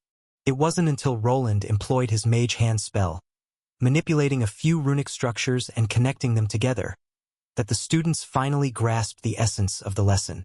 As you can see, if you complete the structure in the correct order and infuse it with a bit of your mana, you will garner a spell effect. The practical demonstration brought clarity as a simple ball of light emanated from the connected runic elements. Roland's approach mirrored the grueling process he underwent during his time as a runic blacksmith. Secluding himself in an inn room, he engaged in a rigorous process of elimination, gradually comprehending the meaning of each runic component and how their assembly could yield different results. This lecture essentially recreated the same experiment, providing the students with the knowledge to produce various spell effects through the manipulation of runic structures. Now then, you will all attempt to mimic this process, assemble the runic pieces together correctly, and it will produce an effect. Oh, how interesting! Observing from the sidelines, Arion commented on the students' increasing interest in the lesson. While some remained hesitant to participate, others began experimenting with the metallic squares. After a few minutes, diverse light effects started to manifest, captivating the students as they noticed variations in colors and shapes. The hands-on experience had successfully captured their attention and ignited a sense of curiosity among them. Look, I made an orange triangle. Why is this square blue? I wanted it to be purple. Silly, you need to mix blue with red to get a purple color. Oh! Roland continued to guide the students through the process to the point of actively offering assistance where needed. The atmosphere began to shift from initial skepticism to a more lively engagement. The students, once hesitant, were now actively collaborating, sharing ideas, and experimenting with different combinations of runic symbols. Even the ones that weren't paying attention didn't want to get excluded and finally decided to take part. DeLauder, however, continued to wear a disapproving expression, discontent with the unexpected success of Roland's unconventional teaching methods. As the session progressed, Roland noticed that some students were struggling to understand the nuances of runic assembly. He decided to circulate among the groups, providing guidance and answering questions. That's it for today. Please place everything back to their original location. Eh? Is it already over? No fair. I wanted to make a rainbow. As the lesson came to an end, Roland was surprised to find that some students expressed a desire to continue experimenting with the runic structures. Their enthusiasm and pleading looks caught him off guard. While Roland couldn't fault them for finding the practical lesson interesting and enjoyable, he couldn't shake the feeling that he might have made a mistake with his current approach, perhaps underestimating the appeal of hands-on, interactive learning. They won't make me do this again, right? Despite the appearance of a nuanced and carefully planned approach, the truth was that Roland had hastily put together a few elements to avoid having to speak extensively during the lecture. His expectation was that only a handful of students would be interested, with the rest possibly dozing off against the trees. Contrary to his assumptions, however, the students enthusiastically embraced the rudimentary runic components, treating them like new toys to be explored and assembled. Roland found himself taken aback by the unexpected level of engagement and even more by Arion's words. Just magnificent. I just can't wait for the next lecture. Wait, don't tell me. Will it be another puzzle or maybe something more theoretical? Next lecture. To make things worse, he actually had a few ideas to make the lectures more interesting. As a runesmith at heart, he envisioned incorporating runic devices that even regular mages could interact with, such as the multipurpose staff he had used in the past. This staff, depending on the area of mana infusion, could produce various magical spells. He decided to keep this fact to himself, as preparing for this lecture did take some time away from his research. Humph! Professor DeLauder, still watching closely, approached Roland with a stern expression. Interesting approach, Assistant Professor. However, I would advise you to stick to the traditional methods of teaching. This experimentation might not bode well for the academic reputation of the Institute. Roland just nodded without replying while the man walked away. Ha! What is that buffoon talking about? I bet that he is just afraid that my department is garnering more interest from the students. Just look, there are twice as many people here than before. And maybe, as Arion spun around in midair, visibly excited at the prospect of increased funding and student interest, Roland couldn't help but attribute the enthusiasm to his growing reputation. His notoriety as the man who defeated a high-level magical swordmaster seemed to be a key factor. The students, being primarily interested in strength, likely perceived Roland's runic lessons as a pathway to uncovering the secrets behind his formidable power. The allure of strength and the intrigue surrounding Roland's abilities had successfully captured the students' attention. That the lessons were interesting and fun was just the icing on the cake. This was such an eye-opening lecture. I might have to reconsider how I should perform the lectures. You have my thanks, my friend. You're welcome. How will I ever be able to thank you? You can start by helping me to clean this place up? As the lecture concluded, Roland noticed that not all students had taken the initiative to tidy up after themselves. Some tables remained in disarray, and Roland had the task of clearing them. Look at the time. I have to get back to my research. Arion, leveraging his department head privileges, opted to avoid the cleanup and promptly left. Roland found himself left behind to address the mess and consider potential new presentations for the following week. Should I just let them play with the golems or something? Lowly miscreant. This won't end the way you want it. I will see to it. A somewhat annoyed scholarly man strode through the halls of the Institute, receiving respectful nods from those he passed.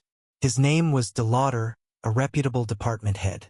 However, after the peculiar lecture conducted by the new assistant professor, he found himself irked. DeLauder viewed him as little more than a hoodlum, seemingly desecrating the sacred halls of the Institute with his unorthodox methods. DeLauder perceived himself as a role model, expecting students to aspire to his level of scholarly achievement rather than emulate what he viewed as the lesser pursuits of adventurers. Despite his disdain for the new assistant professor, he was not foolish enough to confront the man directly. Witnessing the events during the hearing made him cautious, understanding that any disruption or overt animosity might be recorded, leading to potential consequences. Professor, please keep up the good work. Of course. As DeLauder navigated through the corridors, he encountered one of the servants from a noble house. A charming lady in a serving uniform, her duties revolved around tending to the wishes of her masters. Such servants were a rare sight on campus, often residing in dorms designated for higher nobles and only emerging when summoned or accompanying their noble employers. The lady servant curtsied politely before presenting DeLauder with a small container, which he swiftly concealed within one of the spatial pockets in his robe. Offering her a nod, she continued on her way. DeLauder paused for a moment, casting cautious glances around. Concerned about the potential discovery of this act, he had become uneasy ever since witnessing the recording technology and learning of the enforcement department's plans to implement it throughout the entire institute.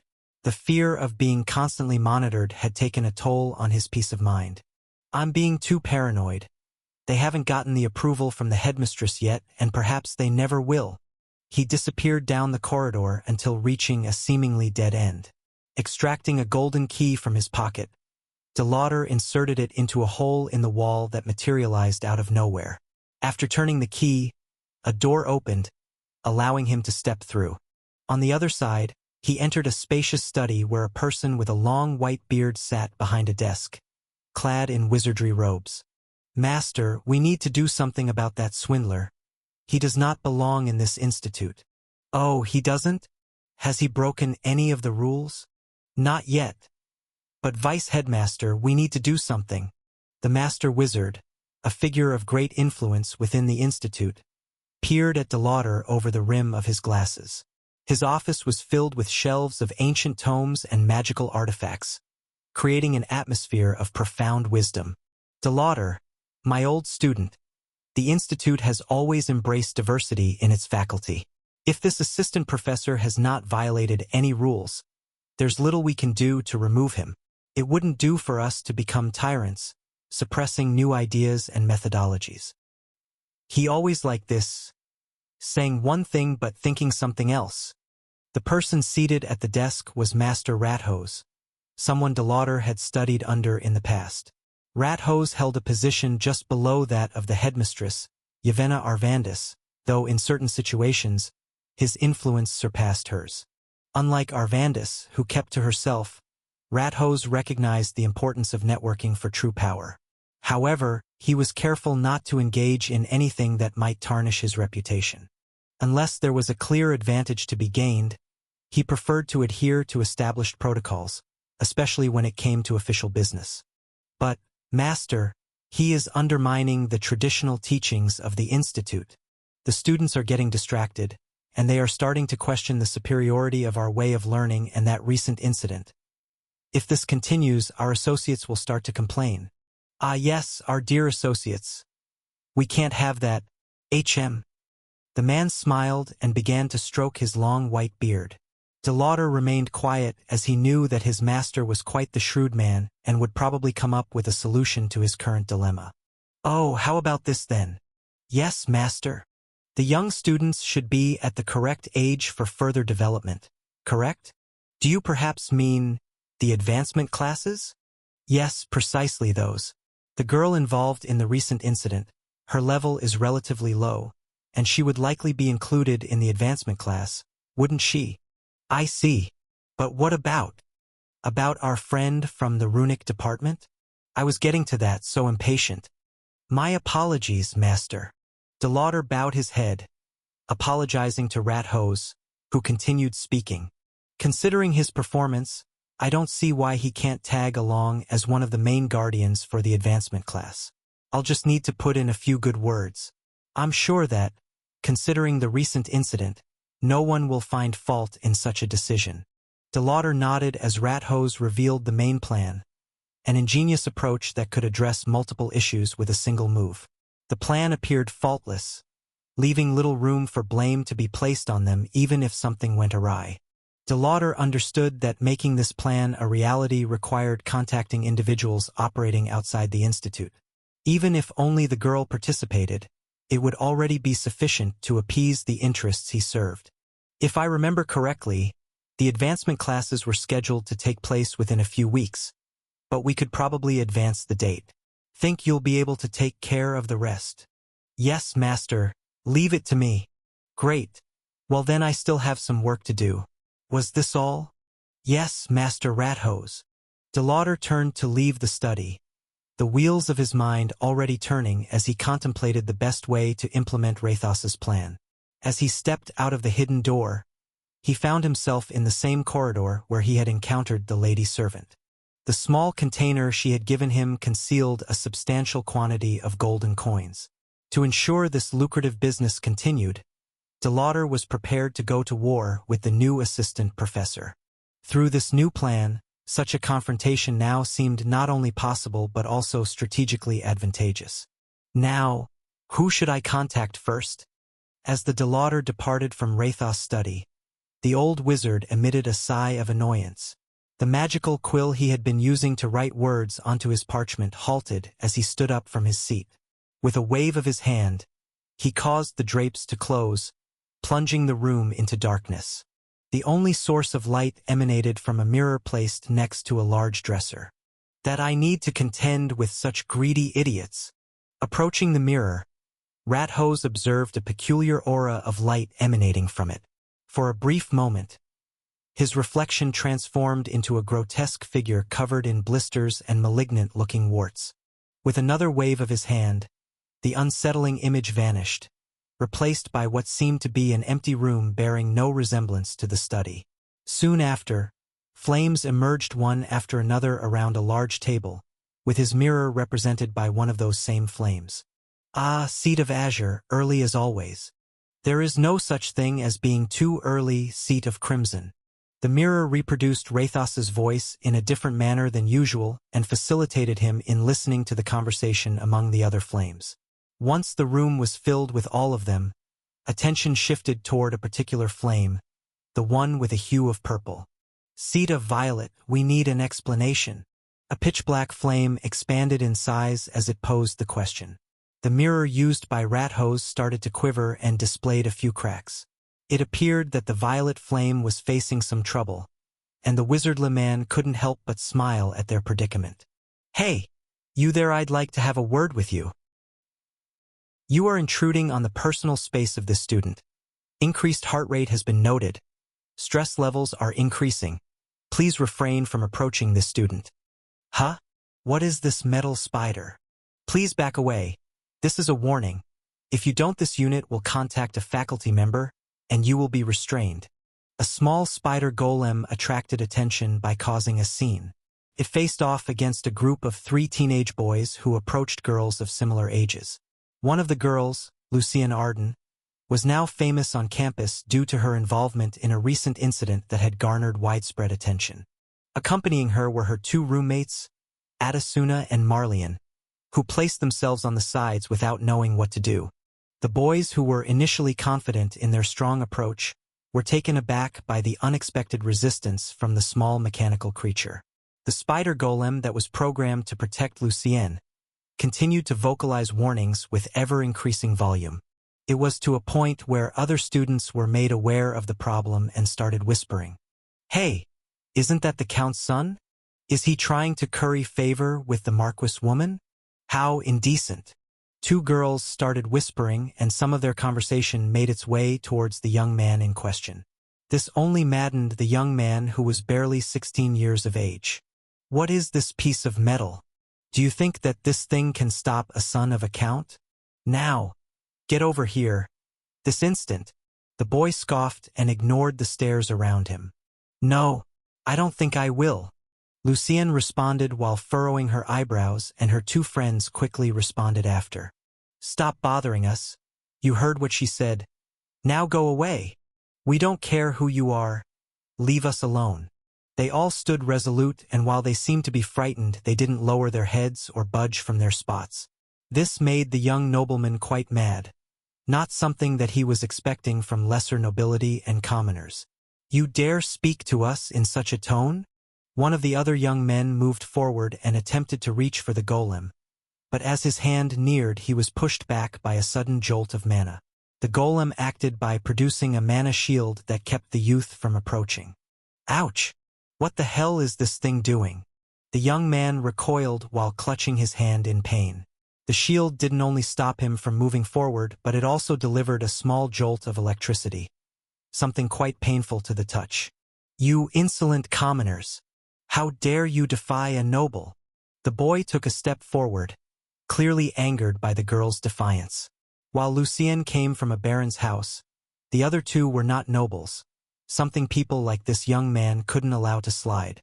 The small spider golem sensed the increasing threat and emitted a low growl-like sound, its single eye glowing red. The crowd that had gathered to witness the commotion murmured and started to back away in fright.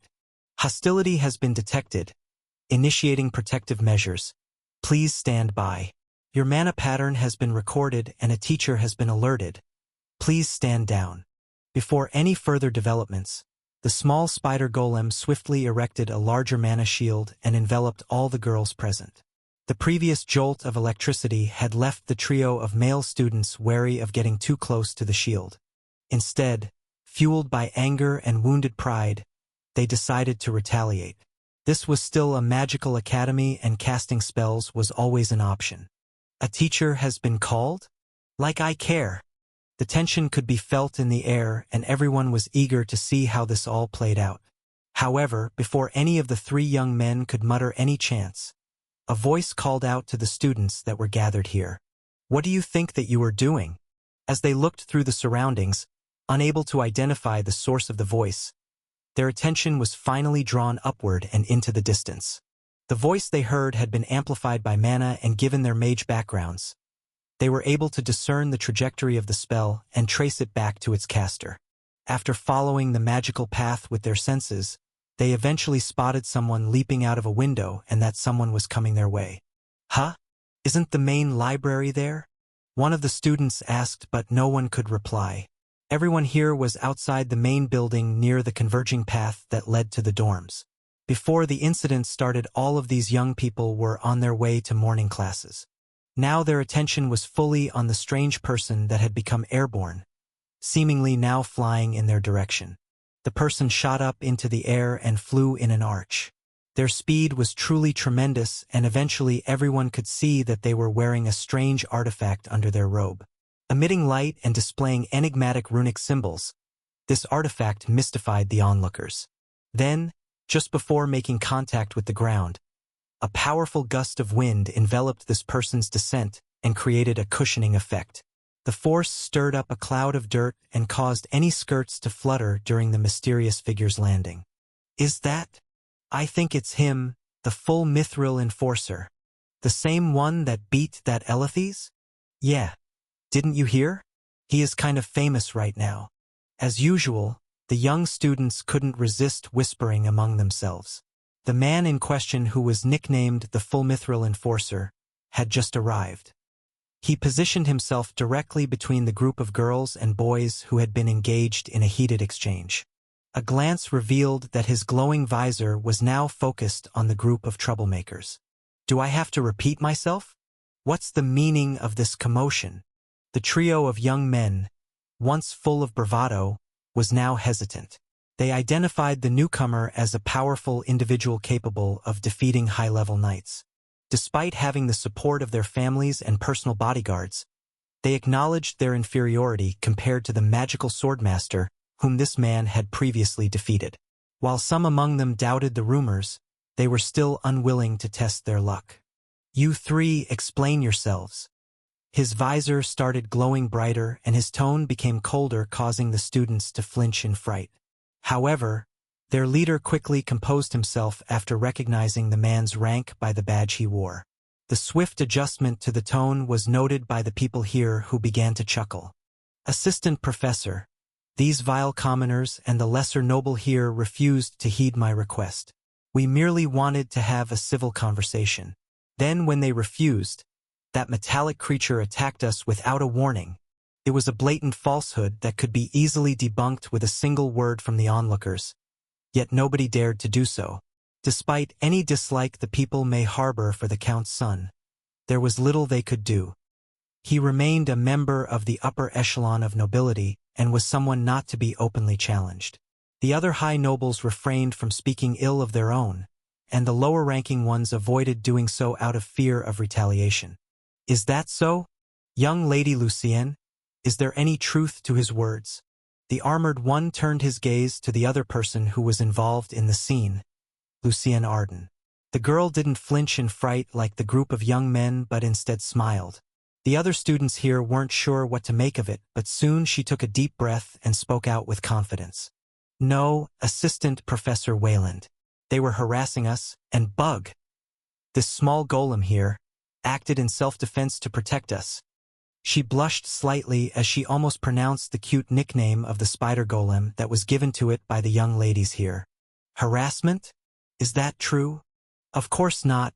Those are blatant lies, Assistant Professor. How could you trust their words above mine?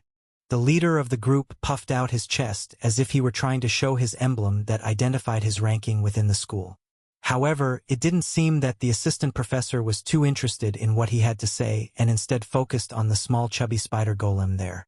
After looking at it, the runic automaton moved forward and released a burst of light into the air. BZZZ. What is this piece of metal? Do you think that this thing can stop a son of a count? Now! Get over here! This instant, BZZZ. it replayed the exchange that happened between the two groups of students, which showed the Count's son as the villain and also a liar. I hope that you realize that lying to an enforcer is against the rules. Young man, very well, come with me. You want me to?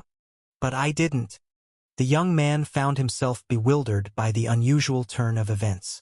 Everyone present expected repercussions for the two commoners and the lesser noble, but the intimidating man appeared to have a different plan. Nevertheless, the trio of troublemakers were not ready to simply accept the situation, nor were they willing to comply with the orders of the man named Wayland. The Count's son was still trying to salvage his dignity and took a defiant step back while retorting. You can't just order me around. I demand to speak with someone in authority. I won't be subjected to false accusations. I said come with me. There is enough proof and I don't have the time to listen to your nonsense. Assistant Professor Wayland was unfazed by the young noble's response and replied with a hint of annoyance in his voice. The trio attempted to back away while looking around them for some help, but before their retainers could get close, an explosion of mana took place. The man before them showcased an increase in mana energy around his body, which was quite obvious to the young mages here. It was an astronomical amount that they could barely comprehend and caused their knees to buckle. Come with me, I won't repeat myself again. You are in no position to make demands. You are a student here and are not above the rules. For some reason, it appeared that the man was making sure that everyone present heard his speech. Eventually, the Count's son yielded, realizing that refusing would only escalate the situation further. The news of Viola's fate had already circulated through the dorms, and the man who brought her in was before them. It was evident that he cared little about their social status and was likely capable of defeating their retainers as well. The Count's son hesitated for a moment while glancing nervously at his two companions, who were now regretting their involvement. The onlookers, including Lucienne and her friends, waited anxiously to see how the situation would unfold and soon gave out a sigh of relief as the young man accepted his fate. I understand. Good. Follow me. Assistant Professor Wayland nodded, but before he escorted the trio away, he called the spider golem. The students now understood that this magical creature was one of his creations or part of the runic department. It was a fascinating revelation and indicated that this man was safeguarding the Baron's daughter by keeping the golem close. With interest, they observed as he extracted something from within the golem and replaced it with an identical part before sending the creature on its way. Go back to your classes and remember to follow the rules. No one is above them.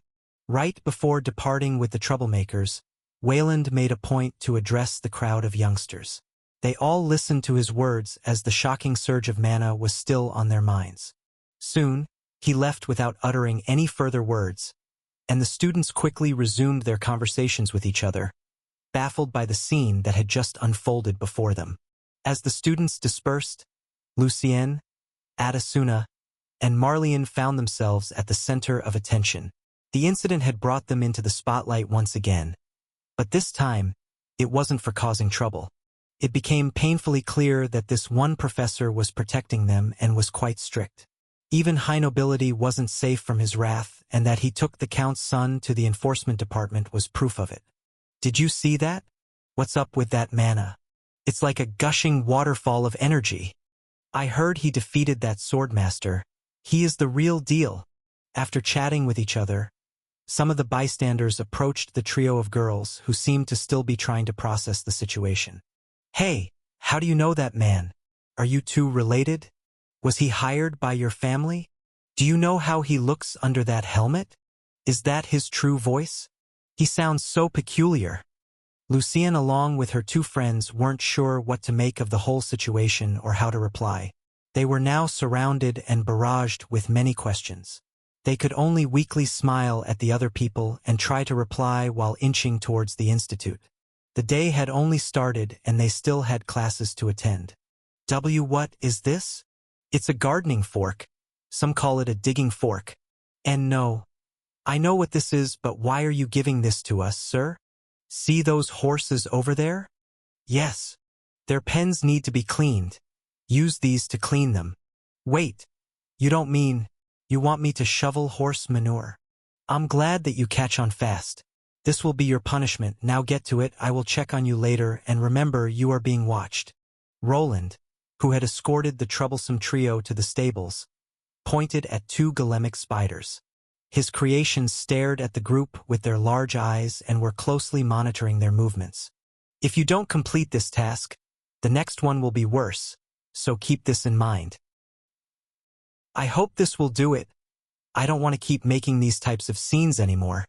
After leaving the noble children in the Institute stables, he began making his way back to the library he had been in.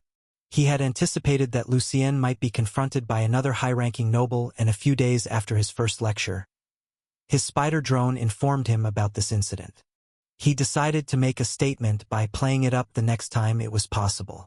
Although his departure from the school library lacked grace, it left a lasting impact on the students present. He hoped that the news of this new incident would also spread and dissuade others from bothering his sister again. But this might be more of a band-aid than a real solution. After I'm gone, there will be no one to protect her. Where the hell is that guy? While walking back, he continued to ponder over his brother Robert. Since the incident with Lucien, he had tried to contact him, but to no avail. It was as if Robert had vanished, and to make matters worse, even Lucille wasn't answering his calls. Without her assistance, he couldn't reach his brother and was left alone without any external support. He was hoping that Robert might be able to persuade his sister to transfer to another location, especially since Viola and her family still posed a threat. I don't like this. Things have been strange lately. To make things worse, he couldn't shake the feeling that he was being watched by someone. He knew that the other teachers and professors were mostly on the side of nobles. Every time he made his way through the institute corridors, people would whisper and avoid him. It was clear that he had become an outsider that most people despised, but there were some high points. It appeared that the runic department was experiencing a boom in growth. Thorn was backing the runic monitoring system idea, and Arion would oversee it. Although there was a plan to implement the system, some faculty members, including DeLauder, opposed it.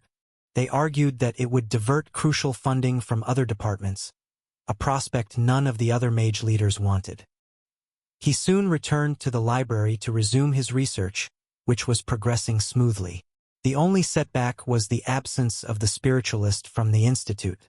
However, he received information upon returning to the runic department that indicated that this issue could perhaps be resolved, though it would probably put him in some unwanted danger.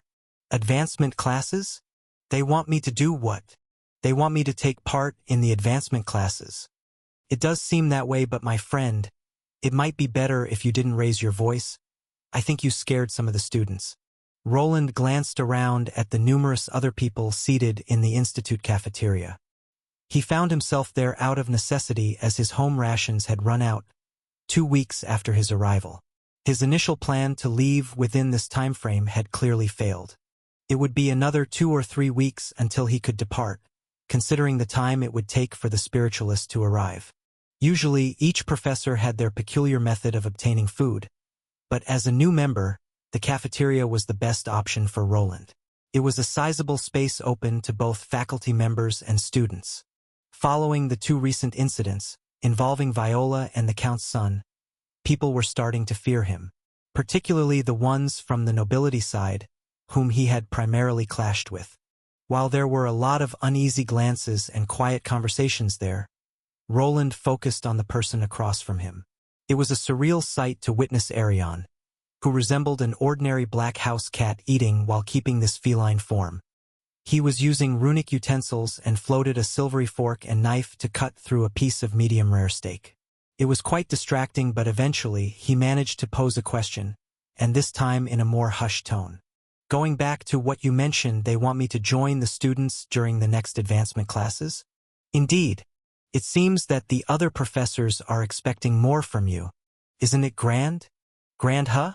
Arion was quite happy about this turn of events, but Roland just wanted to be left alone. His recent actions were driven by a dormant protective instinct for his sister, something that he himself didn't quite expect, and it wasn't something that he wished to prolong. He was familiar with the concept of advancement classes, and if he agreed, he would have to leave the institute. Despite the likelihood of it taking less than a week, It would certainly disrupt and prolong his ongoing research. I've carried out my duties. I should be able to decline the order, right? You wish to decline? When Arion heard about Roland's intentions, he stopped eating. While it wasn't that simple to describe the emotions a cat was showing, it seemed that he was slightly concerned. You disagree? As Roland asked, his feline friend just nodded. Surely you will reconsider, think about all the benefits. Benefits, huh? Indeed. You're still under a trial period and not considered a true member of the Institute, but this would be probably enough. Roland nodded as he was aware of the merit point system that was so popular in this academy. This system extended beyond students to also include teachers, a category he was now under. His recent enforcement duties had earned him some merit points, and successfully safeguarding students during a formal expedition would likely secure him additional privileges. Becoming a permanent member of the Institute would grant him more privileges, one of which he was interested in. He would be able to use the teleportation gates as a means of travel and use them to travel home in a matter of moments. It would be great if I could do that, and if I witness a teleportation gate opening, it will make it easier for me to recreate the technology later, but this sounds suspicious. The entire proposition seemed like a scheme to Roland. It gave off the impression that people were attempting to usher him out of the Institute, and he had a suspicion as to why. Given the numerous enemies he had made among higher-ranking individuals, it wouldn't be surprising if the Castellane nobles pursued him once he was outside the Institute's protective walls. Roland deemed it much safer to wait out these weeks for the spiritualist, as he believed no harm could befall him within the Institute. Before I give you an answer, which one of the advancement classes is this? Is it for the freshmen or the seniors? Oh, it's for the freshmen, so it will be much simpler. Of course, it's for the freshmen. The advancement class was a special catch-up method for anyone who fell behind in levels. There were only 2 of them, one for the freshmen who were around the age of 15 and the seniors at the age of 18. The class was in place to help people reach either the second Tier 1 class or their first Tier 2 class. Considering that his sister was still behind in that regard, it was probable that she would be forced to take it. Do they know that we are related? Now his suspicions were growing. It was one thing if people were trying to get to him, but another when his sister was involved. The expedition seemed almost tailor-made to remove both him and Lucienne from the Institute. Despite this, he doubted anyone was aware of his true identity. As an assistant professor, he still had some rights and could decline this mission if he wished, but it would set him back by some weeks or even months. Perhaps this was what his enemies were expecting him to be, someone who was trying to quickly move up in the rankings, someone who would not decline an opportunity to earn more credit points. The advancement classes promised a great number of merit points, as when something went awry, they would need to shoulder all of the blame. If any nobles were injured or killed during their watch, it would be disastrous, and the teacher could end up in jail or on the gallows. On the other hand, the freshman class was regarded as relatively easy and involved encounters with monsters ranging from levels 25 to 50. Considering that he was a Tier 3 class holder, this would be a cakewalk. If I recall correctly, those classes take place at the nearby dungeon, correct? While there was a training facility with monsters on campus grounds, it was not used by students for leveling up purposes, or at least not the lesser nobles or the commoners. Instead, they needed to do it at a more dangerous location, which was the nearby dungeon. That's right, it won't take that long with the Institute airship, so you'll be able to continue your research and lecture the young minds in no time. There hasn't been that much work for my department in years. How wonderful. Sure, wonderful. Oh, now speaking of your research, there might be a way to hasten the process. Hasten the process? Do tell? While discussing the advancement classes, it seemed that Arion had recalled another issue, something that would make the trip a bit more advantageous. Remember that spiritualist you wanted to see? Yes? Well, they actually live there. They live close to the dungeon. Not quite, they actually live inside of it. They live inside of a dungeon? Indeed. I told you that they were a peculiar case. Are you going to go? Give me a moment, I have to think it through. Sure thing, but don't take too long. Other assistant professors would probably love to go too. Arion chuckled while finishing up the rest of his steak. Roland, when given this information, just remained silent. There were things that he didn't like about this situation, as from his perspective this was an obvious trap. It wouldn't be strange to assume that sometime along the trip he would be ambushed by someone.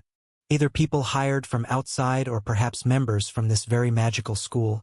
It was impossible for him to trust anyone. Then there was also his sister, who could potentially be in the same boat as him. Given the notoriety of the Viola incident, there was a possibility that some students might attempt something against Lucienne. However, it would make the Castellane noble house look guilty if something befell her. Roland's father was a powerful military man, someone that even this house had to contend with. At this point, he was uncertain of how Wentworth and the Castellane patriarch would address this delicate issue. Even if the Arden estate was a knight family under them, now they were nobles with their own rights. His old man had been gaining more accolades and would not take such things while lying down. I don't think they would do anything too drastic, but the danger still remains. Then there is that spiritualist. He knew that there was a chance that this spiritualist would not even come to the mage meeting, as Arion had informed him that they occasionally missed it. Although there were alternative methods of researching spiritual energy, seizing the opportunity to consult with the spiritualist appeared to be the fastest route. If all things went according to plan, then he would have an answer to his phantom mana question. It would allow him to transition from the theory phase to practical tests, something that he was slowly building up to. Ha, I know that grunt. I knew that you would join it. You're a true researcher at heart. There is no reason to put things off when they are right before us. Just reach up and grab the opportunity when it presents itself. Yeah, sure, how much time do I have before we leave? Think you have 3 days. For some reason they really rushed this class forward. It was supposed to be taken next month. I wonder why. Roland replied in a mocking tone while taking small bites from his plate. It was quite uncomfortable to hide his face under his helmet while eating, but he made it work. Luckily, no one dared to interrupt him, and eventually, after his talk with Arion, it was time to leave. I have to prepare for all occasions. Over the next few days, Roland made preparations for the upcoming advancement class. He visited the forge to make some adjustments to his armor and golems. Packing food that would last him for several weeks was important, as going to the dungeon could always go awry, just like it did with Robert. As the departure day drew near, he found himself waking up early and calling his wife, who, as before, reassured him that everything was fine. Be careful and come back soon. I will. If everything goes right, then I should be able to get back in a week or two. Both of them chuckled as they knew that his luck was not the best. After finishing his small chat, he made his way to the designated meeting point for the advancement class. The airship that would take them to the dungeon was already waiting, and he could see a mix of students and a few other assistant professors gathering. It wasn't as big as the one he used to get here, but it was quite decent. The bow was crafted entirely from wood and featured an interesting implement at the top end. At first, Roland thought it might be a bowsprit with a unique figurehead. However, upon closer inspection, it became evident that this section was in motion and resembled something similar to the wings of fairy creatures. These wings complemented the sails, which themselves bore a resemblance to larger insect wings. When there he noticed a few familiar faces.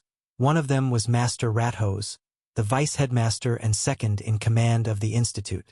This man at a glance seemed like the gentle grandfather type, but he was still a powerful mage, perhaps the second most powerful one in the whole academy. Although the headmistress possessed greater individual power, this man had more connections within the institute. Yevena Arvandus was seldom seen, which led many to consider Rathose the true decision-maker of this place. Assistant Professor Wayland, glad you could make it. With you around, I'm sure everyone will be at ease with this year's advancement class. Rathose greeted Roland, who appeared wearing his enforcement department robe. This man was in a sense his boss, so he decided to at least be cordial when responding. Thank you, Master Rathose. I'm just doing my job and will ensure the safety of the students. With such an outstanding mage like you, I'm sure everything will be fine. The man smiled and walked to the side. Rathose was not here to come along for the trip, but to make sure that they left with everything. Besides Roland, there would be 2 other mages of Tier 3 variety. These 2 were probably the people he had to look out for the most. First was an assistant professor who was part of the same department that DeLauder came from. While he couldn't scan his status screen to check for his strength, He was probably a Tier 3 mage who focused on elemental magic. He was not here yet, but this man would be the de facto leader of this short expedition. The second was a female mage who on the outside looked like a woman in her early 30s. She had arrived not long after he made his appearance and was followed by a large feline creature. The creature seemed to be either her familiar or a summoned beast. Its fur was light blue with black stripes, and the horn on its forehead was probably used for spell casting. It was quite similar to Agni's. Someone that he wished was with him during this trip. To his surprise, the woman in question noticed his arrival and turned towards him with a smile. She headed his way with the large tiger trotting next to her and scaring some of the students who were now arriving. After she arrived, he was able to take a better look at her appearance.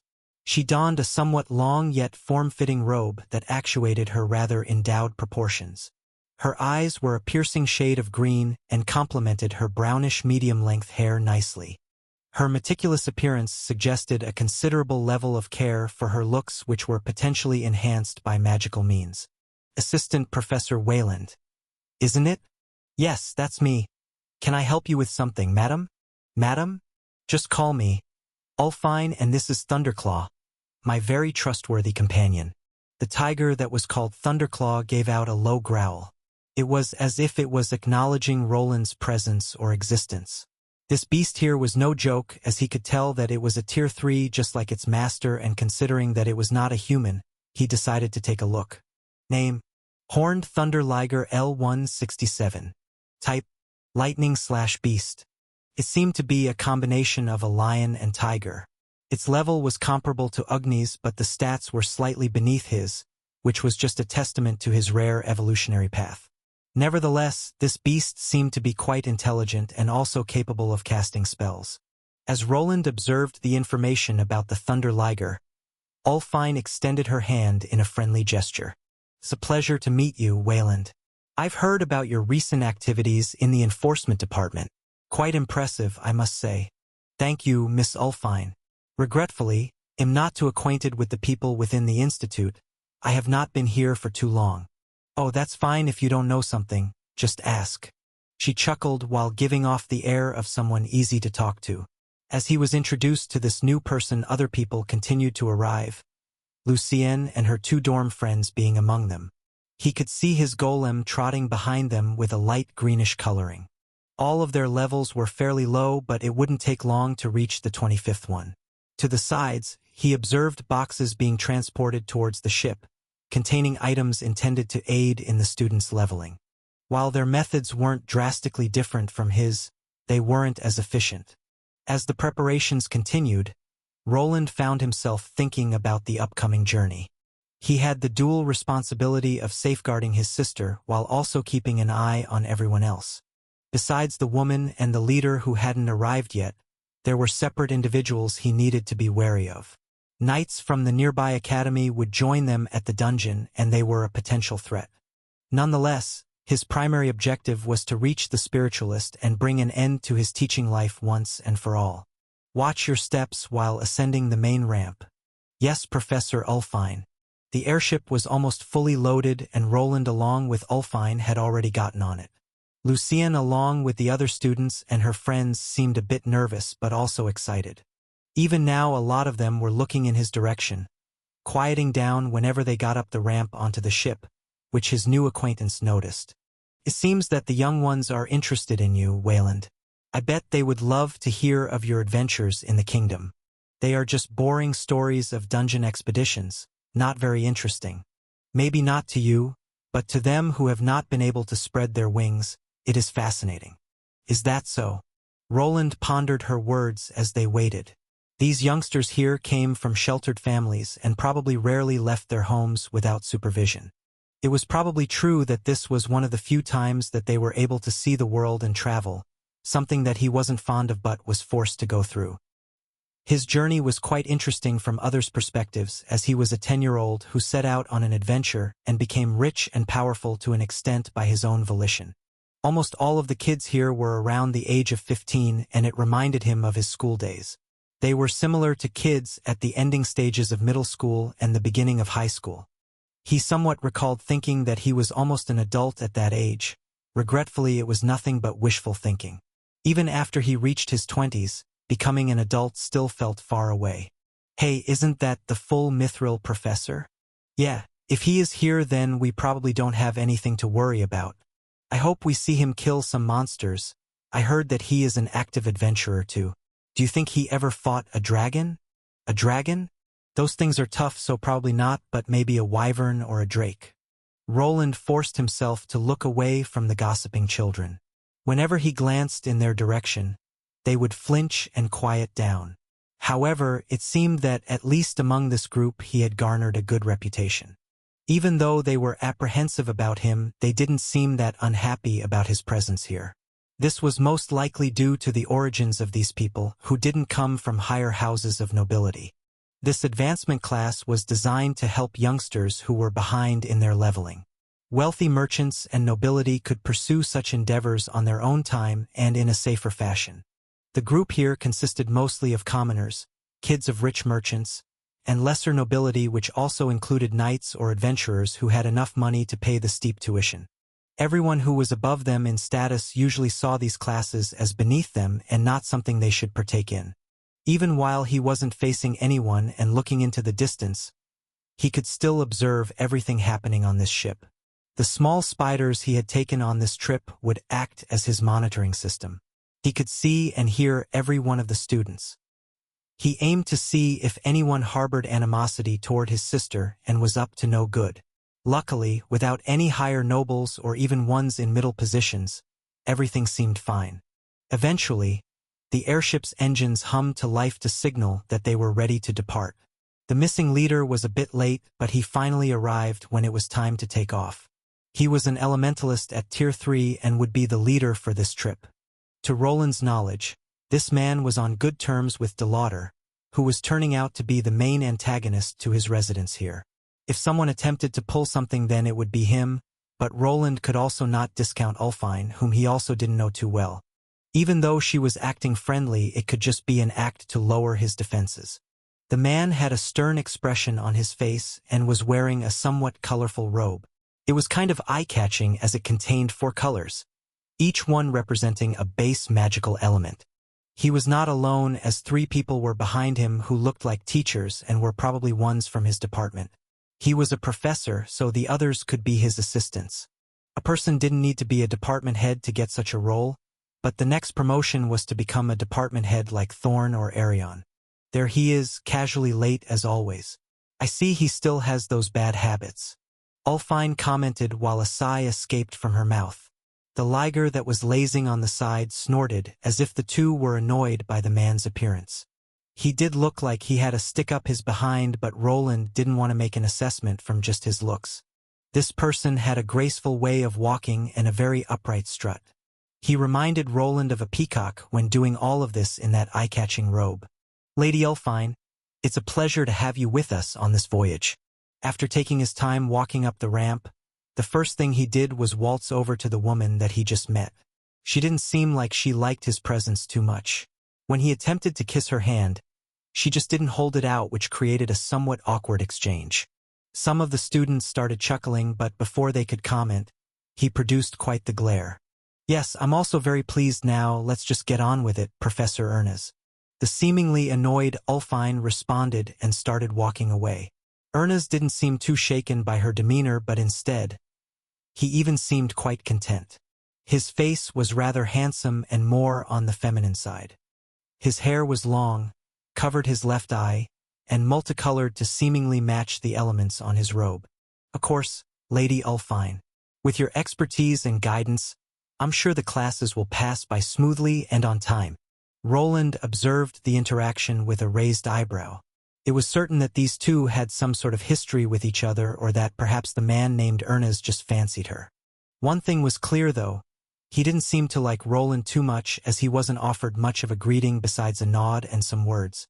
You must be the new assistant professor. You might be new, but please try to keep up. It was quite a rude introduction, but he kept himself from replying. It was better to just be silent than garner more animosity from this person. The man exuded a certain air of arrogance that he didn't want to be too close by. After this introduction, he decided to take a tour through this airship and visit the engine room. Previously, he was unable to do this when on the larger airship, but this time, he was part of the runic department and had the correct clearance. Greetings, young mages.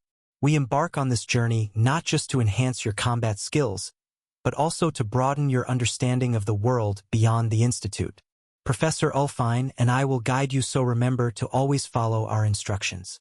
The ship's interior was spacious, and one of the rooms even had a classroom arrangement with seats for the students and a chalkboard. Their Ernest took the chance to address the students on what they would be doing on this journey. His name was left out as in a way, his job was to play the role of enforcer and bodyguard, not to teach them anything. Thus, he took this opportunity to broaden his horizons and examine every enchantment on this vessel, focusing mostly on the engine room. After a little walk, he arrived in the engine room, which didn't produce much more than just humming. Once inside, he got to see the heart of this airship, which was a floating stone inside of a large column. This column was glowing and covered in various runes and was busy at work. This wasn't quite the same as an engine from a modern plane, as it was more akin to a computer. It had two functions. One was to float the ship up with the help of the levitation stone inside, and the other was to manage other magical energies that would produce thrust. In this case, magic winds would blow at the ship's sails or block them out whenever the natural air currents were too strong. On the upper deck, there was a regular ship crew that worked similarly to regular sailors. They had a slightly easier job, as everything here could be assisted through magic. There were some engineers here who were watching the various dials and measurement devices. They needed to make sure that everything was in order and that there were enough magical energies present to keep this ship afloat. With the help of a control console, they could adjust the output of various magics. The helmsman would communicate with this engine room and decide if he needed more juice in the sails or if they needed to encase the ship in a magical shield to block them out. "Oh, aren't ye the new laddie from the runic department?" To his surprise, Roland encountered a dwarf from his own department. He didn't catch the name of this person previously, but he remembered his face from the forge. It seemed that these individuals were spread thin and even utilized as workers in something like this airship. "Ah yes. Keep up the good work. I'm just passing by, so just ignore me." "Sure thing, laddie. If you need something, just let me know." The dwarf returned to his tasks and Roland continued his exploration of the engine room. It was quite fascinating to see different combinations of intricate runes different from his own. As he moved through the room, he noticed a side chamber that seemed to house a more delicate and complex set of runes. His curiosity was satiated, and now he would probably be able to facilitate such a creation, and perhaps with Arion's help, he could even get his hands on the full schematics of an airship. There wasn't much to do, and people didn't expect him to teach. Thus, he had enough time to look at every nook and cranny of this ship. He examined all the runic traces that were placed on metallic pipes and rods that ran through the ship's interior. While Roland preferred to use cabling more similar to the modern world he came from, this method also worked. It didn't seem that anyone cared to mask the runes and traces, so they produced a nice light show. After he was through with his tour of the ship, he made his way up to the upper deck. There he could see the wind element-empowered sails propelling them forward at a nice stable speed. The view was quite breathtaking, and the speed they were going was quite fast. While these ships weren't very aerodynamic, with the help of some spells that kept the wind pressure at bay, it was possible to reach speeds similar to older planes. With the fastest ones reaching around 600 kilometers per hour, which was not even close to the speed of sound jet airplanes could go. When he was up here, he also contemplated the situation he and the students were in. This wasn't the only way of traveling, as the mage towers had teleportation gate technology. To his knowledge, the city near the dungeon had one of these gates to make it easier to travel, but it was only accessible to more influential people, which they were not. Just like before, he was reminded that status meant a lot in this world and that he needed to be careful after they landed. Soon the journey was underway and everything was going smoothly. He spent the day familiarizing himself with the ship and the rest just loitering around. There wasn't really much to do, so he just pondered some theories from books that he read while contemplating the relationship between mana and spirituality. The person that he was supposed to get those secrets from lived within the dungeon, and he would have an opportunity to meet them. While he had left a positive impression on the students, no one really attempted to approach him. Lucienne with her two friends spent their time chatting and playing with his spider, but it was probably awkward for them to strike up a conversation with a scary Tier 3 adventurer. Ulfine spent the 1.5 days of the trip trying to avoid Ernest, who seemed to want to get closer. Many times did he see him flinch at the thunder liger, who continued to growl whenever he got closer. Eventually, they arrived at their destination where they would be carrying out the advancement classes. It was a city of similar size to Albrook, who seemed to have also profited from being built close to a dungeon.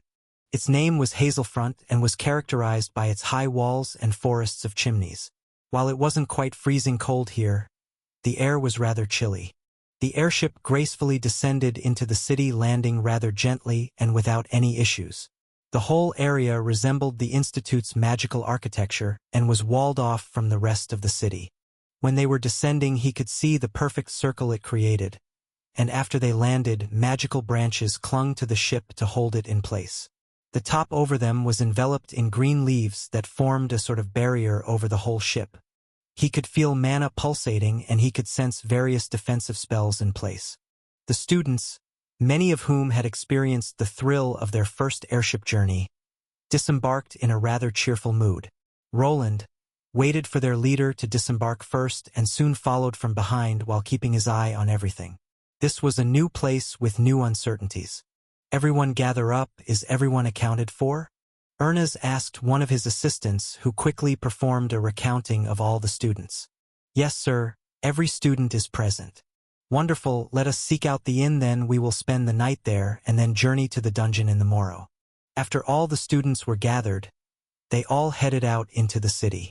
The port here didn't seem to be open to the public, but only acted as a spot to transfer the Institute students. To Roland, who was quite the capitalist, this did seem a little wasteful. However, considering how much the tuition fee was, this was probably covered all by the students. Once outside the personal ship port, they arrived at a new location where some armored men were waiting. This was expedited as this was a joint operation and youngsters from the nearby Knight Academy were here. The job of safeguarding these kids was taken very seriously, as there was also a Tier 3 Knight Commander level leader here. Together with the mages that made it 4 powerful individuals, with Roland included. While it was improper to identify any mages from the Institute, he could analyze the Knight leader without getting into any trouble. His level was below Roland's, but he was still a Tier 3 class holder that couldn't be ignored. With him, there were 10 Tier 2 knights and then a whole bunch of squires. In this advancement class, these Knight Academy students would be helping to protect the mages. Thanks to their lesser levels, Lucienne and the others would be able to take more of those precious experience points. They were mostly shield carriers who would just hold the monsters back while the magicians cast spells. Some would also round up slower-moving mobs and bunch them up together so that a wide area of effect spells could be used to hasten this process. This seems relatively normal, but will everything go smoothly or not? Roland was here to meet the spiritualist, and after they took one-day break, he would perhaps be able to. He had potentially 3 people who could be a problem, but this wasn't all. They were going into a dungeon where the rules didn't apply anymore. Even nobles sometimes vanished from within, and finding out the reasons after a body was absorbed by the dungeon was almost impossible. What if we get caught? Don't worry about it. This concealment spell will do the trick. Are you sure? Won't we get penalized if someone finds out? Why would anyone find out? We'll be back before it's morning, and by then we will all be true men. Yeah. Stop complaining. Just think about all those beauties. Okay. I'm in, let's go. That's more like it. 5 young men were climbing through a window that led out from the large inn they were staying in. They were all wearing black robes to help them hide in the darkness of the night. It was around 11 at night, and they planned to sneak out to enjoy a night of pleasure in the town. Today they arrived at the closed establishment reserved for individuals from Xander's Institute of Wizardry. It was a special event for all of them, and the entire place had been cleared of any outsiders. The compound was quite large, and this helped them sneak out through the empty corridors. Eventually, they reached one of the windows through which they exited outside. Now, their only task was to avoid some of the knights patrolling the area. This task they deemed simple as they possessed magical means to aid them. See, I told you. Those knights aren't even paying attention and the silence barrier keeps our voices and footsteps hidden from them. You truly are a genius. There were 5 of them and all around the age of 15. The youngsters hailed from shelter backgrounds, where stepping outside too much was not permitted to them. Their status as mages made others eager to shelter them, ensuring an easy life. However, this also meant restrictions on having fun outside designated places. Today they resolved to change that, and to indulge in some adult fun in town was just what they desired. Once outside they encountered some armored men that seemed rather lax.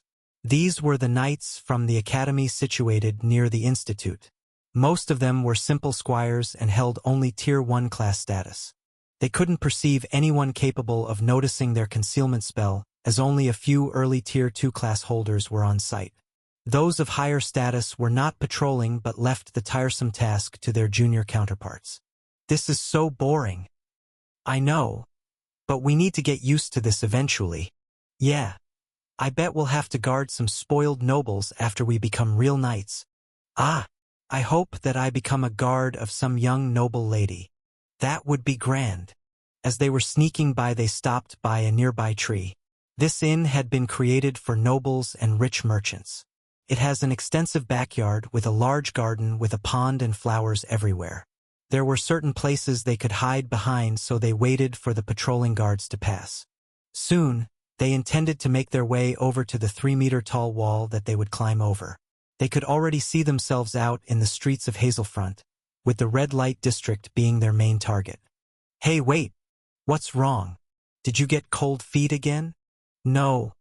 Look there, what is that? Ha! The 5 were one step of getting out of this place, but before they could climb over the 3-meter-tall wall, one of them noticed something. Right on top of that wall, something was sitting. It was gently illuminating the place with a red hue that was being exuded by a circular orb that made up its eye. After a moment, the others also noticed its presence, but it was already too late. Wait, isn't that one of those golems? Right as the leader spoke, a large amount of light expanded from within this orb that was in actuality a golemic eye. Before the 5, a small metallic spider stood, watching their every movement. It was also not the only one, as another light source expanded from behind them. It illuminated the space the group was hiding in, and it was clear that even their concealment spell wasn't working. Damn, we need to get out of here. Run before. Before what? The teenagers panicked upon seeing the 2 spider golems and realized that there was no escape. From a third direction, a familiar voice reached them, one that belonged to a professor who accompanied them in this advancement class. The man slowly revealed himself, his form large and surrounded by a shadowy haze from his own concealment spell. They couldn't determine how long he had been there, but it became evident he might have been aware of their escape much sooner. Assistant Professor Wayland. What a nice evening. We were just taking a stroll through the garden. A stroll through the garden, huh? You should at least try to come up with a better excuse than that. The 5 didn't know what to say, as the presence of this man was far too overbearing. They had heard about some rumors of his exploits, all of which portrayed him as a man with no mercy, someone who only followed the institute rules. Soon he was in front of them, looking like some kind of monster from within the dungeon. Just be quiet and come with me. Yes, sir. The 5 slumped their heads but knew that it was better not to argue with someone who wasn't afraid of going against high nobility. They soon found themselves walking through the garden with the squires and knights looking at them with anger. The walk back felt rather long and nerve-wracking. Soon they arrived at the entrance of the inn, where they were greeted by other faculty members from the institute. As they entered the inn, the atmosphere became tense, and the other students who were still inside stared curiously at the troublemakers.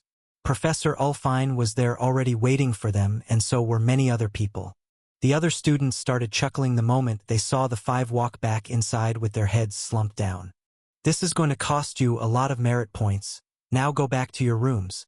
Yes, Professor Ulfine. It seemed that everyone had already been informed about their sneak-out attempt. It was quite a walk of shame back to their rooms, which were then promptly locked behind them. While they weren't punished directly, They could only imagine what would happen to them once they were back at the institute. It's so good to have someone else keep watch over these rascals. Those golems are quite handy. Does the runic department plan on making more of them? Professor Ulfine smiled while looking at one of the chubby spider golems that Roland created. Thanks to them spreading throughout the inn were they able to keep an eye on these rowdy youngsters. Their attempt on going into the city was noticed almost instantly, and even though they used costly magical artifacts, they could not evade Roland's runic detection technology. Not really, but something similar is in the works. Oh, that's a shame. Have you ever thought about joining the summoner department? We have a tamer section. I'm not a monster tamer, and these are runic golems. It was worth a shot. Ulfine smiled and then turned to the students who were peeking out from their rooms. Everyone, go back to your rooms and go to sleep. You all will have to be well rested for tomorrow's classes. Yes, Professor Ulfine.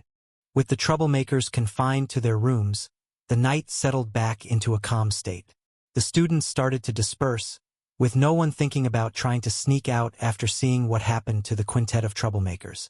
Roland could see his sister peeking out with interest and along with her friends chuckling at the 5 that were captured. It seemed that she was back to being more of her older self, with no Viola there to bother her. This reminds me of my old school trips. He also retreated to his private room, given to him due to his Tier 3 status. Thanks to his golems patrolling the hole in there was no reason for anyone to stay up throughout the night. Their leader Ernest wasn't even awake as he had gone to sleep an hour ago, even before many of the students continued to chat in their rooms. Some played card games or performed magical tricks, while others were planning to sneak out. They were similar to his old friends in this way, as he could remember trying to drink alcohol at their age when he still lived in his old world. During school trips, the boys would sometimes try to sneak into the girls' rooms or vice versa. Teachers would have to stay up until late hours to patrol the hotels they were staying at. Usually, after midnight, they would eventually give up, and that was when the fun happened. I'm old, aren't I? Even though in this body he was still in his early 20s, he felt like he was becoming an old man. He was not on the other end and needed to act like a proper adult. Sometimes he missed those years of leisure when he was younger, but having the freedom to do what he wanted, whenever he wanted, was something that he would probably never give up. It doesn't seem like anyone is going to come, but I still need to be careful.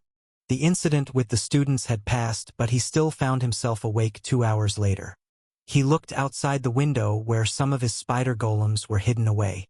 This was not the time to relax, and he was ready to engage at a moment's notice. It was very disadvantageous to him in this place, as he lacked information about his next adversary. At any moment he could get attacked, and even this inn was not safe. However, by now he was used to such things, and spending the whole night awake wouldn't even faze him. After getting around 2 hours of sleep in, he awoke in the morning to find that no attackers made it through the perimeter. Considering that no one dared to engage, the possibility of the attack taking place during his dungeon visit became more likely. If I'm lucky, they won't be stupid enough to do anything around the students, but I can never be sure. From his perspective, this was a golden opportunity for the Castellane household to take their revenge. It also placed them as the main suspects for everyone looking from the outside. Even though he was considered an outsider and an adventurer, doing something to a baron's daughter would not be that simple. It was possible that no one would raise their hand against them, and perhaps they would just examine his movements first. His enemies still lacked information about his true identity, something that a person needed to have when getting their revenge. The morning arrived, and the atmosphere in the inn was filled with excitement as the students prepared for their first day of classes in Hazelfront. Despite the previous night's incident, the 5 troublemakers had become a source of entertainment for the rest of the students. Everyone knew that they would be eventually punished and couldn't help but to point at them and snicker. "Good morning, Professor Wayland. Did you sleep well?" "Ah, yes, I'm doing fine." "Glad to hear it." Lucienne, along with her 2 dorm friends, were there to greet him in the morning. Roland was trying to intimidate the other students and people around him. This was made difficult by how nonchalant his younger sibling had become around him. The other students thought that she was brave at first, but slowly were beginning to see him in a different light. His persona of the unapproachable, no-nonsense professor was starting to crumble. You three should go back to your group. We will be heading to the dungeon now. Be sure to not forget anything. Of course, Professor. The stay at the inn was temporary and they would be spending the rest of the day at the dungeon where the advancement classes would take place. Once outside, large crates were already waiting for the youngsters, and also Professor Ernest was there. He looked slightly and was covering his mouth while yawning. Good morning, Professor Ernest. It looks like you had a restful night. Ah, yes. Please just give me a moment to get ready. Ulfine greeted Ernest with a mocking tone. It was clear that this person didn't like to get up early, so one of his assistants would be performing his duties of informing the students about their advancement classes instead. Please everyone, gather here and take your designated magical appliance. You will need them once inside the dungeon. Roland didn't say anything as he looked at everyone taking out various magical weapons. They reminded him of his old runic wands, but instead of using up mana, they all had pre-applied charges on them. They had the shape of mage rods with a large mana crystal at the top part, something that he hadn't seen in a while. All the mana crystals that he now used were always melted into the metal instead. This does bring me back. Please be sure to familiarize yourself with the magical appliance. You should have been taught how to use them at the institute, but if you have any questions, then please ask them now. A stern-looking lady started talking while Ernest sat on the side and drank some morning tea. The magic rods worked in a similar fashion to how he cheated his way to a higher level. With their help, the students would be able to easily dispatch monsters that were above their level and quickly gain experience. It was quite easy to do at lower levels as these artifacts were rather plain and simple to make. However, once a person reached Tier 2, such leveling drives could only be done by the powerful and wealthy. Their schedule was quite tight and they intended to get everyone to level 25 within a week. After someone managed to achieve this feat, they would be forced to return to the city and wait patiently for everyone else to be done. Eventually, they would end up with fewer students who could blast through the levels with multiple magical rods at their disposal. We might be able to finish this a lot faster this year with you around. Wayland. I'll do my best, but my mana isn't infinite. There was one other reason why he was allowed to come on this trip. His strength was one of them, but he also possessed additional utilities. Thanks to being a runesmith, he would be able to recharge these weapons on the fly without them needing to be replaced. Normally, after the charges were used up, the classes would need to be halted. After returning to the city, the nearby enchant smith or runesmith would perform these duties. However, this skill wasn't exclusive to crafting classes, and a good enough rune mage could restore the mana to the magical circuitry. While applying for this job, he did include that he was capable of this feat, and thanks to this they were expecting to wrap up things faster. Eventually, everyone was armed with a rod and the rest were packed up for later. Even though he could recharge them, it didn't mean that they wouldn't just use the prepared equipment first. The students seemed excited to finally leave the inn, and soon they headed toward the dungeon. As expected, the students from the Magical Institute attracted a lot of attention. The squires and knights were responsible for their initial safety. Some of them even started shoving people out of the way, just so they wouldn't get too close to the mages. From Roland's perspective, this was quite rude, but they were being trained to prioritize their masters and duty over anything else. The youngsters were quite interested in some of the structures and brick buildings, but they couldn't leave. Just like in Albrook, the dungeon wasn't that far away, so they were going on foot. They passed various adventurers while taking up most of the road. Some of them were quite scary, which caused some distress to the youngsters. Finally, after about half an hour, they approached the entrance of the dungeon. A massive stone structure awaited them with a grand archway leading down. Listen up, everyone. We will be entering the dungeon now. Remember your training, stick together, and follow the instructions of your assigned leaders. We'll be only exploring the first level of the Grand Dungeon, so please don't get lost down there. Yes, Professor Ulfine. Finally, they were here, and this was when the advancement classes started. Roland wasn't sure what to make of things, as once they went down, then all hell could break loose. There were many adventures here and also below. He did not know who he could trust. Nevertheless, the spiritualist was down there, and eventually, he would have the chance to meet them to complete his research. So this is it? Reminds me of my first dungeon, but it's even larger. Roland looked out into the distance where he saw a somewhat gloomy scenery. They had followed a wide set of stairs down and arrived below ground where the air felt cooler and the atmosphere thicker. The entrance led them to a vast expanse filled with gloomy trees, fog, and gloomy swamplands. The swamp area seemed to stretch endlessly in all directions with twisted trees and murky water making it difficult to discern any clear path. The low visibility and eerie silence added an unsettling vibe to the surroundings. Professor Ulfine took the lead and confidently guided the group towards the entrance of this large dungeon. While it was hard to see an ending to these swamps, they were still underground and surrounded by rocky walls. This place was quite large, but it was not endless. However, the low visibility could cause people to lose direction and end up wandering for many days. Those blue lights in the distance, those must be the will-o-wisps. While the students were taking in the sights and shivering from the drop in temperature, he took his time to look around. This place was apparently filled with low-level spectral monsters like the will-o-wisp. The spiritualist professor that he was looking for resided in this place, and he needed to find them before the advancement classes were over. The monsters here were rather trivial, and there was no reason to even fear specters. There was a good reason why a mage academy was built near this particular dungeon. While people with regular battle classes would find it hard to damage these beings without special weapons, this wasn't the case for mages. These specters were quite susceptible to spells and other attacks backed by mana. I wonder if the weakness to mana has anything to do with the mana phantom and why I can see it with my skill. Maybe the mana can disrupt it in some way? Roland pondered mana theory and the students descended into the dungeon. The excitement and chatter that had accompanied them on the surface began to dwindle. Soon the oppressive atmosphere of the swamp seemed to weigh on their shoulders, and the occasional croaking of unseen creatures added to the tension. "Did you hear that? What was that?" Lucienne asked one of her friends while the strange monster sounds echoed from a distance. Adasuna's ears curled up slightly as the two girls looked around in fear. "I don't know, but I don't like it here." "What are you too scared about? There is nothing to be scared about," replied Marlian in a braver tone, but her two roommates quickly noticed that something wasn't right. "Say that after you stop shaking like a little baby." "I'm just cold." "Sure you are." The talk between the three girls stopped him from thinking about mana and instead focused on the problem at hand. After leaving the inn they stayed in, they met up with some adventurers from the city. They came along with them and would act as a second layer of protection for the kids here.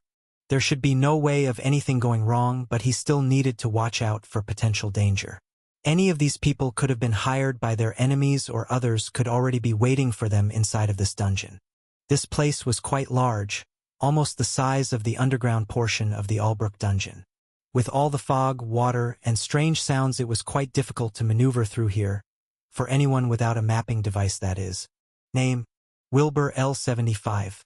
Classes: T2 Axeman L25. T1 Warrior L25. They are all kind of weak. Name: Bent Polamps L65. Classes: T2 Knight L15. T1 Squire L25. T1 Warrior L25. His eyes scanned for potential threats, but everyone that was with them would not pose much of a threat. This dungeon might have looked intimidating to new adventurers and the students, but it was filled with Tier 1 monsters. They would not pose a threat to Tier 2 class holders, and the Tier 3 people like Roland weren't even expected to do anything.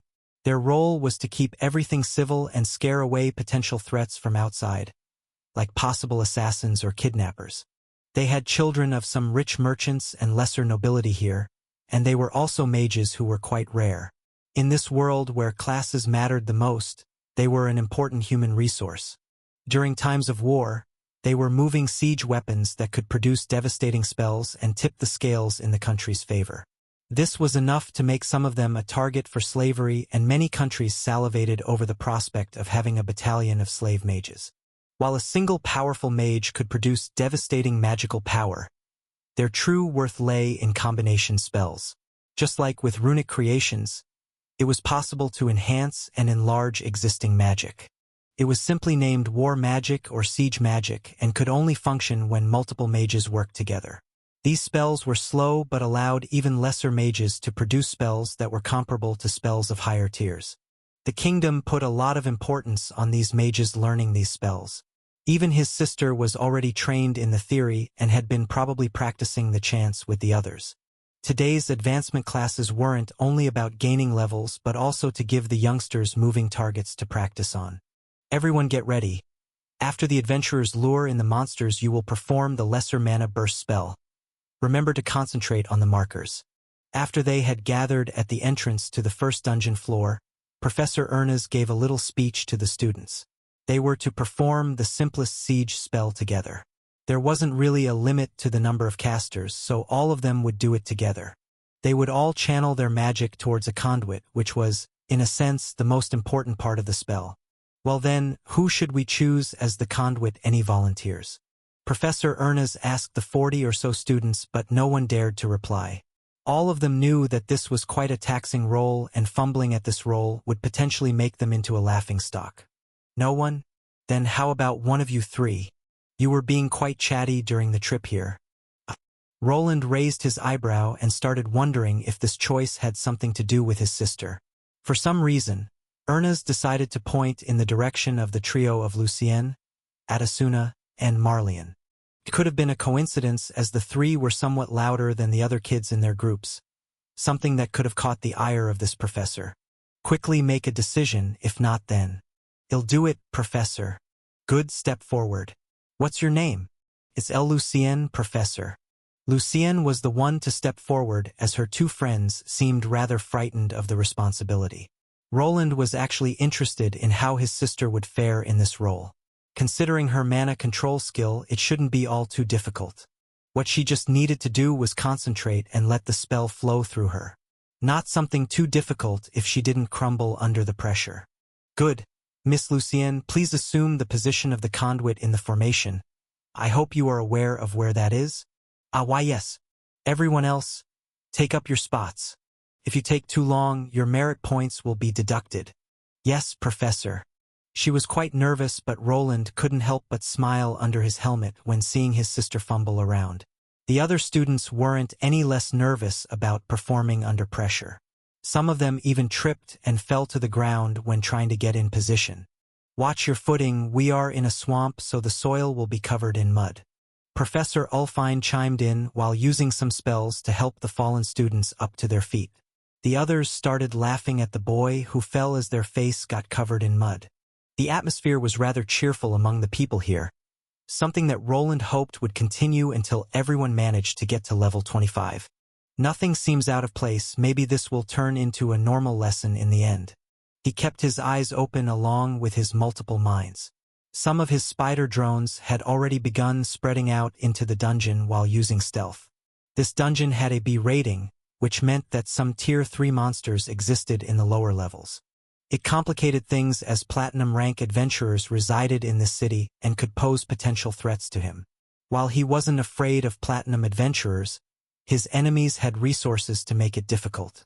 Horned Swamp Toad L11. While looking around the area, he spotted the main monster of this level, a horned toad. These monsters were a lot larger than regular toads and had a layer of armor on their upper body. They had 2 horns on top of their heads, which they used as their main form of attack. Usually, these creatures would wait in the shallow waters and then attempt to launch themselves at the adventurers. Their legs were powerful and allowed them to jump quite far. Their initial attack is strong, but after you dodge it once, then they are easy to counter. All of the dirty work of luring the monster toads was done by hired adventurers. They would allow the monsters to launch themselves in their direction and let them chase them around. These toads were not poisonous, so after a few headbutting attempts it was safe to pick them up. Once transported to another location, they would lie dormant and only attack if someone got into range again. The perfect area of effect farm, huh? They are slow and won't move out of the designated spot after being moved around. Roland could tell that some thought went into setting up this advancement class and made him wonder what type of creature they picked for the harder version of this class. It piqued his interest, as on the lower floors a lot of poison could be found, as well as undead zombies and other unsavory creatures. Let us begin then. Focus the spell on the marker. Eventually, a large number of toads made their way to the designated spot, which was a large tree. Around this tree, he could see a red cloth that had been tied previously by one of the hired helpers. This cloth was there to help the conduit caster focus on something while channeling the spell. His gaze fell back to his sister, who was in the middle of the siege spell formation, acting as the focal point of the spell. Lucienne took a deep breath and her hands trembled slightly as she concentrated. The air around her crackled with magical energy as the students around her channeled their mana toward her, who was the conduit. Above her head, a swirling blue mist started to appear, which began surging towards her body, with which she needed to control it. Remember, precision is key, and don't forget to vocalize the spell and synchronize your breathing with each other. Source of all magic, heed our call. There they go, just like me in the old days, huh? He could hear the kids chanting the spell in unison. It was as if they were a choir in a church. As the students continued chanting, Lucienne's focus intensified. The swirling mist above her head gathered and condensed into a radiant blue ball of energy.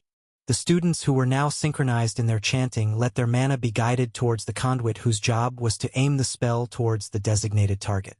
Awaken the power within, let it flow through our veins. Roland was watching the display from the side and flinching a bit at the wording. Even after all this time, he could still not get used to the way the chanting worked in this world. The words just sounded overdramatized and corny. However, there was power within those words, and the power that was being produced was no joke. With this amount of mana, they would probably be able to defeat a Tier 2 monster if they could hit it, though. The air crackled with energy, and the blue ball above Lucienne's head grew brighter. Even the adventurers hired to lure the toads watched with curiosity, as they only had limited exposure to mages. Roland observed the formation with interest, as it was a novel event even for him. With the help of his skills, he started to identify some similarities to runecasting and how he enhanced some of his self-created spells. I guess runes are just an emulation of spellcasting, but emulation doesn't mean that it's inferior. He started recalling old console games from his youth which he played with the help of emulation. These emulators ran with the help of his computer and had to be more powerful than the initial console. While this seemed like a big drawback, it also brought some bonuses, such as running the games with better shaders or unlocking frame limiters. Something a bit similar to how he could produce more powerful spells with runic magic but needed to spend a lot more mana on them. Now, release! The time to end the spell had come, and Lucienne thrust her hands forward. Everything seemed fine, and he was seeing quite the light show while using his Eyes of Mana skill. It allowed him to see the many tiny connections that looked like multiple threads connecting all the students with Lucienne in the middle. A complex web of energy was created before him, and it was almost time to let the mana burst forth. However, a problem arose during the last major part of the spell. It was when the connection from the other mages was ending and the spell would be in Lucienne's hands by itself. There was a few seconds for her to toss it at the target. If she didn't, there was a chance of the mana going berserk and exploding.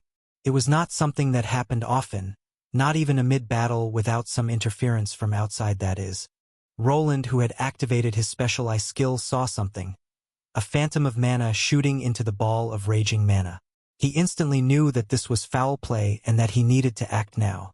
Without saying a thing, he charged forward, his armor under his robe lighting up with various runic symbols. Hey, what are you doing? There is no time, that spell is going to go berserk. Professor Ulfine reached out with her hand towards Roland, who charged towards the students. Her question was answered quickly, as she now felt that something was wrong with the siege spell. The mana orb above Lucienne's head started shifting around and crackling with magical energies that were ready to explode. The other students, adventurers, and even Professor Ernest finally noticed the sudden change in the atmosphere.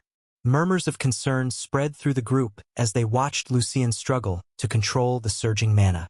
The other students were also close by, and panic started to set in. They knew that if this spell were to go berserk, they would be unable to get out of this in one piece. How could this be? Ernest panicked but was a bit slow on the uptake. It seemed that the deterioration had been quickened, and performing a shielding spell would be too slow. The deterioration process is too fast. Thunderclaw. Ulfine noticed it too and quickly tried to order her tamed beast to put its body at risk to protect the students. However, She also noticed that there was no need for this as someone else had already arrived at the scene. Roland had moved before the others, had even begun to notice that something was off and stood right in the middle of the formation of the students. The explosion rocked the swamp dungeon and caused a shockwave that sent ripples through the murky water and twisted trees. The force of the explosion knocked by the adventurers close by along with some of the knights that were attempting to charge in to save the young mages. All of them were late, but as the dust settled and magical energies faded away, all the students involved in the spell were still standing. Amid the group, the new assistant professor stood. His magical energies created multiple small shield bubbles to protect each and every student, including the conduit that was Lucienne. While everyone gave out a unanimous sigh of relief, Roland's eyes were darting around. He knew that this was no accident and that someone had intended to murder his sister, with the other students as collateral damage. How could this be? Did the mana from the dungeon corrupt the spell? Something like this should not have happened. The other mages will think that I was responsible for it. The leader, Professor Ernest, seemed to be shocked by the magical explosion that had just occurred. Never before had something like this transpired during an advancement class. He sounded more concerned about his reputation for allowing such a thing to happen than by the potential injuries that students could have sustained. Luckily, someone had managed to safeguard every student by shielding them with bubbles of magic. Are the students fine? Is someone injured? Professor Ulfine, on the other hand, along with her tamed creature, rushed to the epicenter of the explosion. The ground was scorched, and the smell of burnt vegetation hung in the air. Lucienne, who had the part of conduit, stood shakily. But she seemed unharmed, and it was thanks to Roland's quick intervention. The other students were startled but also appeared physically unscathed. I don't know what happened, but it wasn't the dungeon's mana. Someone interfered with the spell. Roland said as his eyes scanned the surroundings. Interfered? How is that even possible? Stop making up things. Professor Ernest didn't agree with Roland's assessment for some reason, and this was concerning. He clearly saw a strange mana phantom shooting from the distance, and afterwards, the spell structure started going berserk. It was possible that the mages here didn't have the skills required to perceive this fact, but there could also have been a different reason they were in on it. Should I prod for some answers or keep my mouth shut? Roland didn't know who his allies here were, so these people could feign ignorance. They would certainly not admit to having any involvement in this incident, and he had no authoritative power to make them do anything. He was in a sense a lone boat, and rocking the waters too much could make him tip. There was no telling what these people would do if he started accusing them. It was probably better to keep things civil so that the children wouldn't be affected. If a fight broke out now, he wasn't sure if his enemies would care much about the offspring of commoners. Plus, he would also need to explain how his skill worked, something that was better kept hidden. I didn't sense anything either. Could it just have been a dungeon anomaly? Those happen from time to time. That was probably it. Ernest concurred with Ulfine, who suggested that this might have been a dungeon anomaly.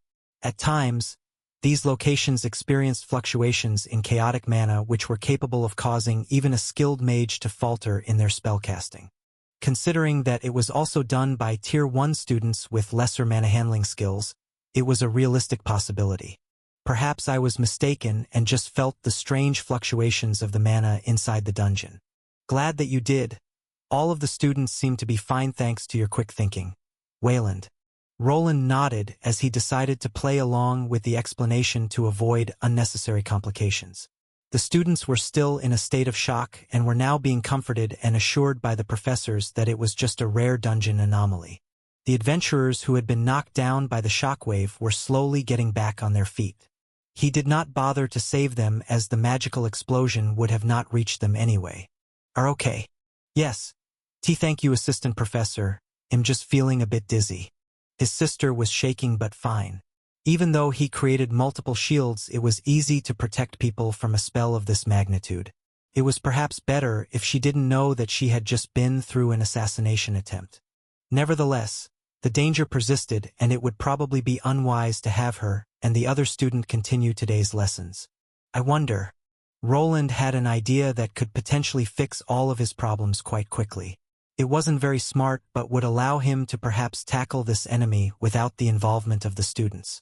If the other two professors were his enemies was still debatable, but they would probably go along with this proposition as it would put him in danger. May I propose something, Professor Ernest? What is it? Perhaps it is unwise to continue today's advancement classes. You wish to end it before we even begun? We still have the lesser artifacts. Those won't be affected by any dungeon anomalies. Ernest didn't seem to agree with him.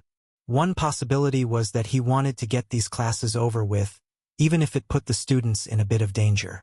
However, he could have ulterior motives that could not only harm Roland but also the students here. It would be better to perhaps play into his enemy's hand for now, as it would get Lucien and the others out of here first.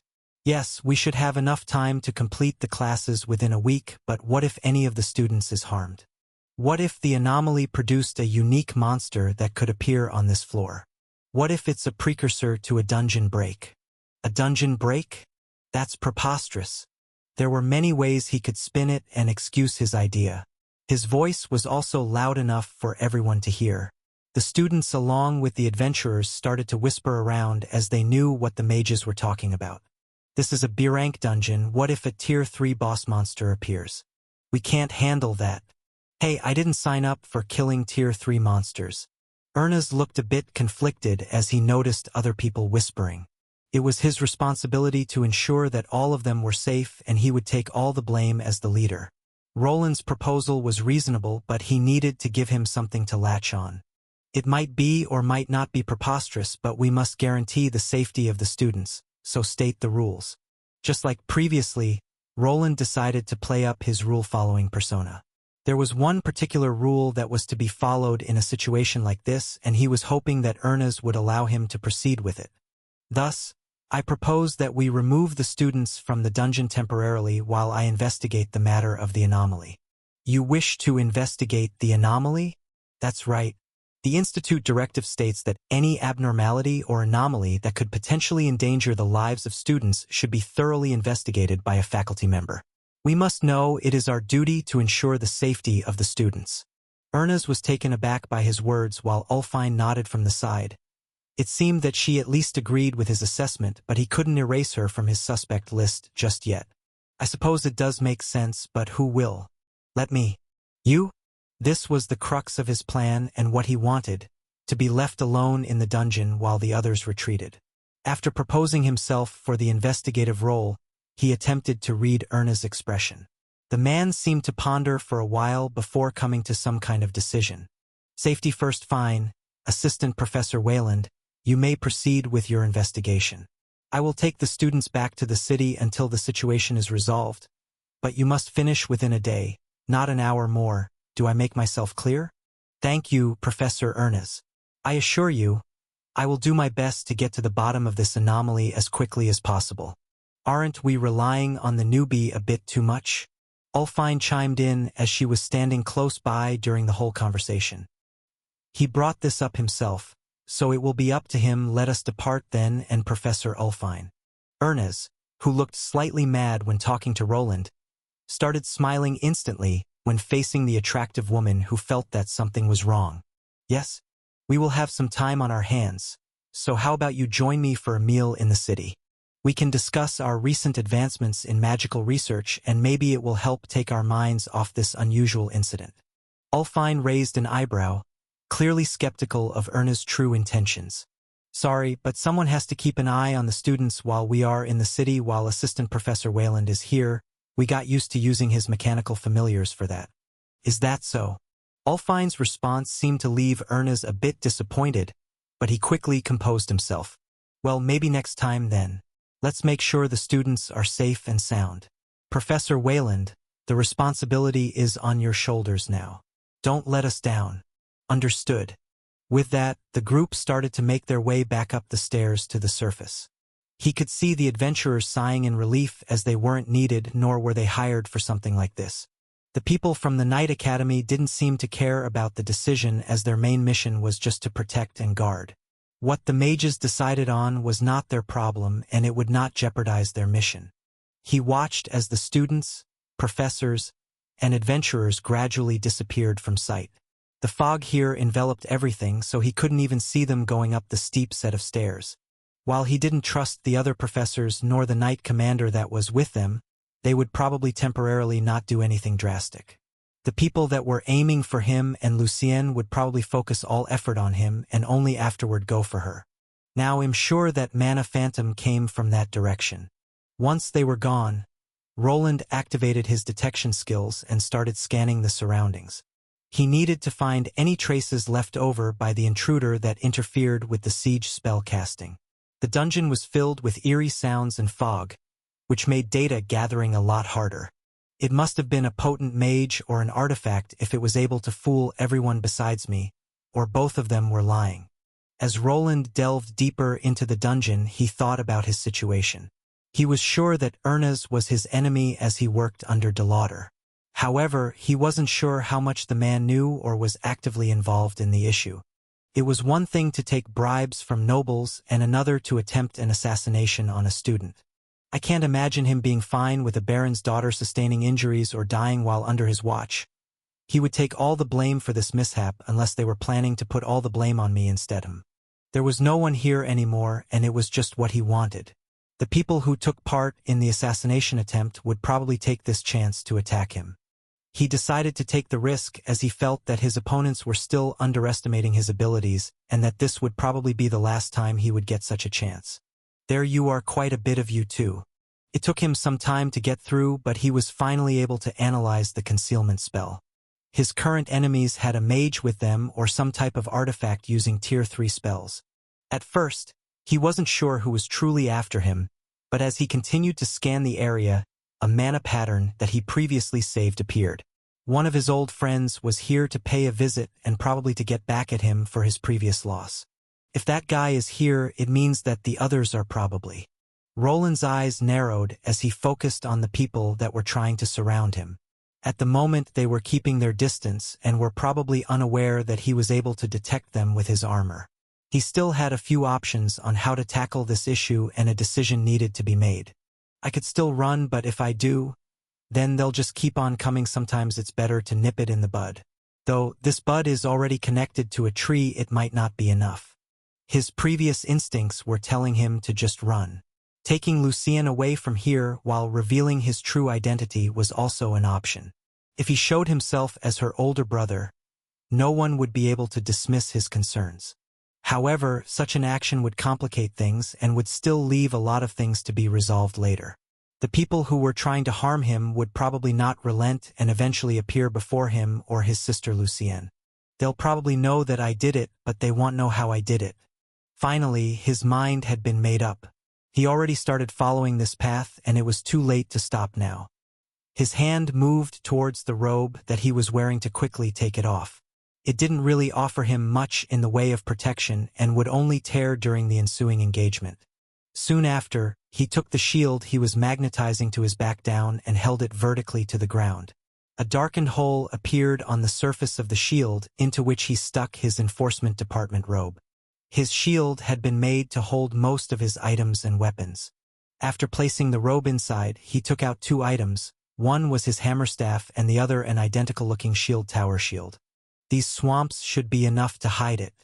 The shield that he used to store his items was tossed into the shallow swamp water, while the other one took its place on his back. With his attire adjusted and his equipment ready, he started moving. His previous shield left here. After a few minutes of wondering, Roland took a deep breath and prepared himself for the confrontation that was about to unfold. The mana signatures of his adversaries were getting closer, and he was feeling a bit more tense. As he walked through the dense fog, Roland's senses were heightened. Every rustle of leaves, every distant sound echoing was taking in.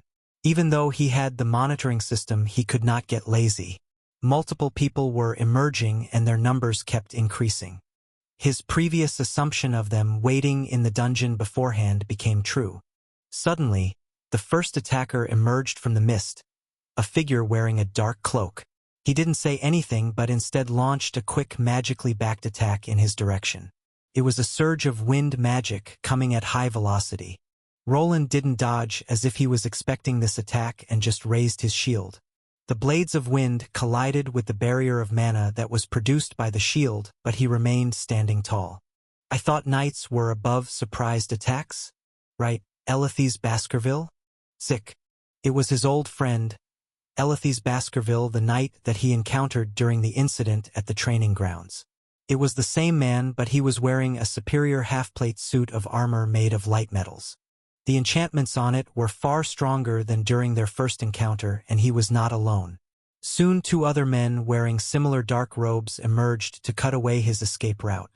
Hey, Elithys, weren't we supposed to attack him all at once? I told you that it wouldn't work. This man is dangerous.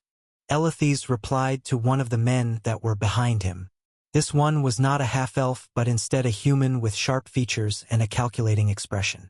Roland didn't recognize him, but after using his identification skill, he had an answer. The third person was also part of the Baskerville noble family, and was the only one wearing a full suit of plate armor. He reminded Roland of Emerson, whom he had defeated before, and he was probably the tank of this group. In his right hand he held a heavy-looking polearm, and in the other a huge tower shield that was similar to his own. Quite the lineup, and if I'm not mistaken, their mage is still hiding somewhere. These 3 seemed like his main opponents, but this wasn't all. Many other men wearing robes started emerging from within the shadows. It was clear that they brought over many of their lesser knights with them, all tier 2 and waiting for orders. While it was clear that he was outnumbered, he did not feel that he was quite outmatched.